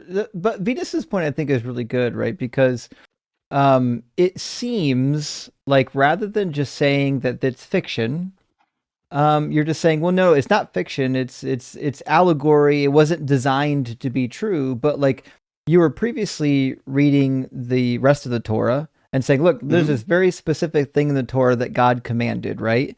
And Mhm. God commanded you to basically kill your food in a particular way, and this must mean that there's an oral Torah. But also in the Torah, God specifically says through Moses that I created the earth in 6 days and rested on the seventh. So I guess I don't know why we would take other parts of the Torah literal, and then when God literally says I created the earth in 6 days and rested on the seventh, why we would take that to not be literal. Well, I would say, well, I mean, are we just as the argument just in terms of definition? Because if you want me to say that I think the creation narrative as written in Genesis is fiction, then yeah, I think it's fiction. But Well, just so because are something. you like Jewish ethnically, or are you like you believe in like No, I'm, Jehovah no, and I'm stuff, Jewish. or are I'm you just just not. like ethnically Jewish? No, I'm both. I'm a part of. I consider myself conservative Judaism. Okay, well, Uh, it- what makes you Jewish then if you just think the whole thing is an allegory? I don't think the whole thing is allegory. I think some parts are meant to be Okay, allegorical. I think, great. and Now, how do we get this distinction? Sorry, I'm a bit straight to the point. So, how do we get this no, that's fine. distinction between I like yeah, bluntness. so how do we get this? Yeah, that's fine. So, how do we get this allegory? How do we get this distinction between allegory and actual realism in the Torah? Well, I think that's a fair question. I think it's a difficult question to answer. I think the best thing I would say is that you read the Torah, you We've think done about that. I know we think about we think about what traditions have passed on over time, and we also think Great. about science, and we try to balance it out. What do I think is more likely? Is it possible there's some sort of historical memory rooted in this, or is this more Well, so we've done something that? this. I've done this, and I've drawn Mhm. out the conclusion that it's fiction. It's Canaanite West Asian fiction that's influenced by other surrounding nations. What would make anyone think otherwise? Well, do you think the entire Torah is fiction, or just parts of it? Yeah, okay. Well, I think there's some parts that attempt to depict historical events, but then they Mhm. get like some parts of it. I can't say that it's false in a sense where the things didn't happen. I think that it was what these people believed at the time, right? This is how these people believed they should act, how they should prepare certain animals, certain Hmm. a story, the history of some people's stories. But there are things in the Torah that just couldn't have happened, like the Exodus and stuff like that. It's this mythology baked in with history. But at the end of the day, it's not really, Well, historical. It falls under the category of mythology. the Exodus as written, I'd agree with you, couldn't have happened, but I don't think that dismisses the idea that there's some sort of historical memory where a group of people sort of escaped Egypt. I mean, use the actual Hebrew itself. It says Yam Suf. Yam Suf. A lot of people assume it's the Red Sea, but it actually means the Sea of Reeds, and we don't know what the Okay, Sea so of Reeds. you also think this is history baked in with mythology, right? I think it's very possible that there was some sort of smaller exodus, historical Yeah, event so it's by a group of history. people. So it's history baked in with mythology. Yeah, I think that's very possible. I think that it's very possible that it was Possible a or small. true? Listen, I'm not 100% certain of anything in life, but yeah, I think if you I ask didn't if you say ask me 100% certain. I said true. I said true, not 100% certain. if I'm not 100% if I'm not 100% certain, I don't know if I can say something's objectively true. I don't mean to go No, that's not Filibro objective on truth you, doesn't but really objective truth doesn't really exist. We have reasonable doubt, I right? think it's more likely than not a historical memory is true in that event. Historical memory? Yeah, that at the very least a small Exodus-like event occurred, and over time it was used as a founding myth of the people, and that became more mythological. So it's a myth then. It's a myth baked in with history, right? Yeah, if you want to call it that, that's fine. That's fair. Not if I want to call it that. Is it that or is it not? And if it's not, then what else should we think it is? Listen, if you want to call it a historical myth, that's one way of using it. I could call it a Honestly, I think historical we should mem. I think we should just move on. Like, to be honest, Okay, Justin is nice to you. He discusses history with you, but when we actually try and get your views out, you start being dishonest and saying if you believe that or it's an I'm allegory. I'm And not you're I'm not not really trying to be substantiating dishonest. any of it though. I'm Well, I'm trying to sorry, answer but the you question. are. I mean, I'm not trying to be dishonest. I'm just That's trying to be okay. as objective as possible. I mean, you asked me if I thought the Exodus narrative was fiction. I said in the end, yeah, if you want to call it fiction, I'm totally on board with that. Well, But you're that's the asking thing. It's me, not if you want to call it. It's not if you want to call it fiction. It's is it so fiction or if it isn't. This isn't a show of opinions. It's about evidence and what we can demonstrate, what we can derive from the text. okay, it's Yeah, fiction, fine. most people in the ancient narratives would bolster or use a lot of hyperboles and exaggerations, right? Like saying thousands of people came out of Egypt. And it's like the problem with this is based off of the amount of people that were supposed to be enslaved in Egypt or the amount of Israelites that existed, it couldn't have been possible for there to be just a small group, right? It doesn't say only a small group of them departed Egypt. So that would just be you being dishonest in your interpretation of the text. I'm not sure Okay, why we can't but just admit that it's but like fake. just because something is mythological doesn't mean there isn't historical truth to it. I'll give you an example in a different example in the Torah. Sorry? Uh, just because something is mythological in terms of how it's presented doesn't mean there isn't historical truth of some degree Yeah, I'm behind sure it. like Spider-Man has the right president No, at the no, I time. was good. No, I was actually going to refer to the Spider-Man gets siege the of president. Jerusalem by, Spider yeah, by. but Spider-Man gets the president right. It also gets the clothes that people wear right and the language they speak, the places, right? That's all in Spider-Man. Are And at we the end of really the going day, to we compare? understand it to be yeah, but at this point, you have as much evidence for it as Spider-Man. That's really what's happening here, and it's what I'm pointing out. I mean, I was going to point to another event where you clearly have two sides making either mythological or inaccurate points just because of the history, but we know that the event actually happened. So I don't know. I think the Spider-Man comparison is a bit of a Yeah. stretch. Um, No, because the point is some people might sit there and say, "Oh, look, they got the time right, the place right." And they could do what you're doing and say that it's historical mythology. And so They could they what's could the do pro? I that. don't. I guess the issue I'm having with your argument is what's the problem if it's historical mythology? There's still it's Well, that's still. you're calling it historical and mythology at the same time. Mythology isn't real, but history is events that we can actually point to archaeologically. So I don't know how you are calling something historical mythology. It's just called like Be, historical be, fiction or And sci-fi. I That's what think it's the other called. thing too, the difficult thing here is like if we're just admitting that a lot of it was made up, right? Then it's kind of silly because we don't really know what part, like where the fiction starts and where the real stuff ends. Like it's just based on anyone's guessed or religious convictions, right? So once we get to the point where we're like, yeah, it says things that aren't true, like it kind of nullifies the argument that you came in with. Like you're validating an oral Torah based on a text, but you've already admitted that the text that you're quoting from could not, it just might not have even happened. Right, but but I guess what I would say to that is that I think the oral Torah is more so rooted in the commandments that God gives the Israelites. So there's 613 That we commandments can't that God prove gives that to God Jews. gives, and it's all a part of the story. I think that the Infinity Stones are grounded with one. Doctor Strange has one. Until he I'm gave it sorry, up like a Seth. stupid son of a bitch. No, Seth, I'm sorry, but this is what's happening. Wait, what did you say? I said until he gave it up to Thanos like a stupid son of a bitch. Yeah, no, that's funny, but Seth, like, what are we doing here? Like, what are we doing here, I bro? think the biggest contention I have with your argument, Venus, and I say this respectfully, is that correct me if I'm wrong here, is you view it as an all or nothing proposition, where I think the Hebrew No, Bible. No, that's wrong. So it's not an all or nothing. It's fact and what we can demonstrate, or it's your opinion. Right? That's the all or nothing aspect. We can accept that some of the Torah is mythology and some of it might be pointing to historical events. But at the end of the day, that would be like most people's mythology. Some of Spider-Man is actually like historically accurate. Barack Obama was the president, and they might have depicted that. But people don't shoot webs from their hands. It's like so. What are we doing here with the Torah? You believe in it, so how are you demonstrating like some of these events are true and inform oral traditions?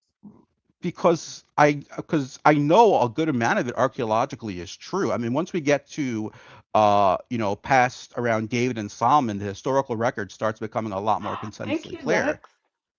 I don't see, especially when we get to the Northern Kingdom, starting with the reign of King Omri, and we But why do clearly have we? extra biblical. I guess my point is, why do we care about the Torah outside of giving us like very, like ill-informed history sometimes, and then mythology the other times? Why should we like really care about this book beyond historical fiction? I mean, I can't answer that question for everyone. Why you should care? I'm just trying But to why do you? explain. Why do I? Because I personally believe that there is a God and that Evidence, there, evidence, evidence. I mean, a lot of the arguments I made. I mean, let me try from this perspective. Um, dogs already ready. Dog. I keep calling him Justin. Where did about another day I'm gonna have to ask you where the dog. Another day I'm gonna have to ask where the dog thing originated from. But I'm really enjoying this debate with Venus. I don't want to interrupt. Um, for me, it's very biased because the way I see things is from my own cultural perspective and upbringing. And the way I see it is I see a miraculous small group of people surviving for thousands of years through improbable odds and improbable situations. And the Yep, fact so that did black there is. people. Yep, black people did that too. When they tried to eat us, made us play soccer with our kids, we survived a lot, especially Liberia. The way Liberia was founded, they went through a lot. But how does this prove that they were being, how does this prove a god though? I feel like that's what I'm getting at. Right, but I'm not dismissing that whatsoever. But what I would say is that there is a text that we hold sacred that was given to us, at the earliest, from the reign of King Josiah, so 6-7 BCE, that has This more or less been mostly. again, Seth. Seth, I'm literally falling asleep. I know the You can fall history, asleep. but That I'm doesn't that trying doesn't to get diminish the to. argument. No, but you don't have an argument. You're just again telling me that it's historical. Not you guys with the six, but you guys are just telling me. No, okay. You guys are just telling me that it's like You okay over there? historical fiction. It's historical fiction. That's what we're getting here. And it's like, I oh, miraculous people survived. It's like Percy Jackson now. This I this wish I whole was as group cool as of people Percy Jackson. survived some crazy things. It's like that's great, but why is the book sacred to you outside of just being told that it's sacred? And outside of just, I guess it's sacred in a way where it's like, okay, it's your history, the history of your people, right? But like how does this demonstrate a God? Because that's kind of the topic here. I think survival is a demonstration. Well, that's kind of dumb. A lot Okay, of can you like, expand on let's be that? Can you honest. can you expand on that? Well, because a lot of people's traditions have survived. One's longer than yours, way longer, and they've survived Yeah. insane odds. Actually, I think this was the topic of our first conversation with Seth a while back. So I don't know if we want to beat that horse dead a second time. But yeah, there was Nah, another let's just move on. Honestly, I reckon we should just move on. There was another argument I wanted to Well, sort of alluding. Go ahead. Seth, you know I love you, but our audience doesn't. I lost about 1,000 viewers since you've been up, so I got to move on to the next guest. But we appreciate you coming in. Best. We appreciate you coming in and chit chatting with us. I thank you for having me, and I really do hope Thank you, comes back. I really do hope Alice comes back. That really crushed my heart. Okay, thank you. Thank you. So have a good night. Cheers, buddy. Bye, Seth. Goodness, I tried my best to beat that dead. You're not a dead did horse, great. Seth, but the conversation was a dead horse, man. Like I get it. It's nice to bounce history ideas over each other, but that's not what the fans want to see. No, you're definitely right on that one. I really think isn't. It's like a David Attenborough documentary. It's like Oof. Lion now. It's informative, but it's kind of tiring. Indeed. Well, we're going to get BOS here in just a second. I think their audio and videos working on that. And after that, we'll get Man with No Name. Bible Vomit, amazing name, by the way. Thank you for the $30 super chat. Says, at 76 years old, I've learned so much on the DZ Bible Talk, but it still sounds to me like callers are combining words from 10,000 Scrabble games. Thanks, Venus and Justin, for the clarification. That's okay. It really is. And if they don't like what it says, they just exchange the letters infinitely until they get the letters that they actually want. They don't really have, they don't know how to spell any of these words. OBFG2, thank you for the $20 super chat. Says 18 hours of driving, coming in a couple of weeks, setting up phone with a DZ playlist. Hell yeah. And enjoying the pleasing aroma of barbecue the whole way. Also, horrors rule. First drool. The schism is back on, apparently. Go schism. Rock hard for Doug. Simply went for Sharon. And Justin's fucking rock. Well, thank you for that, friend. Hope your drive goes well. And this is also, friends, if you're a podcaster, we do have these out on podcast now. You can get them through Spotify or Apple or whatever your thing is. And also, Sarah and I's Bible study, the Evangelical Bible Study, is now on podcast. We published all of Genesis now, and we'll be doing more episodes on her channel on Leaving Faith, as well as the Evangelical Bible Study podcast. So check us out as well over there. This is KL says trivia time. Mary Smash. Okay. Joel Osteen, Jesus, and the Pope. Okay. Fair enough. I'm definitely going to, I'm going to have to kill Jesus. He has not done anything good for the world. We need that motherfucker to not exist. Definitely going to smash the Pope, because popes were fucking, they were getting around. They were not chased. They know what they're doing. And I guess that means I'm going to have to marry Joel Osteen. But to be fair, he's a nice, he's a nice skinny teddy bear. I think he'll treat me well. I think he'll let me be the big spoon and the small spoon when I want to. So we'll see about that. Last super chat from our friend Adele. Good to see you. Thank you for the super chat. Says, where did Venus come from? Absolute queen. I will be looking her up. Venus has been around. In fact, back when I first started, Venus would pop in from time to time and debate with me, but we're in different time zones, so it's hard to time it up. But Venus is making a TikTok comeback. She's Justin also doesn't read his fucking DMs. No. Sorry.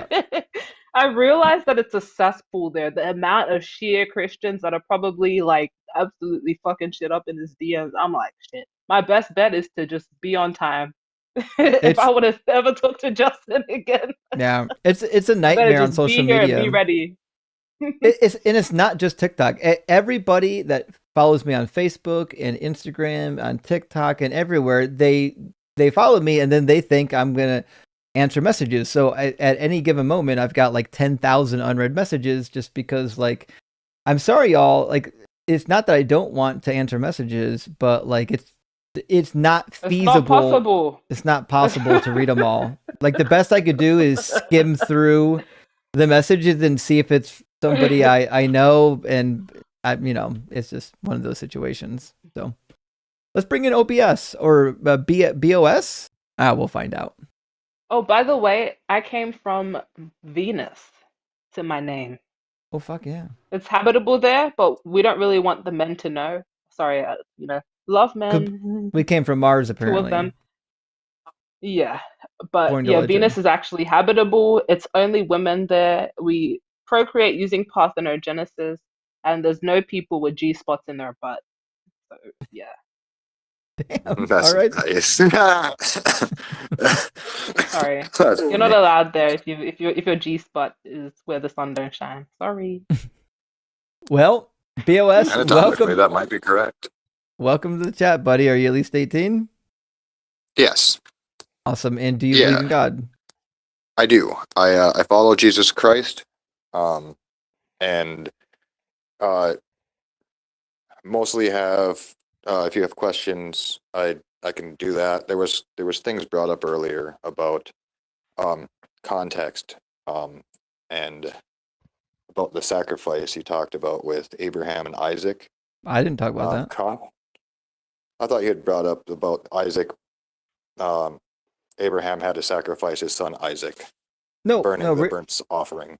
No, we're talking about in Ezekiel 20, verse 25 and 26. God states through Ezekiel that he gave them commands to sacrifice their children, which seems to be a quote from Exodus 22:29, which is perfectly fine. That's what we're talking about. So, yes.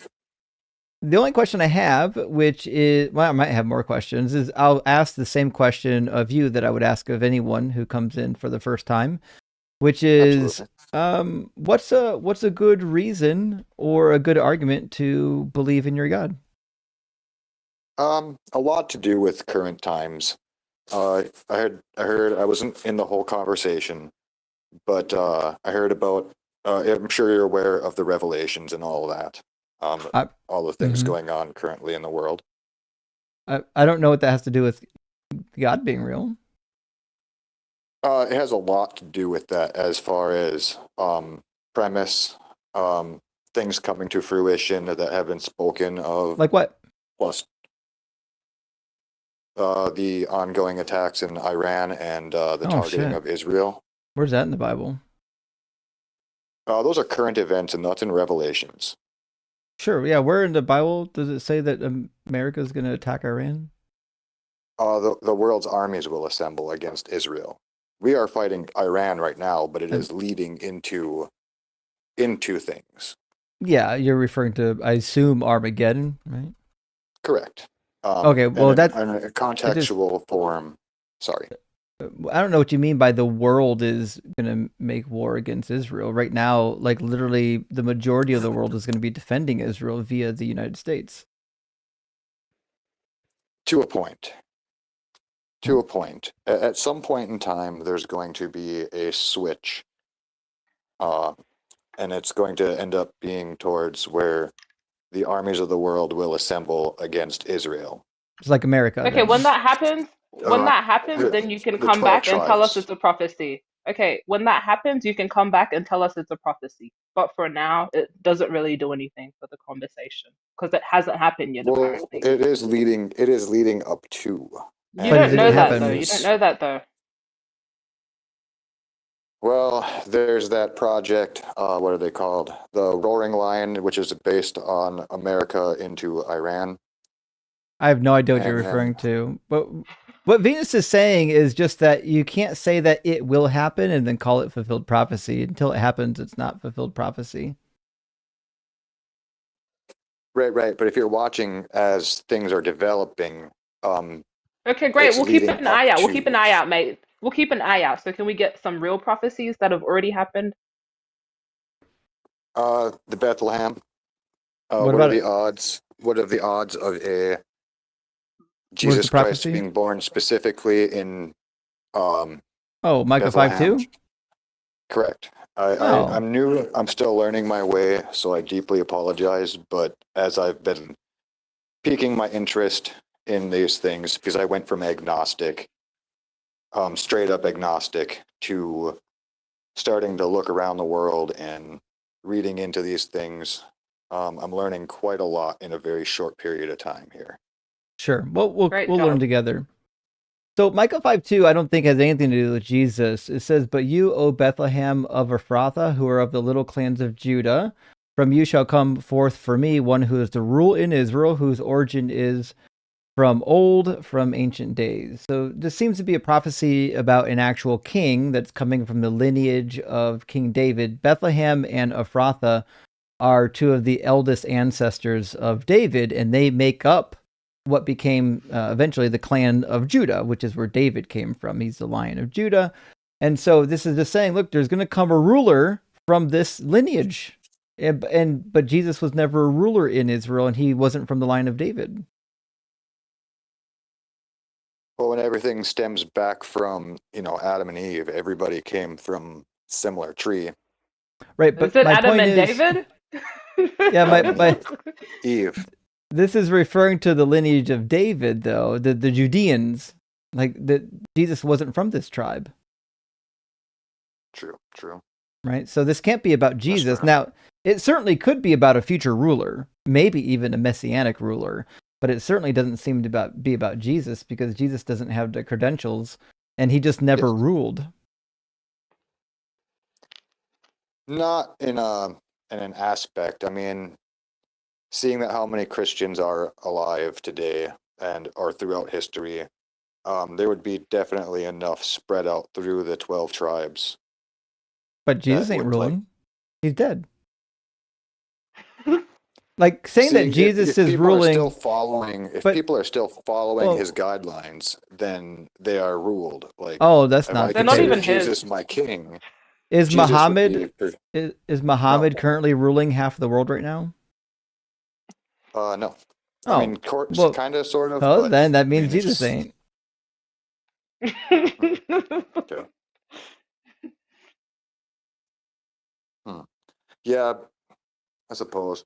I mean, I have a question as far as explaining if you can explain the chromosome findings with Ron Wyatt.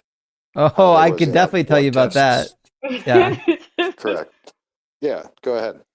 Okay, so Ron Wyatt is not an archaeologist. He's a clown. He's a nurse anesthetician. All of his claims are completely bogus. None of them have ever once been sent out for actual validation through real testing agencies. I specifically watched the video when he released it about the blood.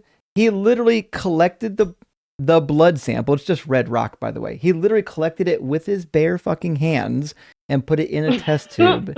And then later, the sample that he tested, his wife takes it out of the container and scrapes it again into a test container, breathing on it. Her skin cells are on it. We've got enough chromosomes in our DNA breath. Findings say? There were no DNA findings. Not a single DNA. No, hold on. There's not a single DNA lab once that was ever named. Even Ron Wyatt himself, when he gives these lectures, which I've watched, never once names the laboratory, because he doesn't want you to know who it is, because nobody actually did it. These are fictional claims. Just like he said, there were like chariot wheels at the bottom of the Red Sea. There clearly aren't. In fact, Ocean X mapped the bottom of the Red Sea like 4 or 5 years ago. There's nothing down there.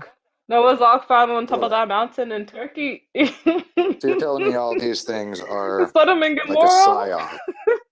No, it's not a psyop. There's one specific guy who's a known charlatan that claimed to have all these discoveries, and all the rest of the archaeological field said, no, the fuck you didn't. But Christians, they need validation, so they're like, oh, Ron Wyatt said it, it must be true. Ron Wyatt didn't find anything. He did not get the blood analyzed by Tel Aviv in Israel. He did not. The test results would be public and available if he actually wanted to make them so, but he will never do it because he doesn't have them. Also, he's dead. His wife would be in charge of that. She's the one managing his estate. Oh, They also well, don't I even know guess what Brownian motion is. If you watch the videos when they analyze the supposed blood inside of their lab, they literally magnify this blood, which again has their skin cells and their breath in it, and they discover, hey, when you magnify these things, there's motion, and they mistook Brownian motion to literally be living cells, even though I have no idea what a living cell looks like under a microscope. Like they just make blunder after blunder. They have no idea what they're doing, which is why no archaeologist agrees with them. Like the Turkish government sent a team of geologists up to the Duniper site to investigate the supposed ark, and they literally said that it's just a stone flow. It's just a rock flow. That's it. And they believe in It Noah. doesn't They're even Muslim. it doesn't even match the dimensions of the ark either. It's like way, way smaller than what an ark would look like to float on top of a flooded earth. Yeah. Well, I guess I would have to. Yeah, I guess this in turn makes me a little more questionable. I guess I'll have to come with more knowledge next time. I just kind of impulsively showed up.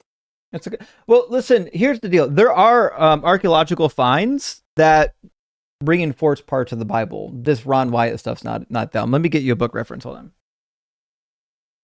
Yep.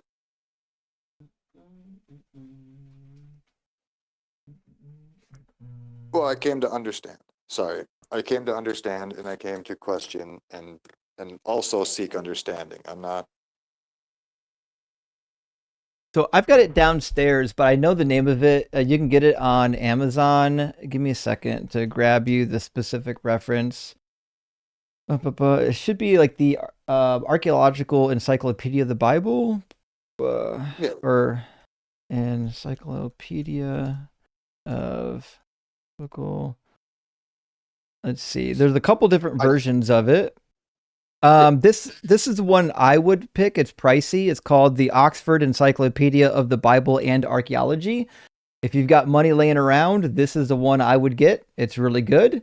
It obviously doesn't prove that the Bible God is real, but I think it's the closest thing you're going to get to like verifiable archaeological evidence for the Bible.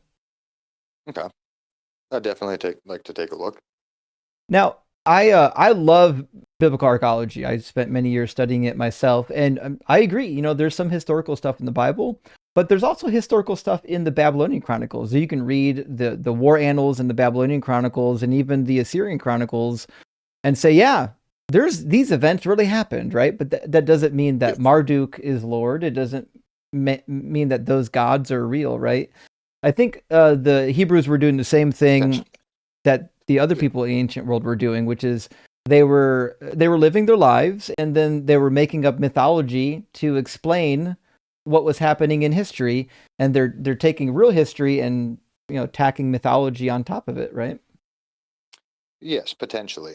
I would not like to say that our ancestors in the multitude were liars, and they're not much different from us, seeing that from an evolution standpoint, humanity actually has not evolved. Evolution would come from basis of growth and obtaining new or more beneficial, not to lose benefits. So that's like kind of based off of everything connects to everything, as Nikolai Tesla had stated. Oh boy.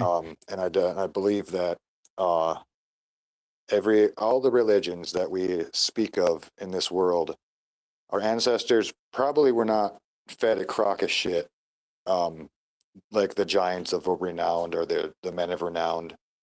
There is a high probability that they were actually all interconnected, as like verse angel to alien, I would say, as a estranged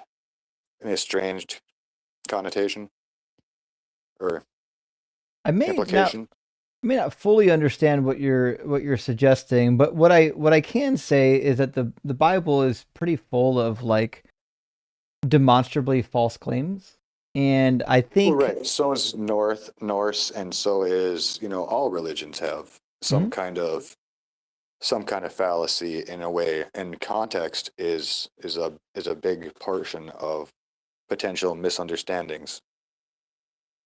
Sure, I agree. Not knowing the context of the Bible is problematic for trying to interpret the Bible. I'm pretty good with the biblical context, so I wanted to give you an idea what I'm talking about, though, because I think the New Testament authors didn't care about context, which is why they had these goofy quotations from the Hebrew Bible. So, for example, when Jesus was on the cross, says, after this, when Jesus knew that all was now finished, he said, in order to fulfill the scripture, I am thirsty. A jar full of sour wine was standing there, so they put a sponge full of the wine on a branch of hyssop, and they held it to his mouth. Basically, they're saying, like, Jesus said this in order to fulfill scripture, and the scripture comes from Psalm 69. But if you go to Psalm 69, it's pretty clear that Psalm 69 is not actually about a Messiah. It's not about anyone being crucified. In fact, let me pull it up. Psalm 69 is just a psalm of lament, specifically a song of lament from David. And so when we get down to the part that we're looking, like, it's literally just David crying about his situation. Insults have broken my heart so that I am in despair. I looked for pity, but there was none, and for comforters, but I found none. They gave me poison for food, and for my thirst they gave me vinegar to drink. Let their table be a trap for them, a snare for their allies. Let their eyes be darkened so that they cannot see, so on and so forth. So, like, this isn't a prophecy. Nothing's being fulfilled here. This is just David lamenting that he's in kind of a shitty situation. Right. Can I get some leads into finding about the Great Deluge? I would suppose, I know that there's multitude of religions that point to the Great Deluge or the Great Flood. Mm-hmm. And it names, and like my name in China would be different compared to in Europe. The pronunciations would be different. Mm-hmm. And we're prone to make mistakes as humans. Mm-hmm. So time frames and everything, we know that carbon dating isn't perfect, and there's a big wide range in that for marginal error. So just kind of, I'm not fully devoted into, I mean, I'd like to say I want to be devoted into scripture and whatnot, but I just kind of take all of it as a whole, as everything is, it's, one big story. It's the biggest story ever that leads all the way up to the conversation that me and you are having. I mean, the probability of this conversation even happening statistically should be impossible. I mean, theoretically, then everything's impossible, right? Nevertheless, to answer your question, do I have resources specifically on the Great Deluge? I can't say that I do. I feel like to get a good resource for this, you would need to actually be looking at geology, like the field of geology specifically. I don't know, because like Christians will do apologetics, but outside of Christians doing apologetics, you're not going to find a whole lot of groups of people that are trying to answer the question, was there a global flood? Typically, it's just like if you ask someone who's in geology, they'll like, well, here's the evidence. And all the geologists I've ever seen seem to disagree. Like, unless you are going to like that goofball from Answers in Genesis, it just seems to be the case that geologists uniformly agree that there wasn't a great flood that covered the entire world. It seems to be like nearly impossible. It does seem nearly impossible, but there are still different accounts from places that should not have been able to contact one another. Like who? It's in multitude of religions. Sure, but what I'm saying is like these flood stories come from different cultures, but like theoretically, if it was a global flood, then the other cultures would be dead and there would be no memory. Like, so if the Babylonian flood happened, which would have been way before the story we get from the Hebrews, it would stand to reason that the Babylonians would have been wiped out and they wouldn't be able to share their story. The only thing that makes sense is that these many flood narratives come about because there were multiple smaller floods that people probably mistook to be worldwide floods because they didn't really have a lot of information in the ancient world about how big it was. And then on top of that, you start adding in mythology on top of it, and you get to this end point where we have like a worldwide flood. But certainly we couldn't have had a worldwide flood just from a standpoint of geology and physics. Yeah, impossible odds.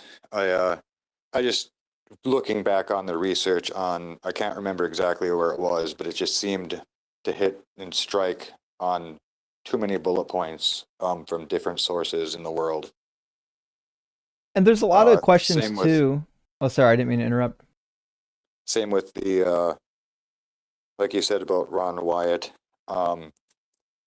In the, as far as I was aware, in the storyline of the Bible, which I could be either misinterpreting or just incorrect, or I'll leave openings for sure. But it's just in the expeditions they had done that there was the solid crack straight through at the point of where the where the crucifixion happened. That's Ron White again, my friend. That's not real. That's the same site where the supposed blood came from, but there's no evidence. I don't. Mm-hmm. Well, besides the actual damages done, that would be the proof of itself. Damage to what? The solid crack from the location to the basin. Basin of what? I've seen the actual archaeological site you're referring to. There's I've seen pictures of it too, and it was dead ass convincing. Convincing of what? And there was just a hole in the ground. Well, yes, but There's no way. They had found a crate. They had found a crate in there, and I don't. They didn't though. So according I haven't found anything deducing myself. So this is the place that I'm coming from. But boss, I will accept information. Ron Wyatt's own published narrative about the ark that was below the cross is that it was there, and then he left to go get resources, and then when he came back, it wasn't there. There were other people that were in the supposed garden location that went down there after he left that said, no, he's lying, it's not down there. And the guy who paid for that expedition, I forget his name now, there's a guy that he hit up for like 40 grand to pay for that expedition because he told him, I have seen the ark, I know it's down there. He took Ron Wyatt to court and won and got his fucking money back because it was clear that Ron Wyatt was just making up lies and was trying to fool people. Ron Wyatt's own son admitted that Ron Wyatt was a charlatan because Ron Wyatt was handing out coins. Ron Wyatt, when he went to the supposed Red Sea, he said that he found coins down there that were Egyptian and were giving them out to people as like paid souvenirs in order to help fund his supposed work. But the Egyptians didn't have coins until 500 BCE. He didn't even know history. So there couldn't have been Egyptian coins down there 1,000 years before they had coinage. To have your son come out and say that you're a fraud is sad, man. That is a little rough, so yeah. bad. That is stuff that I have not That's found so in bad. my personal findings. I have. You didn't I really look personally though. You have didn't look not too seen hard them. though. If you believed that, if you believed in the initial claim, you didn't really look too hard in general. Sorry to say. So, No, boss, don't be. Boss, here's the thing. You're a nice guy, and it kind of breaks my heart that you got tied up in the Ron Wyatt nonsense. My own father did back in the 90s, and we very quickly got out of that. But I do suggest asking yourself, when you hear about these supposed discoveries, ask, where's the journal that I can find the published data? Because all archaeologists, when they find stuff, they're going to document it, and then they're going to submit it for review, and it's going to be in a journal. And in fact, I'll show you one. This is one that's already post-journal, and they actually published their findings for the wider world. It was done in the 1950s by DJ Weissman. He found a bunch of tablets up in Anatolia. Typically, the location is called Alalach, and he literally published the contents of all the tablets and pictures of all the tablets. He even drew pictures of where he found each and every tablet. This is how real archaeology works, is you actually have to publish your findings and make them available for people to analyze. Ron White's never done that. Not a single thing he's ever done has ever been analyzed by a single real archaeologist. Okay. Okay. Yeah, as far as I was looking into, and I guess ChatGPT is a horrible reference. Yeah, it's not Absolute, great. absolute horrible. No, no, I just, I haven't started that long ago, to be honest. And it started basically in more terms of recent events going on that made me start questioning. And then, like, looking, because I was obsessed, I'm not obsessed, but I like horror. And it's fascinating that you can't, like demon possessions and all that. There's been a wide range of, a lot of speculation and a lot of pretty convincing aspects of the things. And it is wild to know that you can't come to some, approach entities or things that unexplainably using Muhammad or any other deity, but the name of Jesus Christ has such a strange power over things. And it does raise questions nonetheless. I get why that would be convincing to someone who hasn't spent a lot of time thinking about this, but we've got exorcism in like every religion. Like we've got exorcisms even in the Hindu religions. We've got exorcisms in Islam. They're pretty common, but the thing that is interesting to me is we never see atheists get demon possessed. It's only religious people because it seems to be a psychological phenomenon, not a real demon possession. Now, listen, if I witnessed somebody that was demon possessed and they were like floating in midair and somebody, I was there to witness it, then fuck, maybe I'll believe in demon possession. But all the demon possession I've ever actually supposedly witnessed is just somebody that probably needs like mental help. And we've also discovered that people that are prone to demon possession happen to never get demon possessed once they get on medication, which would lead us to believe that what they need are anti-psychs. Yeah. I have been potentially delving into the wrong angles of things. With the recent outbringing of people admitting openly and widely selling their souls for marginal gains, and the way that the way that the world is coming Where can I forward. sell mine? I'm a bit broke at the moment. Where can I sell my soul? Hit I'm up the literally so crossroads. poor. Hit What up the crossroads? crossroads. That's Is that like beyond a my joke that I knowing. missed? Okay.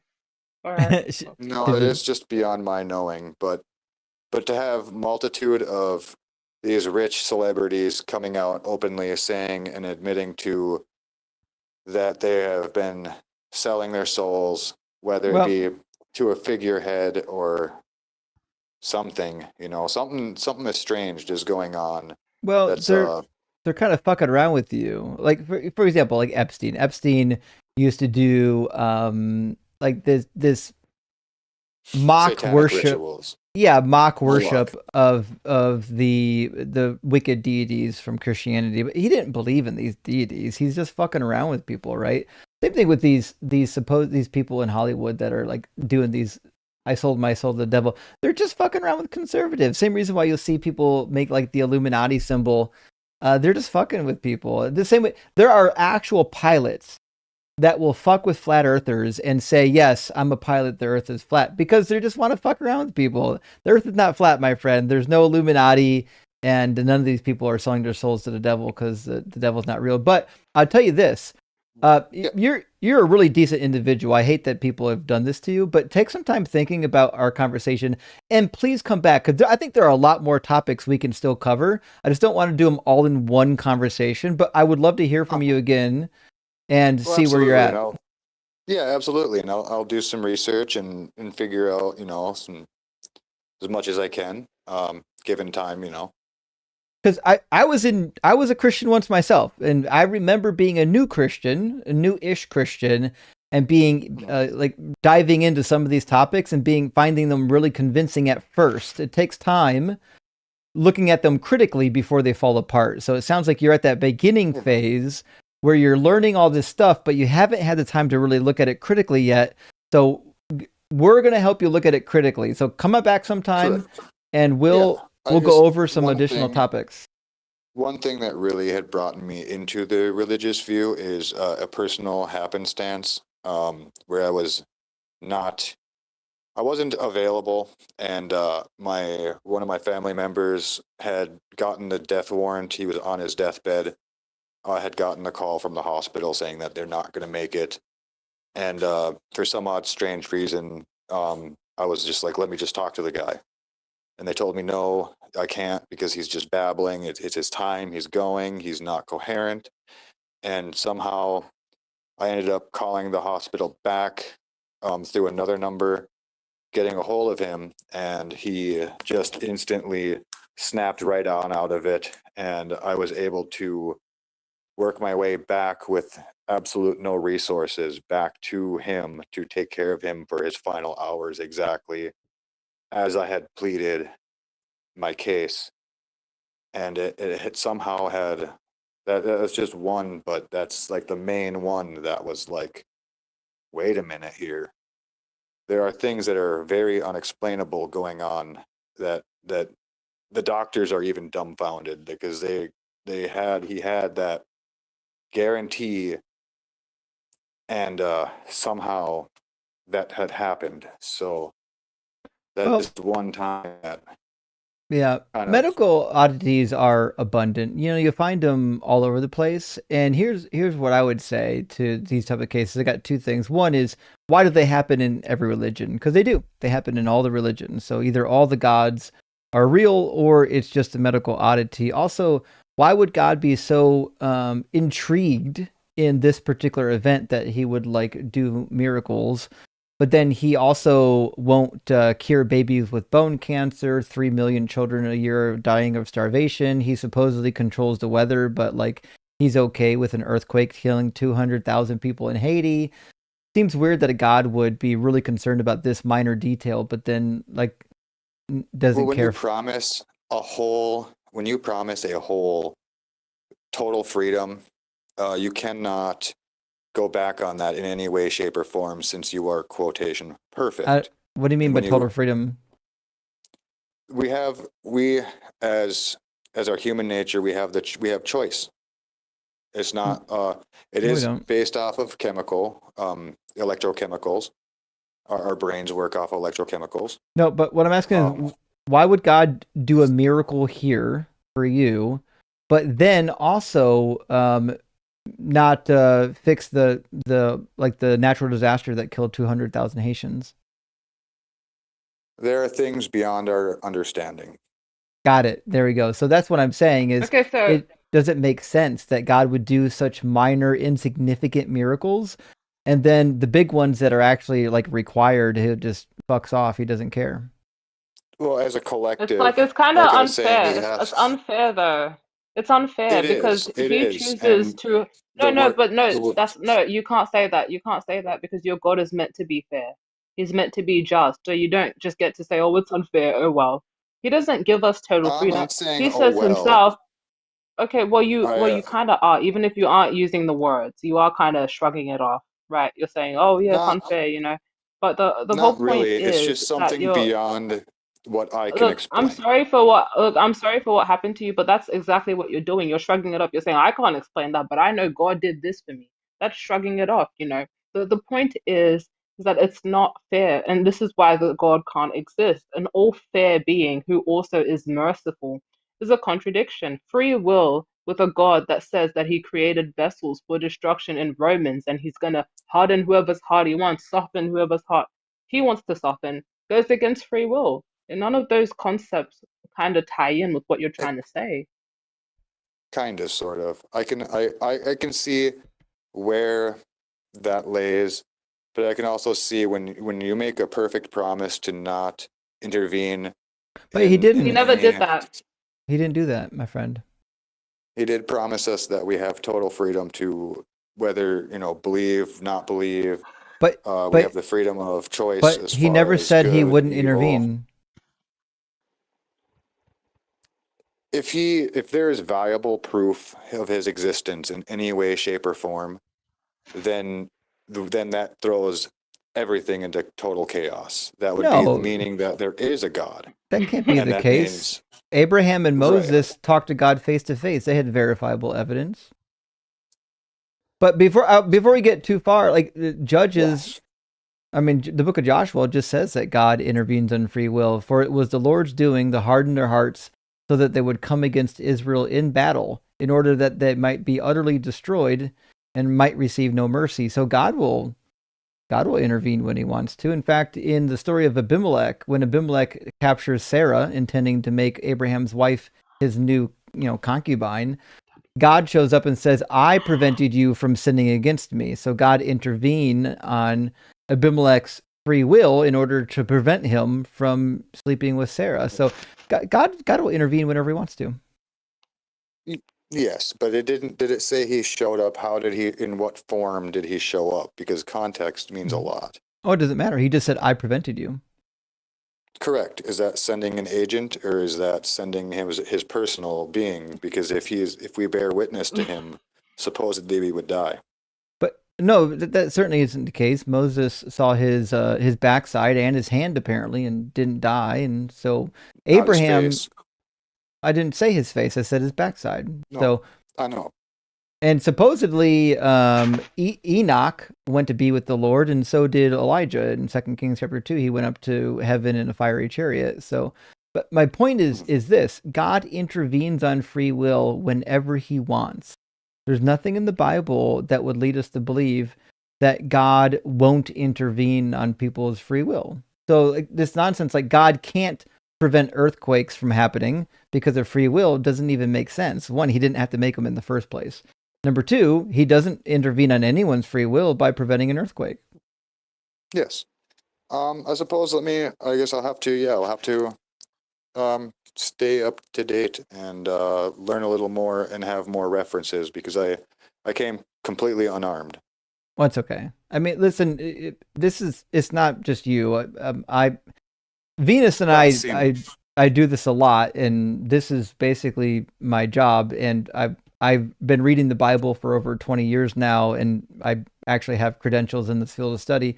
But the verse I was going to show you was when God prevented Abimelech from sinning. He says, I know that you did this in the integrity of your heart. Furthermore, it was I who kept you from sinning against me. Therefore, I did not let you touch her. Now, it doesn't really matter to me how he did it. All we know is that God just prevented him from doing something, which could only mean that he intervened on the man's free will, right? That is true. But anyways, listen, we did cover a lot of ground today, and I think it was a fun conversation. But we do have some other guests that I want to get through before we have to end the live stream. But please come back. I think I really do enjoy talking about these topics with brand new believers, because they're typically pretty open to reading the Bible for what it says. They haven't already started engaging deeply in the apologetics. Okay, that's fair. Yeah, I'll have to do a little more proper research. I can't say that an almighty being would be stuck in one book or pertaining to just one field. And there should be an abundancy. There is an abundancy, but again, I'd have to come up with proper references. Everybody's beliefs are different, and And some people have facts and some people don't. Right. I came unarmed, and that's my mistake. It happens. We'll talk again. Well, yes. I very much appreciate you having me on here. All right, friend. Have a good night. We'll talk to you again, okay? Yes. Bye. Cheers. I'm just saying, man, we all have our beliefs. Yeah, I'm picking up some new shoes, so I had to call the lady. That's in a few hours though. But yeah, it's like you can do research, but you shouldn't just do research to try and prove what you already think. You've got to just if you actually care, then I guess you can study the Bible, but you got to be open to being wrong. Like you've got to be open to everything that these billions of people who believe in this thing are talking about, them being wrong. You've got to be open to that, or you're not going to get anywhere, man. Or you could be Philly Sports Live in the TikTok comments shouting repeatedly that you're wrong, you're confused. Well, buddy, you can get in the guest box and prove us all wrong. And maybe you'll be the one to get it all done. All right, friends, I'm going to read a couple super 400 souls.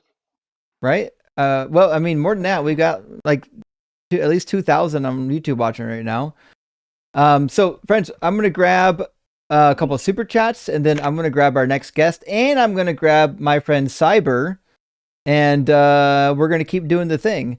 Carnage, thank you so much for the $10 super chat. Good to see you tonight. It says, I vote to make Venus a semi-permanent co-host at a minimum. Well, fucking A. People love you, Venus. I can't be waking up at 8 o'clock, guys. Please don't do that to me. I play Call of Duty till 3 a.m. Fair enough. When Venus and I cross our time zones definitely. You know, I've only popped into your live stream like once or twice, right? I need to find you live more often. When are you typically live? It's hard. Look, okay. I would have started going live. If I was going live by myself, I would have started about an hour ago. So about 12 Fair p.m. enough. in Australia, whatever time zone that is for you, about 2 hours back from now is when I typically start going live. Sure thing. Okay. I don't have YouTube though. I only have TikTok, guys. I don't know how to do For now. YouTube streams. It's a whole thing.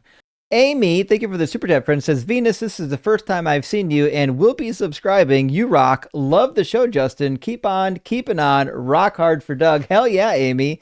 Definitely get on TikTok and find Venus's profile. You'll definitely won't regret it. I've been following Venus the whole time I've been on TikTok. And Tracy, thank you for the additional super chat. Says, Justin, be arming the enemy. You could do that, actually. When you have the superior weaponry and you have the truth on your side, it's actually not that big of a deal to arm the enemy with a little bit of something. At least make it semi-combative so that you're not doing like weird, Ron Wyatt arguments. Okay, I've got time for one more guest for sure before I have to read super chat. So I'm going to bring in fucking Cyber and J Mike, and then we're going to get our last guest in here. Welcome in, friends. Oh, Venus, you're gonna make me Google that acronym. I don't know what that means. I'm an It old means, man. wow, Unc status. Unc status doesn't know what SYBAU means. No, I'm bad.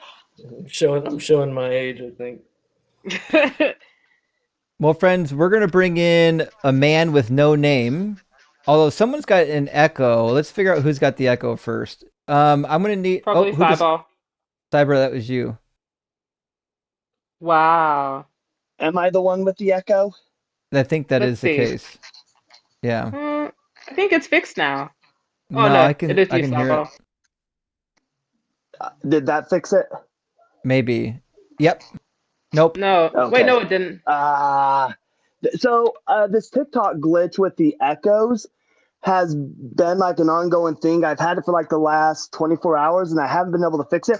I thought putting earbuds in did fix it. So I'll just go on mute when I'm not talking. It's echoing through the top of your hat, so you got to let the sound out.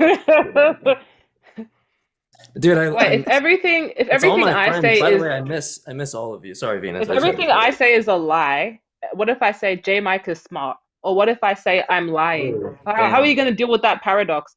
Everything I say is a lie, I'm lying. Easy for me because I have imposter syndrome like crazy, so it's probably true, right? Well, friends, let's grab our guest and we'll get some conversation rolling. Welcome in, man with no name. What would you prefer to be called while you're here, since you don't have a name? I'll go by Matthew. It's fine. So we're gonna start this engagement with a lie. Actual name. I just thought it'd be cool to put it in man with no name. Fair enough. All right, so Matthew, welcome in. Are you at least 18, and do you believe in God? Yes, I don't believe in God. Partake to exactly what it is.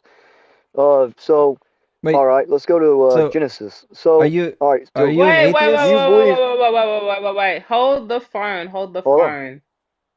Do you believe in God? I do believe in something. Is it God? I do not believe in God. No, I believe in Oh, something. Okay, well, buddy, I'm sorry. You might have to dip. yeah, buddy. We're just I we're believe. we're No, debating it's people that God. I do believe in believe. I God. mean, you can term it. You can term it to God, but it's just like I said.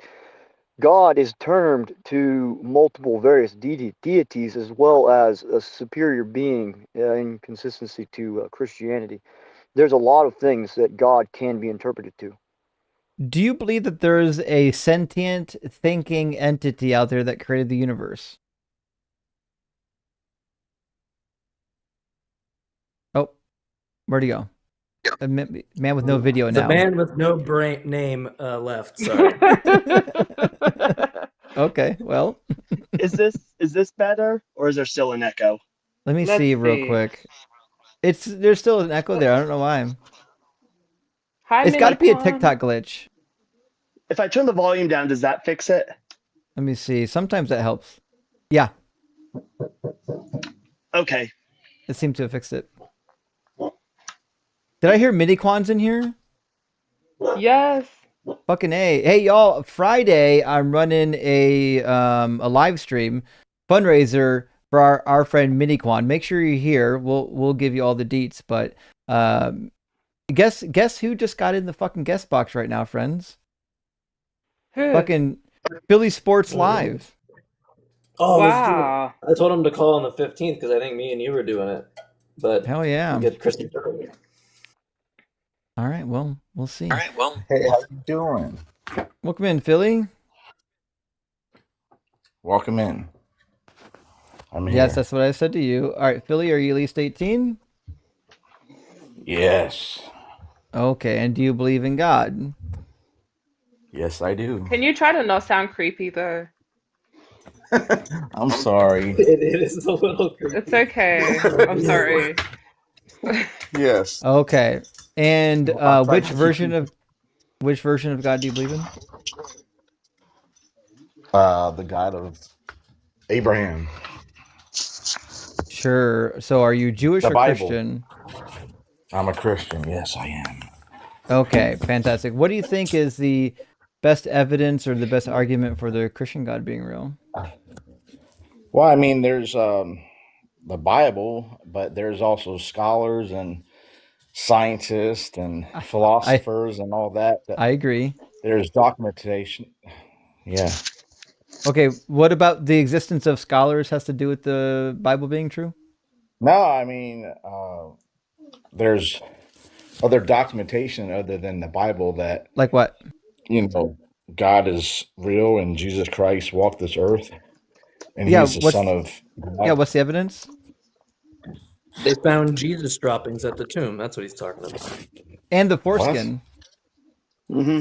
That's on Saturn. See, you're just mocking. That's just ridiculous. We're making fun of your claim. So what's the evidence that any of this is true? You're making fun of God. Just saying we are. What's the actual evidence? Don't just say that there is evidence. Well, I mean, there's other manuscripts and like what letters about.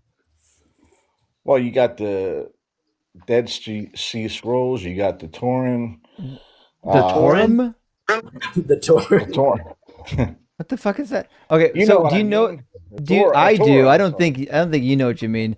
What do you think the Dead Sea Scrolls prove? Whatever. Well, I think you're lost. So I mean, what do you think the Dead Sea Scrolls? Trying to present evidence, if and you you believe don't it or even. not. Hold on, real quick. Don't tell him he's lost when you're trying to present evidence and you don't even know the name of the You're evidence. lost too, buddy. Is that Torin Yeah. with an N or an M? I think what he meant What? to say is the Shroud of Turin. Is that what you Yeah, meant it's to the say? Shroud- It is yeah, embarrassing. We have to make your Turin, argument for you. This is the sequel to the movie The Man with No Brain. Part 2. Yeah. The Shroud of Turin is quite literally my Maccabean revolt. Whatever. But I mean, there's different. There's different evidence for. Like what? We're asking you for the evidence. I and just told you. The Dead Sea Scrolls aren't evidence that the Bible is true. What do you think the Dead Sea Scrolls prove? That there is a God. How? I mean, look around you. Look at the trees and the birds. Yeah, he's a troll. Actually, He's a troll. Yeah, I've actually got an argument for why God isn't real. Do you want to hear my argument for why God's not real? Well, I got this real quick. It's raining. Hold on, I'm sorry. Cyber, you're moving around and I can't hear your voice. I could just hear your background right now. It was really loud. Is it me? Can you hear my voice now? So I'm going to go look at some trees right now. I'm going to look at some trees, see if Jesus is up there. So no, you don't know what I mean. In the creation. So, Philly, Wow. I have an argument for why God's not real. You wanna hear it? Why? Okay, go ahead. Yeah, I hear it. Look at the trees. like, Jesus, Paul, are you up there? God. Jesus? Like, Is maybe that he's you? in this tree. Is he in those trees? You can see I think he might be in that one creation. with the koalas eating gum leaves that they can't digest. Mock and mock. Okay, you guys find judgment when you Well, no, what's your response dead to and Justin? gone. Hold on. You'll What's your find and see that God is just real. Just ignore it. What's your response to Justin? Like when we look at the trees, we see that naturalism is true. Okay. Right? We just it's embedded in the trees that naturalism is true. That's what we think. So what's wrong with that? If you compare our body to like the trees, we're talking about trees. We're talking about trees, not bodies. I said look at the trees, not look at the bodies. Well, like, I mean, is this guy the Lorax or something? What? The Lorax? Are you the Lorax or some shit? Because why are we looking at trees? This needs to stop. This argument needs to stop. Be serious. Like obviously looking at some fucking trees is not going to prove your God. I mean, what you want to say? What you want to say is that the world I is wanna see. designed. So give us the evidence of a World designer. is designed by a creator. Okay, if I do a painting or a drawing, it's created by someone. Yeah, by That would painters. be We know painters make paintings. Well, yeah, but we've witnessed it. There has to be a designer. Why? So We're trying to understand that. We're trying to understand that. We're trying to understand that inference. You can't just go, hey, there's this thing that happens in the world, and we go, yeah, they're painters, like humans, non-omnipotent, non-omnibenevolent beings, right? All the properties that God doesn't fucking have, right? We'll all agree on that. But what we don't have background data on, right, is God's creating things, supernatural agents creating things, or doing anything for that matter. So okay, we're trying to understand how you get from that, right? How you make the inference that therefore there has to be a creator. That's just not a good argument, right? Okay, well, how does the universe exist? You guys can't. A question is not supporting your view. A question is not supporting your view. A question is not supporting I'll take your argument and raise you a question completely unrelated. I didn't mean to pivot. I mean, you kind of did. It's okay if you ask a question, like if it's clarificatory, right? You want to make sure you understand what I said. Wait, is that a word, J. Mike? Clarificatory? Yeah, I'm gonna change. I'm never gonna let you live that down. No, you're never gonna live that down, J. Mike. I'm pretty sure it's a word. I think I Googled well, it the thing before I is, used it once. Every time I there's see no you, I'm gonna God, say that. There would be no science. Sounds sexy, doesn't it? Do you hear me? If there's no God, there would be no Clarificatory. science. God is in science. You know that. No, he's not. I don't know what you Who's mean. science? Yes. What does that even Who's mean? the science guy, and how is God in him? Okay, go to quantum mechanics. You know how that Oh, works? Jesus Christ, quantum mechanics. What? Buddy, you don't even know how words work. You shouldn't be doing quantum mechanics. Wow, man, you Tell me what quantum mechanics. What is quanta? Tell me what. Just tell me what put people down and mock. Hold on, no. Just tell me what quanta. Just tell me what quanta. You enjoy mocking people. Just tell me when someone uses the term quanta, what does that mean? What are they referring to?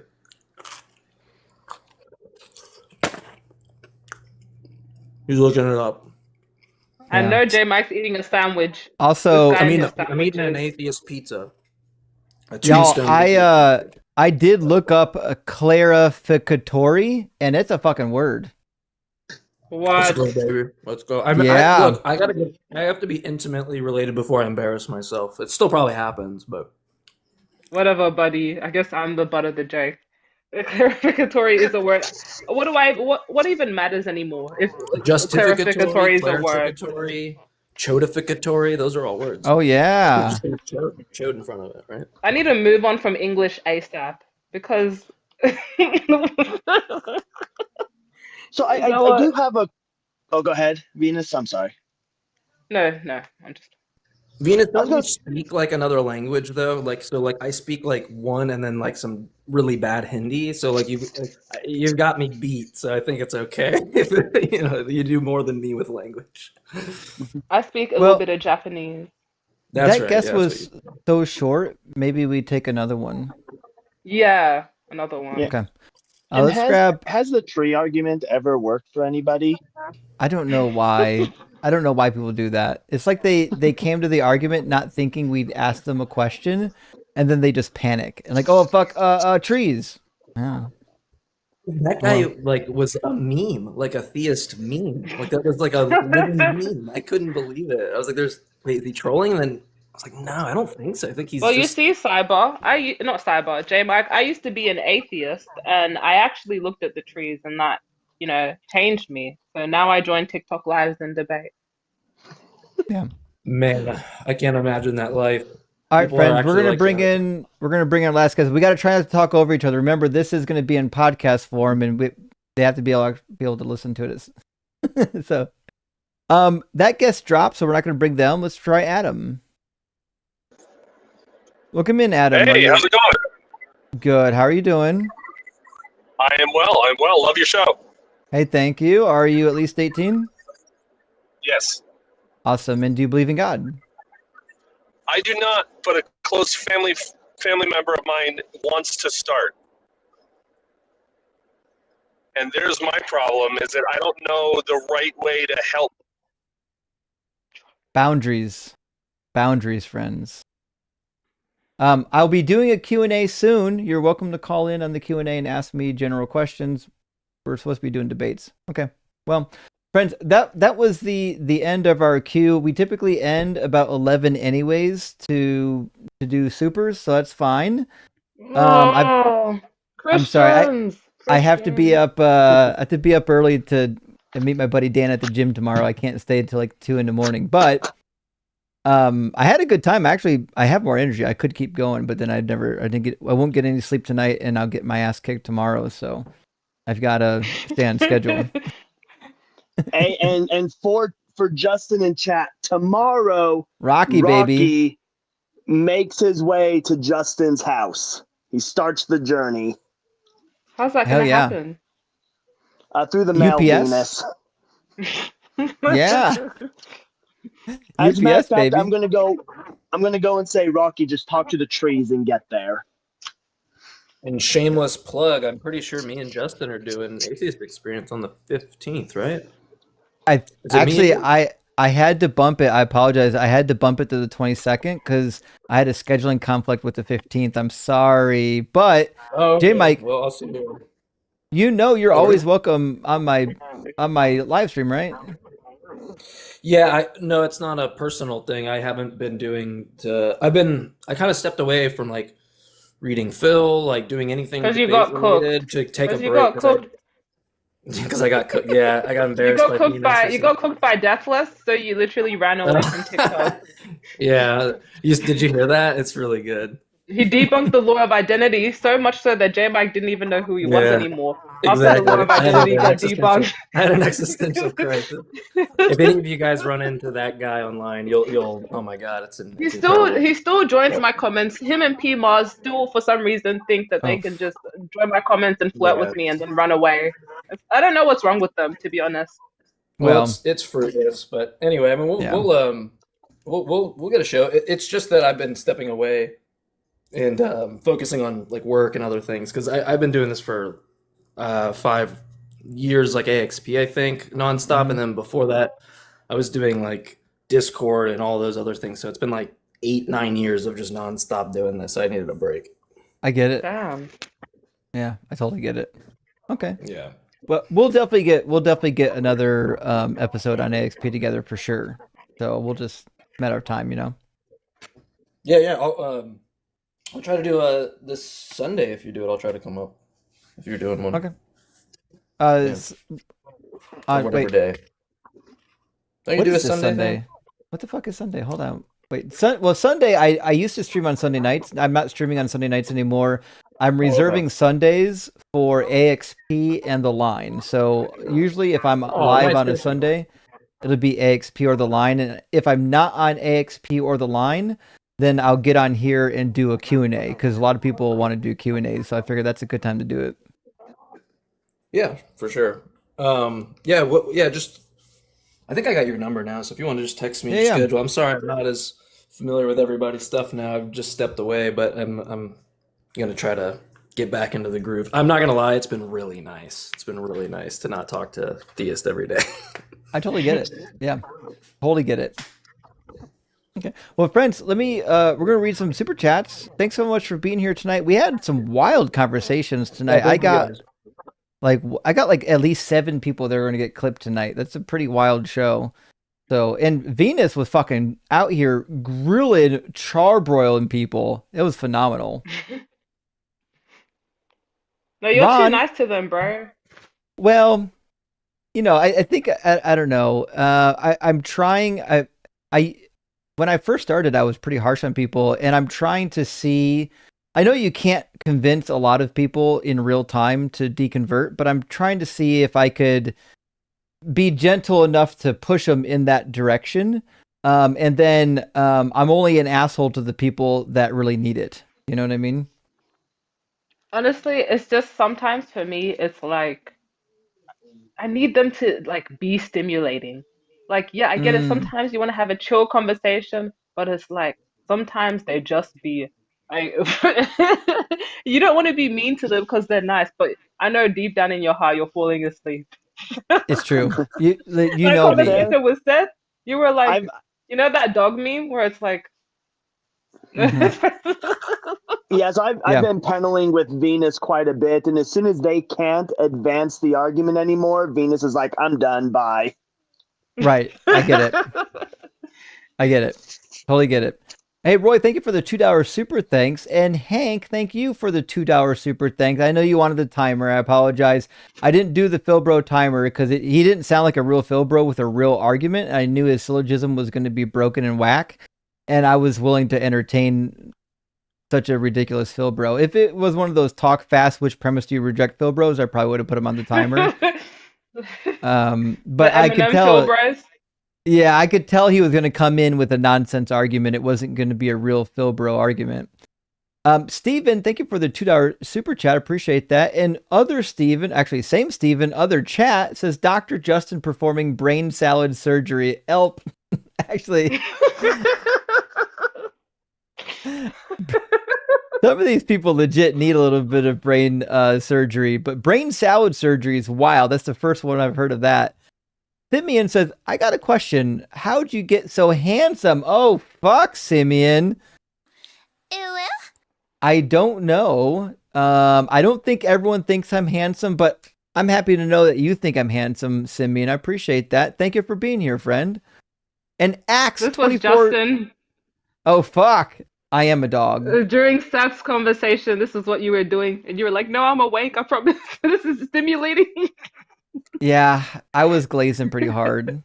I like him, but he has to understand, and I don't know if you're watching, Seth, I like you as a human being, but you have to understand when you come in here, like half my audience dips almost immediately, and it like ruins my metrics. I will up the whole life. You have legitimately cost me $250, Seth. So I do this because I love you. Acts 24 says, why don't you mention 2 Samuel 20 verse 3 in the story? I don't know which story you want me to include that in. I'm more than happy to, whichever story you think that goes to, I'm more than happy to include it. I have no idea what exactly you're referring to. I'm usually referencing 2 Samuel 20 in regards to chapter 21. So I don't know what you mean. This is a weird question, but you're a Christian. You have Acts 2:42 in your name, so you can't be thinking logically about this passage or what it means.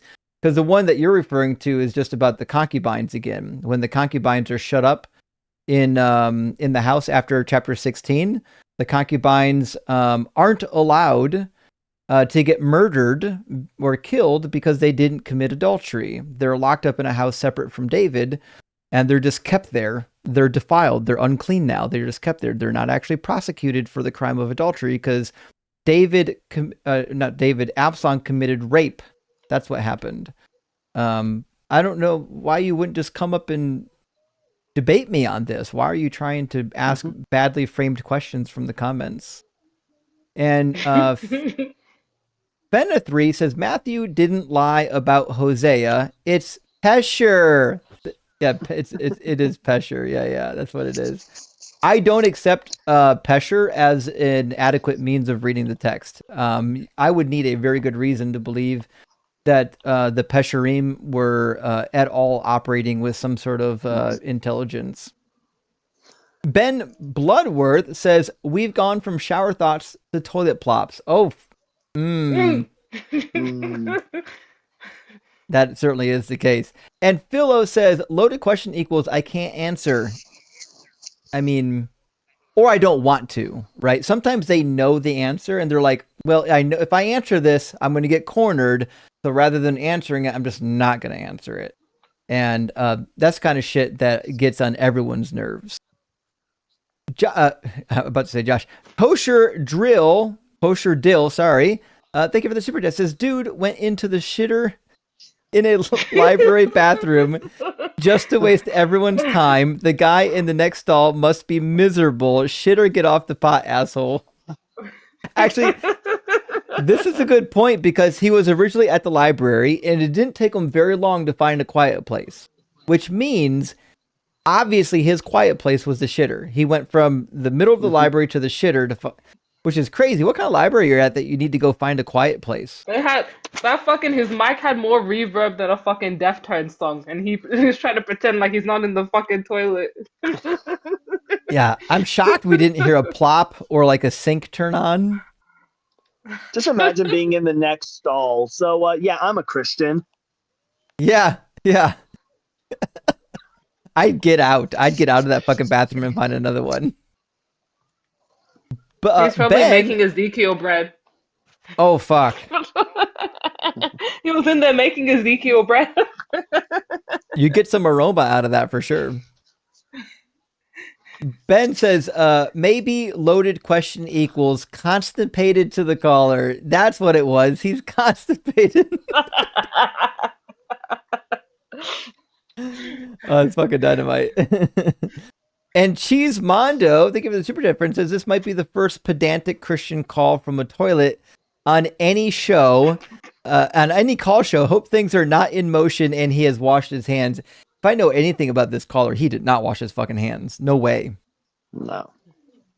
I can't. They wanted to be just like stinky Jesus and his stinky disciples, stinking up the whole camp. They had to tell them to go poop outside the camp. The tabernacle smelled like shit, and the Pharisees' noses were bleeding. 100%. Trent says $20, says this guy huffs his own farts. He's probably been stewing in the smell of his own shit for an hour. Imagine getting stuck on the first question. Could you imagine waiting all that time to get in, having to go to a public restroom just to get stuck on the first fucking question? It's because his brain was constipated. You know what? It's an allegory. It's an allegory for constipation. It is.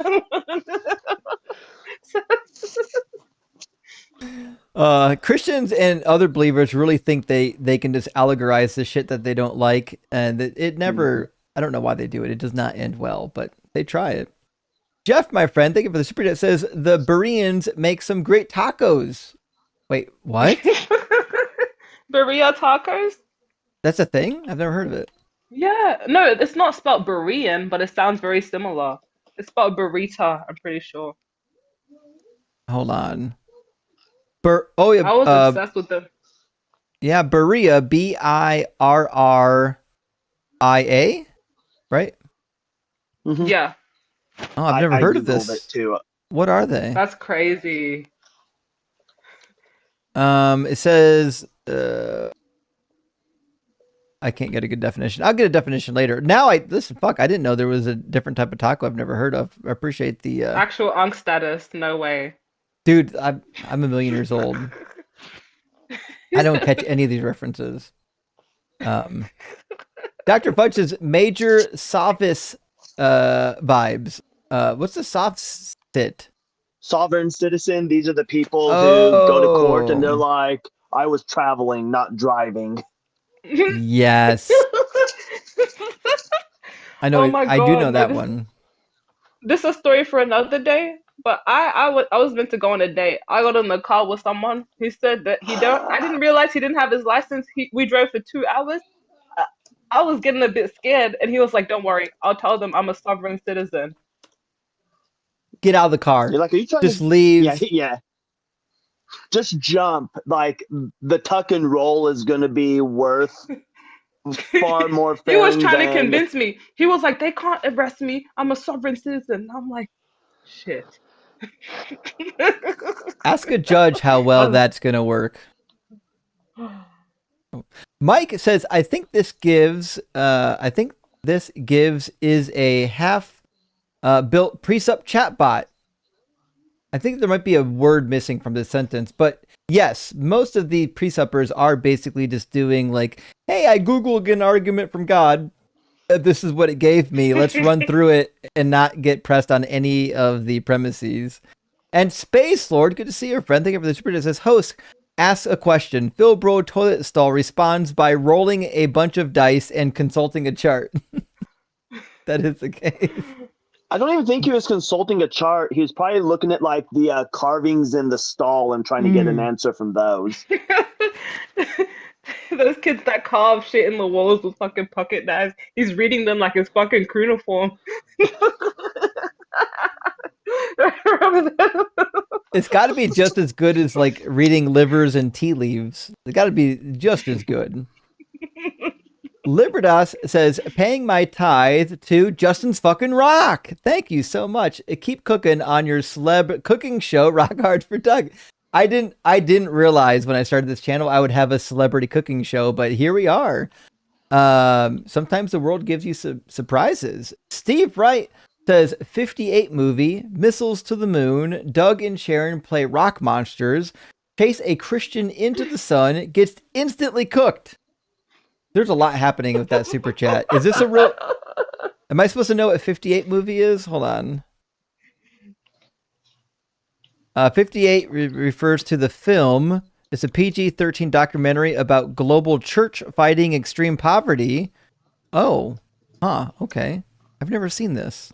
It says, the inspiring true story of the global church in action, witness bravery and determined faith in a journey from the slums of Kenya to the streets of... This doesn't sound like a movie I want to watch.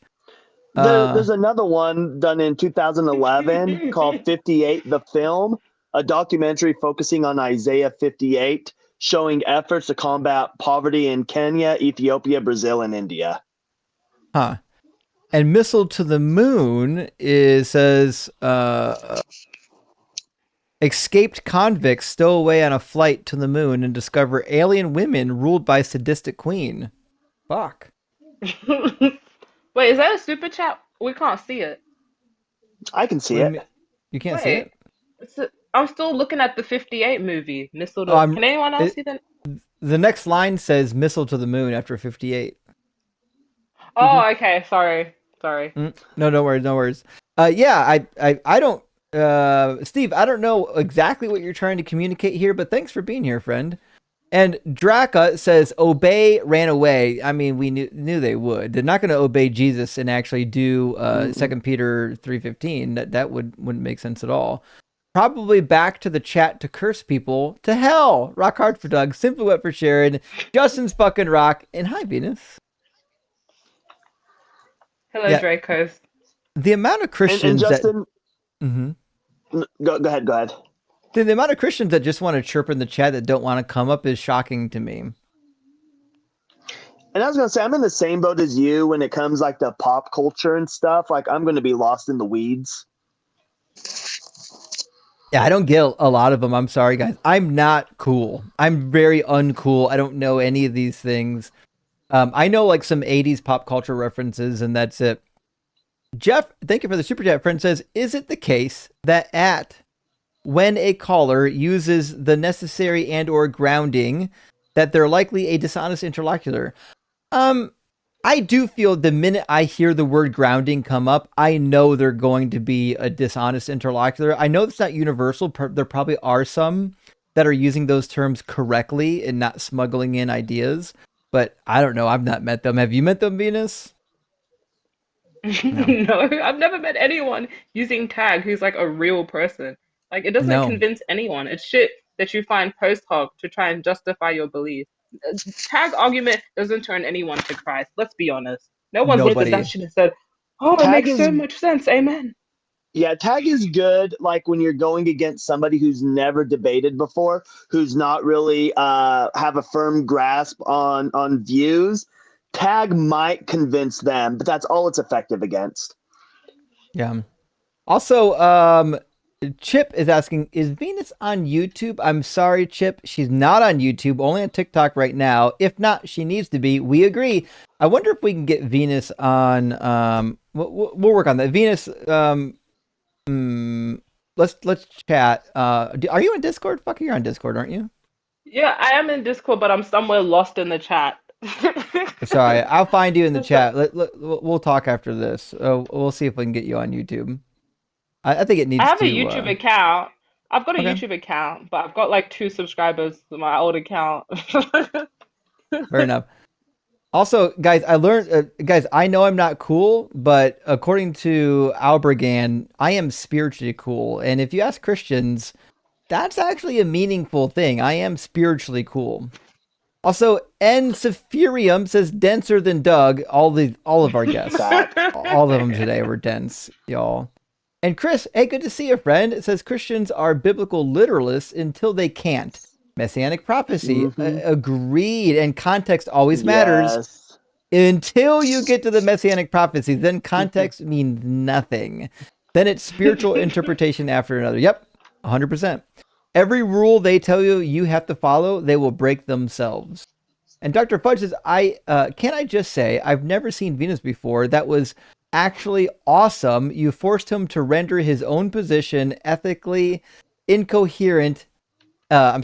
Ethically incoherent. Amazing. Venus is fucking Thank you. A boss in this field. I don't know. Those who aren't on TikTok just don't know yet, but those who are on TikTok know about Venus. They're like, this is not news to us.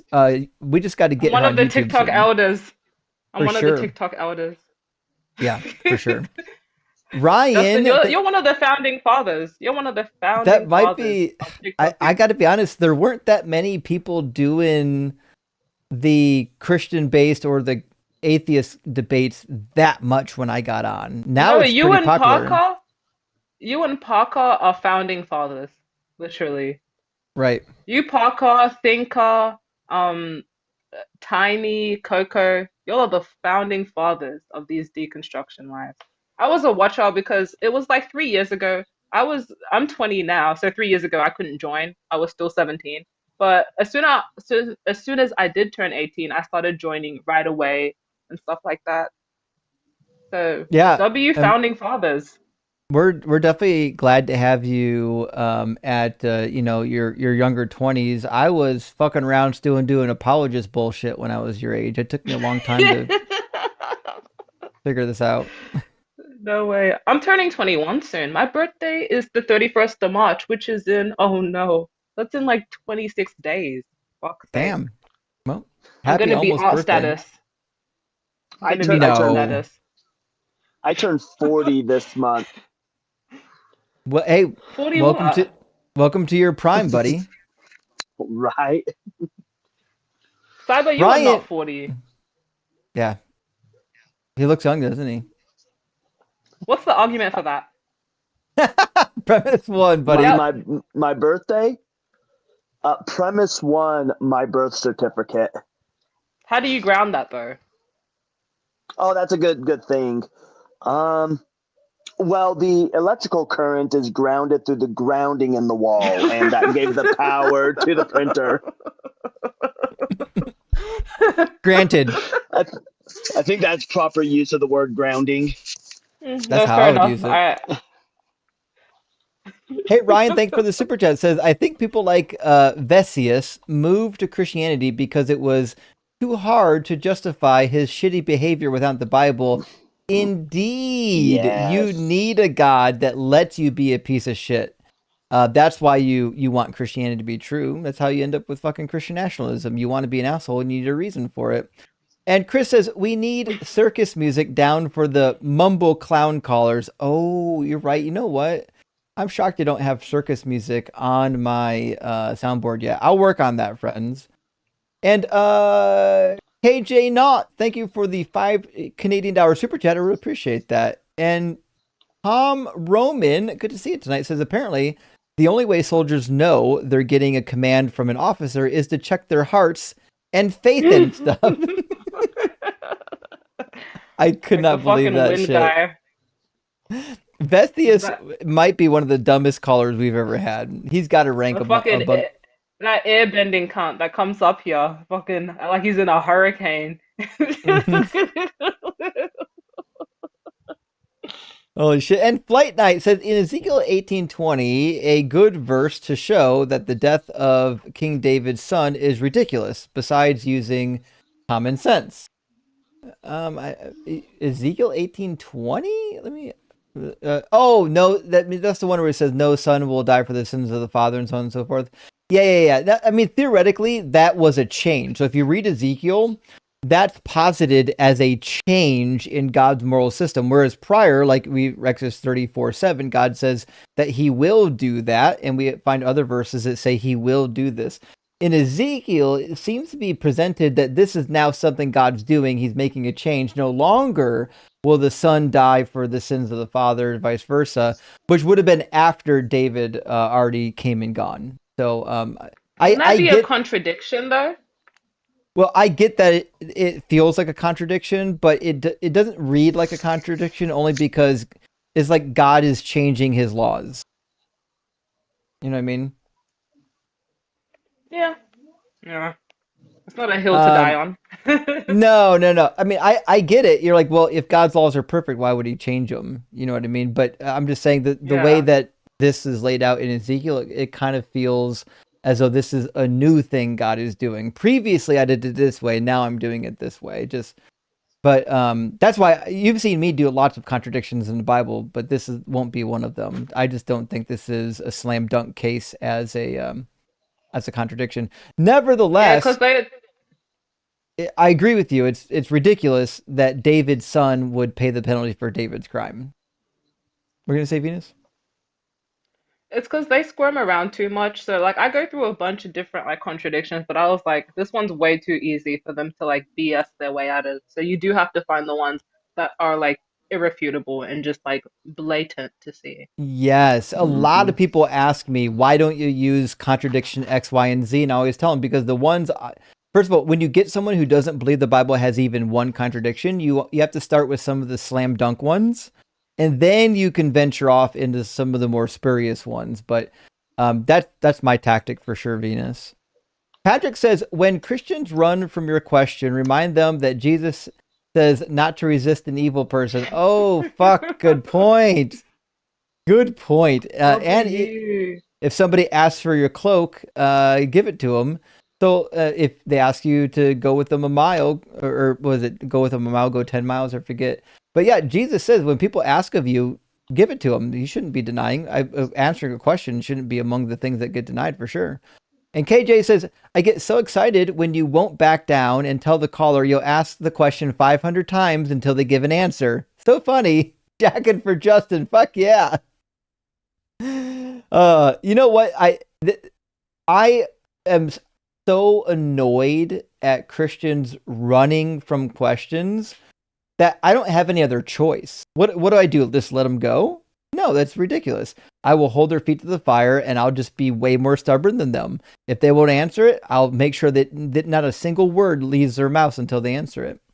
Beard of Empathy, good to see you tonight. Hope you're doing well. Says, how many therapists does it take to change a light bulb? Just one, but the light bulb has to want to change. Okay, that's the therapist joke, Beard. I don't dislike it. I think people in your profession might enjoy it a little bit more, but it was a good one. Rock hard for Doug. Lava lamp life and feeling salty. Absolutely, we got all three of the deities in there. SLS friends, SLS. And Reverend Nate, good to see you, my friend. Hope you're doing well. Says, how much sinning do we got to do to get God to send Jeebus back for round 2? I volunteer to drink and cuss just to bait God into pulling that shit off twice. You know what? No. I mean, even if he doesn't, like, Jesus died for nothing if you don't sin, friends.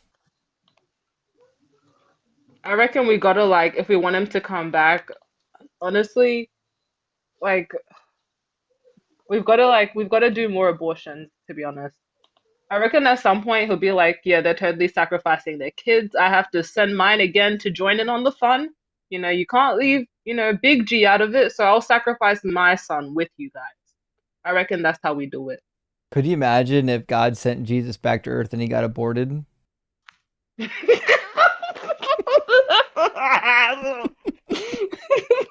Fuck, shit! Did not see that coming.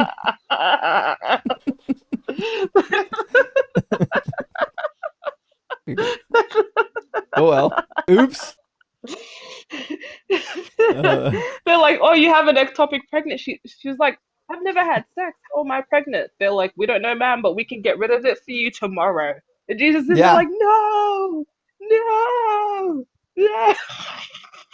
It does work too. If you read Matthew 21, the parable of the wicked tenants, there's a parable that basically is suggesting that God didn't know what was going to happen to Jesus.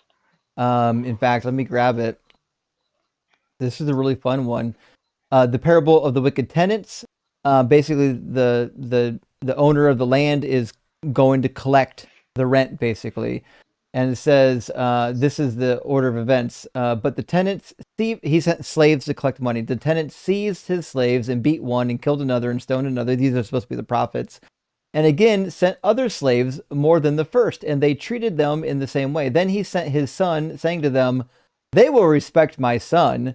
But when the tenants saw the son, they said to themselves, this is the heir. Come, let us kill him and get his inheritance. So they seized him and threw him out of the vineyard and killed him. Now, and so on and so forth. It's just the story of Jesus, right?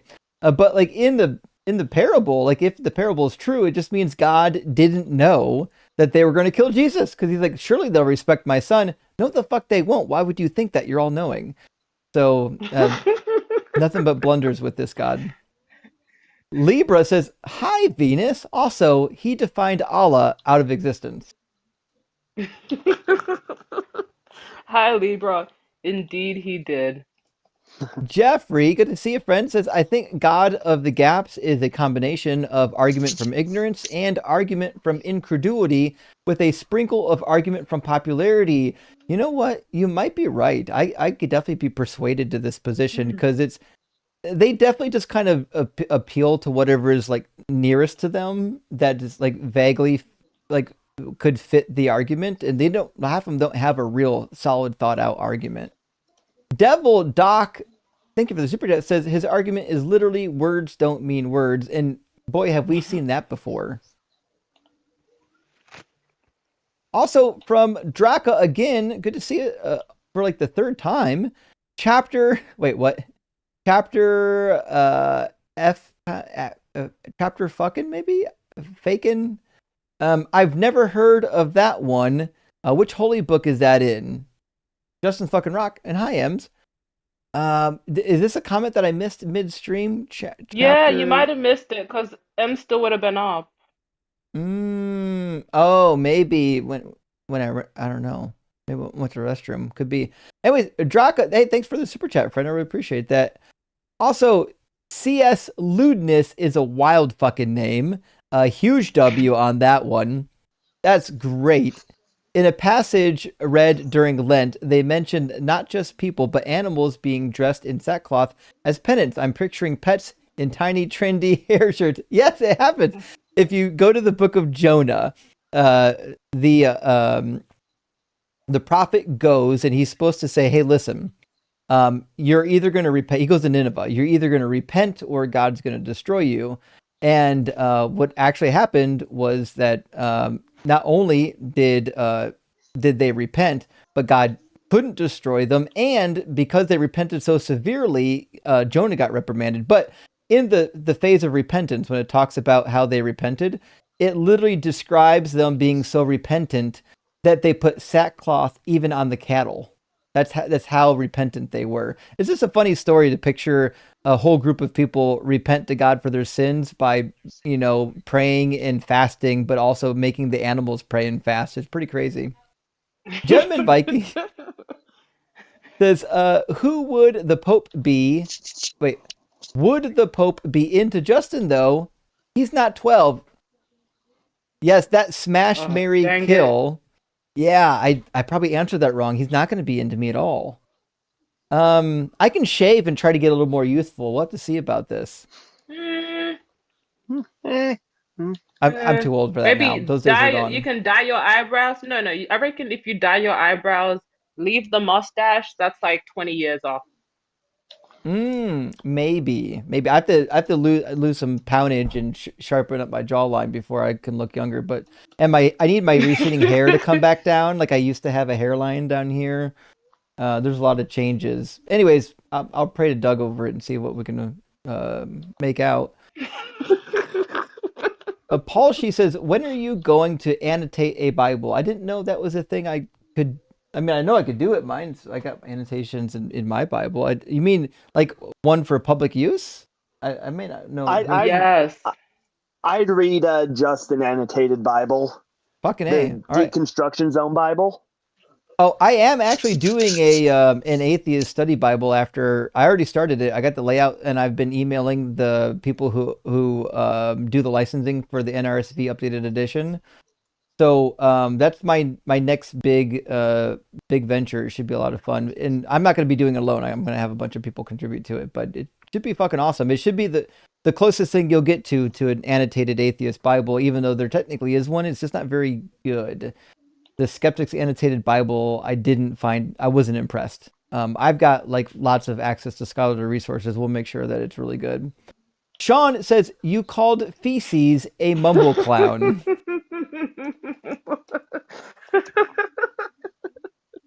I love the word mumble clown, bro. Mumble clown is really good, actually. Hey, guess what? Daniel De La Noche is with us tonight. Good to see you. Says, problem with the flood. Evolution doesn't happen even nearly fast enough for there to be the current diversity of species in 3,500 years. Yeah, I mean, I think we know that's the case. Christians do have like excuses for this. Like they do have, what do we call it? Apologies for this. I don't remember what they are though. Venus, do you remember? Look, so I saw that debate between Aaron Ra and Stewart and this lady. They were talking about creationism.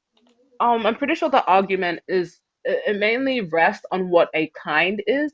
So there's different classifications for life, domain, phylum, and all those different things. They try and argue that a kind is a sort of biological classification for life. So the abbreviation is do keep ponds clean or something frogs. I haven't done biology this year, but yeah, they try and argue that a kind that is mentioned before the flood is like a classification of species, which it isn't. Aaron Ra's a biologist. He wiped the floor with them.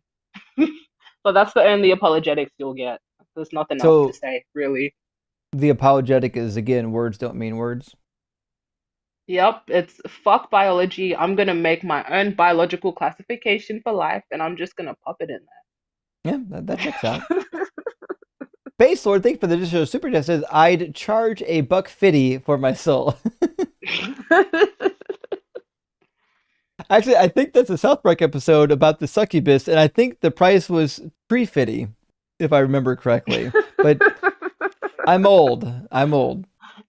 Gentleman Viking says there was an actual Illuminati. It was a scheme to smuggle books banned by the church into Bavaria. Okay, this is actually really interesting. So people don't know that the Freemasons and the Illuminati started out as legit organizations for public discourse that was illegal to have. So they had to have underground meetings where they can do like philosophy and politics and things like that and not be an actual threat to the government.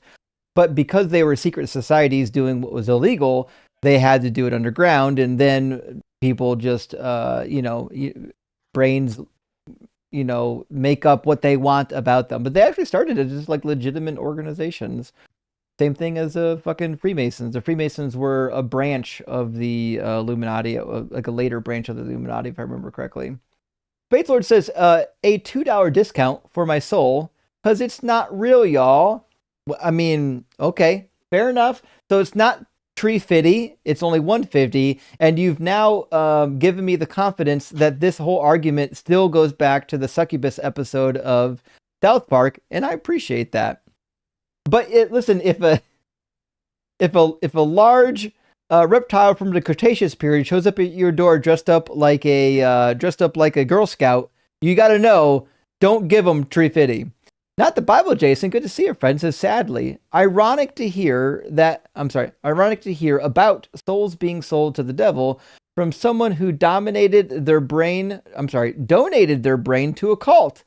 Just free, no money, not even a free drink. This is a fair point, not to Bible, Jason. Like, we're at least getting shit for our souls. What are these Christians getting? You get a sip of grape juice and a stale styrofoam cracker. It sounds like a trust me, bro. Like when we sell our souls to the devil, we get immediate success in this world that pays off. When you sell your soul to Christ, you don't get shit. In fact, you suffer in this world theoretically, and then you die. So it's just a huge trust me, bro. It sounds like. Fuck. One up for the devil.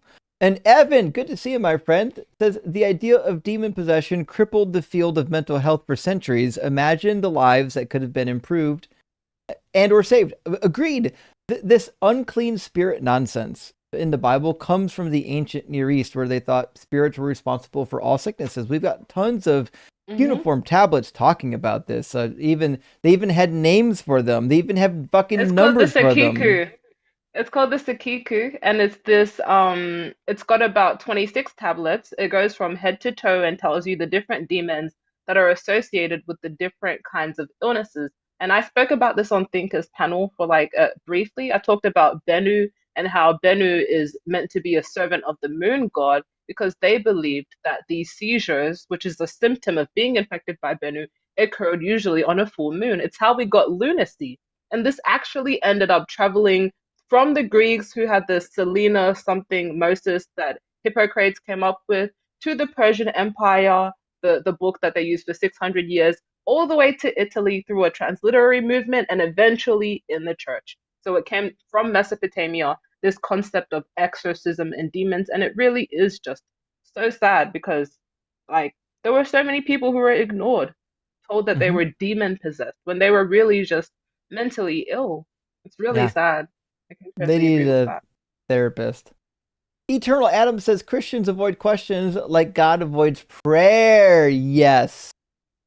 Well, I mean, they learn from the best, right? Also, Jesus didn't fucking answer questions. Look at all the times Jesus was posed as a question. Half the time he just sidesteps it and does some other shit. Jesus was the original coward. And Misha, great to see you tonight, friend. Thank you so much for the $10 super chat. It says late to the stream today, but having a good time. And first time seeing Venus. Rock hard for Doug. I'm so happy that people are seeing Venus for the first time. Y'all, get on TikTok if you're not already on TikTok and make sure you're following Venus because she does her own live streams. Like, you can go watch her cook. Lloyd says, great live, y'all. Rock hard for Doug. And vibing for Venus. You got your own hashtag. Oh my god! Vibing for V for Venus. Fee. Oh my god. Let's make it happen. I'm putting it in the Discord right now. Make sure it catches on. Oh my god. V for V. Done. Done. I love that. Thank you so much. This is fucking awesome. Lloyd. Is that Lloyd or Eloyd? It looks like maybe Lloyd with 2 non-capital L's. I don't really know. I think that might be the case. It could be Eloyd. I'm not really sure. Deboga Dave says, please explain the Hot Wheels on your wall. Okay, so I have a friend in the community who knows I'm an electrical engineer and really understands my love for electrical vehicles and is helping dream for me that one day I'll have a particular EV, a Lucid Air. In fact, I'll take it off the shelf so you can see. And lo and behold, my dream came true when he sent me my own Lucid Air. So now I don't have to dream, friends. I actually have my own Lucid Air if anyone asks. It may not be drivable just yet, but to be fair, they're probably going to go out of business. But you can dream. You can dream. Space Lord says no name is like a pizza cutter, all edge, no point. Oh fuck, that was sharp. I didn't see that one coming. That was pretty good. Space Lord, I haven't seen you do a lot of those real cutting super chats in a while. Big W on that one. And good morning, Sam. Good morning to you. I appreciate the $5. Keep it up. And also, absent-minded professor in the house tonight says, what's the right counter argument when you say Adam and Eve didn't die that day, but 900 years later, and they say, well, a day could be 1,000 years. Oh, this is really easy. Okay. So first of all, there's a couple things you do. You could say, okay, show me in the Bible any time where a single day in Hebrew is used to refer to a gigantic period of years. There's probably only one case they can find. It's in Jeremiah 17:22. But nevertheless, even if you grant them that a day could be a time period, well, the reality is it doesn't make any sense, because if in fact a day is 1,000 years, they died before the 1,000 years was up. So that can't work. And if a day is always 1,000 years, then how many years of how much creation was there? Was there 6,000 years of creation? And how many years were they in Egypt as slaves? Was it 400 years times 1,000? Like 400,000 years? Like none of these number schemes make sense. You can also take them to was it 2 Peter, where this quote comes from, and point that it doesn't say that one day is 1,000 years. This is not a biblical hermeneutic. What it's talking about how, because remember, in 2 Peter, they're upset that Jesus hasn't come back yet. And they're like, what the fuck gives? And Peter's like, listen, be patient. God's time is different than your time. A day to you is like 1,000 years to God, right? He didn't say a day is 1,000 years. He's saying, listen, God's fucking timeless. A long time to you is fucking nothing to him. That's what's happening. That's an actual metaphor. That's a metaphor. An actual fucking metaphor in the Bible, and they're like, nope, it's literal. It's literal. Yeah, and the biggest misconception is in Genesis 1:1. Most people think in the beginning God created the earth, and that's not what it says. It says when God began to create the heaven and the earth was complete. So the earth is already created, right? And all he's really doing here is he's separating the light from the darkness, and then he's calling the light day and the darkness night. And then it mentions in verse 5, God called the light day, the darkness he called night, and there was evening and there was morning the first day. So this language implies that, you can separate this pretty quick. You got a day and night cycle. That's a day. Yeah, it says so. It says there was evening, there was morning, day one. Yep. Right there. Yeah. Either way, hope that helps, absent-minded professor. And Mr. Lightning says, can you share your stream setup sometime? I can. I've shared it with quite a few people, but never on stream, because we've got 4 monitors going. It's really fucking invasive. But yeah, it's tedious. It really is. It's a lot to set up. I'm running TikTok Studio, OBS, Video Ninja, and Social Stream Ninja all at once, so I can send this stream and route the audio. I've got special audio routing software to make sure that the TikTok guests and the YouTube guests can talk to each other. It's fucking insane, y'all. I got a lot of shit happening at once. But, I mean, it does work. It I really don't does even work. need to know, man. It's just your L from Death Note. Have you seen how L's just in the dark room? Like, oh my I'm sorry, I god. haven't. I don't know any of this stuff. Wow. I'm surprised they even let this old man on TikTok when I got him. They should have kicked me out right away. Oh shit. Tim Cooney, thank you so much for the $20 super chat, friend. Says there once was a Philbro expounding who didn't have reason or grounding. He used some big words, but his definitions were turds, so Justin delivered a pounding. Comment of the Fan-fucking-tastic. evening. Shakespeare couldn't fucking. Oh my god. There's another one. There's another one from Tim. Thank you so much, Tim. Says there once was a Philbro bloviating while we're all impatiently waiting for them to define terms. They thought they were refined, but in the end, but ended with us just hating. Oh, that's not a rhyme anymore. I don't know why. I thought you were going to try this again. Let me read this as not a rhyme. There once was a Philbro bloviating while we're all impatiently waiting for them to define terms. They thought were refined, but ended with us just hating. Ended with fucking. This is why I don't do poetry. Just them. Yeah, I'm guys. I'm sorry. I'm used to words being in a particular order, but ended with us just hating them. There we go. Hey, thanks for that, Tim. Listen, these Philbros they're nonsensical, like you say, bloviators. They don't really have good arguments. What they've done is they've bought into a religion and then said, "Oh fuck, is there any good reason to believe that what I think is true?" And then somebody said, philosophy. Wait, I think I got the gist of the poem. I think I got let's it. have it. There once was a Philbro bloviating, or we're all waiting impatiently for them to define the terms they thought that were refined, but ended up with just us hating. Mm. Did that make sense? I like that. Sometimes when you type on YouTube, the chat does weird things when you're typing. So it sounds like they're trying to type something, but then the YouTube chat thing just messes it up sometimes.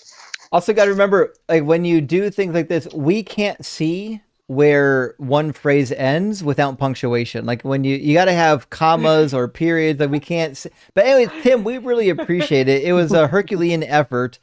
And we really appreciate you supporting the stream. It's very kind of you. And Booget says, remember 40 years ago in the 80s when X said Y? Exactly. You nailed it, Booget. I remember. I was fucking there. I got it on VHS, buddy. And Ampersand, think of a super chat, says, what if the Trinity is just a God giving himself a divine corpus? Oh, colostomy, rock hard for Doug. Yeah, fair point. Okay, so what if God just divided the two hemispheres of his brain so that he could become like a split personality, like the Roger Sperry experiments? You know what? That could get you to duality, but I don't know if you can get to a trinity that way. You still need another part of the brain somewhere. Yeah. And real quick, too, back on that last comment real quick, your VCR back in the 80s had better tracking than some of these Philbros and some of these guests. Yeah, and there was tracking adjustments. Do you guys remember that? Do you guys remember fucking tracking adjustments? That's some crazy shit. I mean, be like, what's a VCR? Kids don't know. It's okay, y'all. It's okay, youngins. I know what a VCR is from regular shows. They talk about a VHS, VCR. Come talk to the unks. We'll tell you about the technology of ye olden days. The unks. Oh my shit. All right. Atheist unks, bro. Exactly. UK White Witch says, thanks for the YouTube channel. Well, thank you, UK White Witch, for watching, and fuck for being a member. I see the little star on your profile. Big W. Oren Patch, great to see you, says Ezekiel 18:20, maybe God changing his mind? Exactly, Oren. That's what I was saying. I think Ezekiel 18:20 is probably best understood as God changing his mind, which he does. Although Ezekiel is a crazy fucking book of prophecy. I love the book of Ezekiel, especially chapter 12, where he says all these prophecies are going to come to pass, like within your generation, like within this wicked generation that's currently living. They won't be delayed for many years later, and then fucking none of them came to pass. Gentleman Viking says, what if they had given Mary the bitter waters? Oh, shit. Dude, Jesus would have been aborted for sure. Mm-hmm. Luckily, Joseph was a cock. Otherwise, he would have been gone. Yeah, yeah, he's definitely a mum. You know what, though? Okay, the fact that the gospel says that Joseph was a righteous man and planned to put her away quietly, means this is another contradiction, by the way, because according to the law, you weren't righteous if you didn't bring about justice. If you know about a crime and you don't actually report it, then you're actually guilty of a crime yourself. So that means Joseph, knowing that she was pregnant and not by him, and choosing to put her away quietly rather than having her taken to the priest for Numbers 5 a potion or for some other court procedure, means he actually wasn't righteous. The righteous thing would have been the prosecutor asked. So, just saying. Mm-hmm. September Timber, thank you for the $10 super chat, friend, says, what's the difference between the American Psychology Association CEO and Donald Trump? One is a therapist president and the other is a therapist president. Hold on. Oh, fuck, the rapist president. Oh, shit. It took me a second to catch that. That's a good joke from Celebrity Jeopardy. That's a classic. Okay. Kitty. Hey, this is Volta. I think Faraday was back there somewhere. They love jumping from the desk back there to your shoulder. Mm-hmm. Oh yeah, they like the cuddle. They're besties. Orin Patch says also, hi Venus and hi Cyber. Rock Salt Lava Peggy. Hello, Orin. Hi, Orin Patch. And also Black Hole Sun says, thanks, Venus. I love that song. Black Hole Sun, won't you come? See, that's something me and the Unks can vibe on. Okay, we'll do some classic late 90s rock. Okay. Divorced dad rock? Yeah, exactly. That's what it is. It's definitely divorced dad rock. I You actually nailed like it. it. They need to stop calling it that. It's such a mean term. It's good music, bro.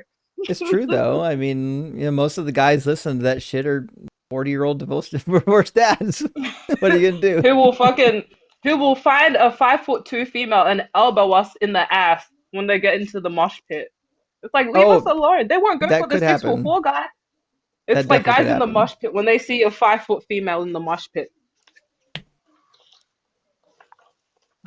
I haven't been in a mosh pit since I was a teenager. I don't know what's happening out in mosh pits these days, but Misha, thank you for the. I believe that shit. I've seen people get banged up pretty bad in mosh pits. Late again, but just saw the super chat suggesting it and love the new V for V hashtag. I think we're gonna keep it. V for V is a good one. Thank you guys so much. I love it. And Flanker, thank you so much for the $10 super chat, friend. Hope you're doing well. It says all this controversy over what race Jesus was is silly. He was clearly white. I mean, according to my understanding of the transubstantiation, Jesus was a cracker. Oh shit. That's just it seems analytically true. I don't know if we can deny that based on the laws of the transubstantiation. The deduction is valid. The inference rule is valid. Therefore, the conclusion has to be true. I still want to know how many matzah crackers I have to eat before I have a whole Jesus. Yeah, that's a good point. It's got to be pound for pound. What do you think it was, about 140? I think so. Jesus weighed 99 pounds. He was a short, bold midget, like it says in the Talmud. I actually believe that. I think that checks out. They imagine everyone imagines Jesus. They imagine a 6'4" Caucasian guy with a chiseled jaw and some sky blue eyes. Jesus is not Jim Caviezel. Jim Caviezel is as crazy as Jesus, but they are not the same. I think Jesus is like a Chad or something. For his LTN at most. He did not have abs. He certainly wasn't a Chad. Muhammad would have fucked him up probably. Jesus was LTN. If you know, you know. Sorry. Grunhole, thank you so much for the $20 super chat, friend. Appreciate that. Cheers to you. Thanks for being here. And Big Pimpin'. Oh shit. Is this a reference to Big Pimpin'? Spending G's? Good job, bud. About Tree 50. I did. I knew you were making a Tree 50 reference. I knew it was happening. Thanks for the clarification. I appreciate that. Just watch out for Girl Scouts this season. Also, Tim, thank you so much for the additional super chat, clarifying your previous super chats that help us tremendously. Okay, commas should help. We do love commas. There once was a Philbro bullshitting, using words that he thinks are fitting. He thought he was class, but Justin kicked his ass, and now has trouble with sitting. That's what the fuck we're talking about. That's what we're talking about. Oh my god. And another one apparently had problems shitting too. Yeah. Damn. I'm shocked we didn't hear any grunting noises with that one. Oh well. Thank you, Tim. Yeah, he was. Much appreciated, Tim. Last super chat from our friend Space Lord. Good to see you again. Since the second Phil bro was G. Bonson. He said Precept was created just to shut the unbeliever's mouth. He was a real POSFF. Oh fuck, I've never heard of this guy. Interesting. Wait, the second Phil bro guy that was on here? I didn't document it properly. Anyways, I believe you, Space Lord. And to be fair, that is why these dumb Philbro arguments exist. They're not to give you good, rational, justified belief. They're there just to, like, when people nag you about what you believe, you can give them something and not sound like an absolute complete buffoon. But the problem that you get is if you talk to somebody intelligent and you use these talking points, you sound even dumber. You should have just been, well, you know, I was raised in it, so that's what I believe. We could fucking live with that. Okay. You have no justified reason for believing, but you do anyways, and you admitted it. Fantastic. Just don't fucking put those laws in my government. Okay. Hey, friends, who is live right now? We've come to the closing time. You don't have to go home, but you can't stay here. But we will definitely will send you to somebody else's live stream. Let me see who's live. It looks like as I'm looking, I see there's Be Easy and Mezzo. Well, let's do this. But she's gonna close soon. Afro Atheist usually ends her live soon. Well, let's do this. Let's split our YouTube and our TikTok. Let's send everyone on TikTok over to Be Easy because Be Easy's not streaming on YouTube. Let's get everybody over to Be Easy's. Tell them Justin, Venus, and Cyber sent you. And if you're on YouTube, he's not doing YouTube right, as far as I know, but Mezzo's live on YouTube. Let's send all the YouTube peeps over to Mezzo's live stream. Tell them Justin, Venus, and Cyber sent you. Thank you so much for being here, friends. Really appreciate Cyber and Venus for being here. Venus fucking was cooking hard tonight. What a show. Really appreciate that. Bye, guys. Mwah. Thank you guys so much for the gifts. Oh my god. See you Friday, thank friends. You so much for letting me come up here. Absolutely, Bye, Venus. guys.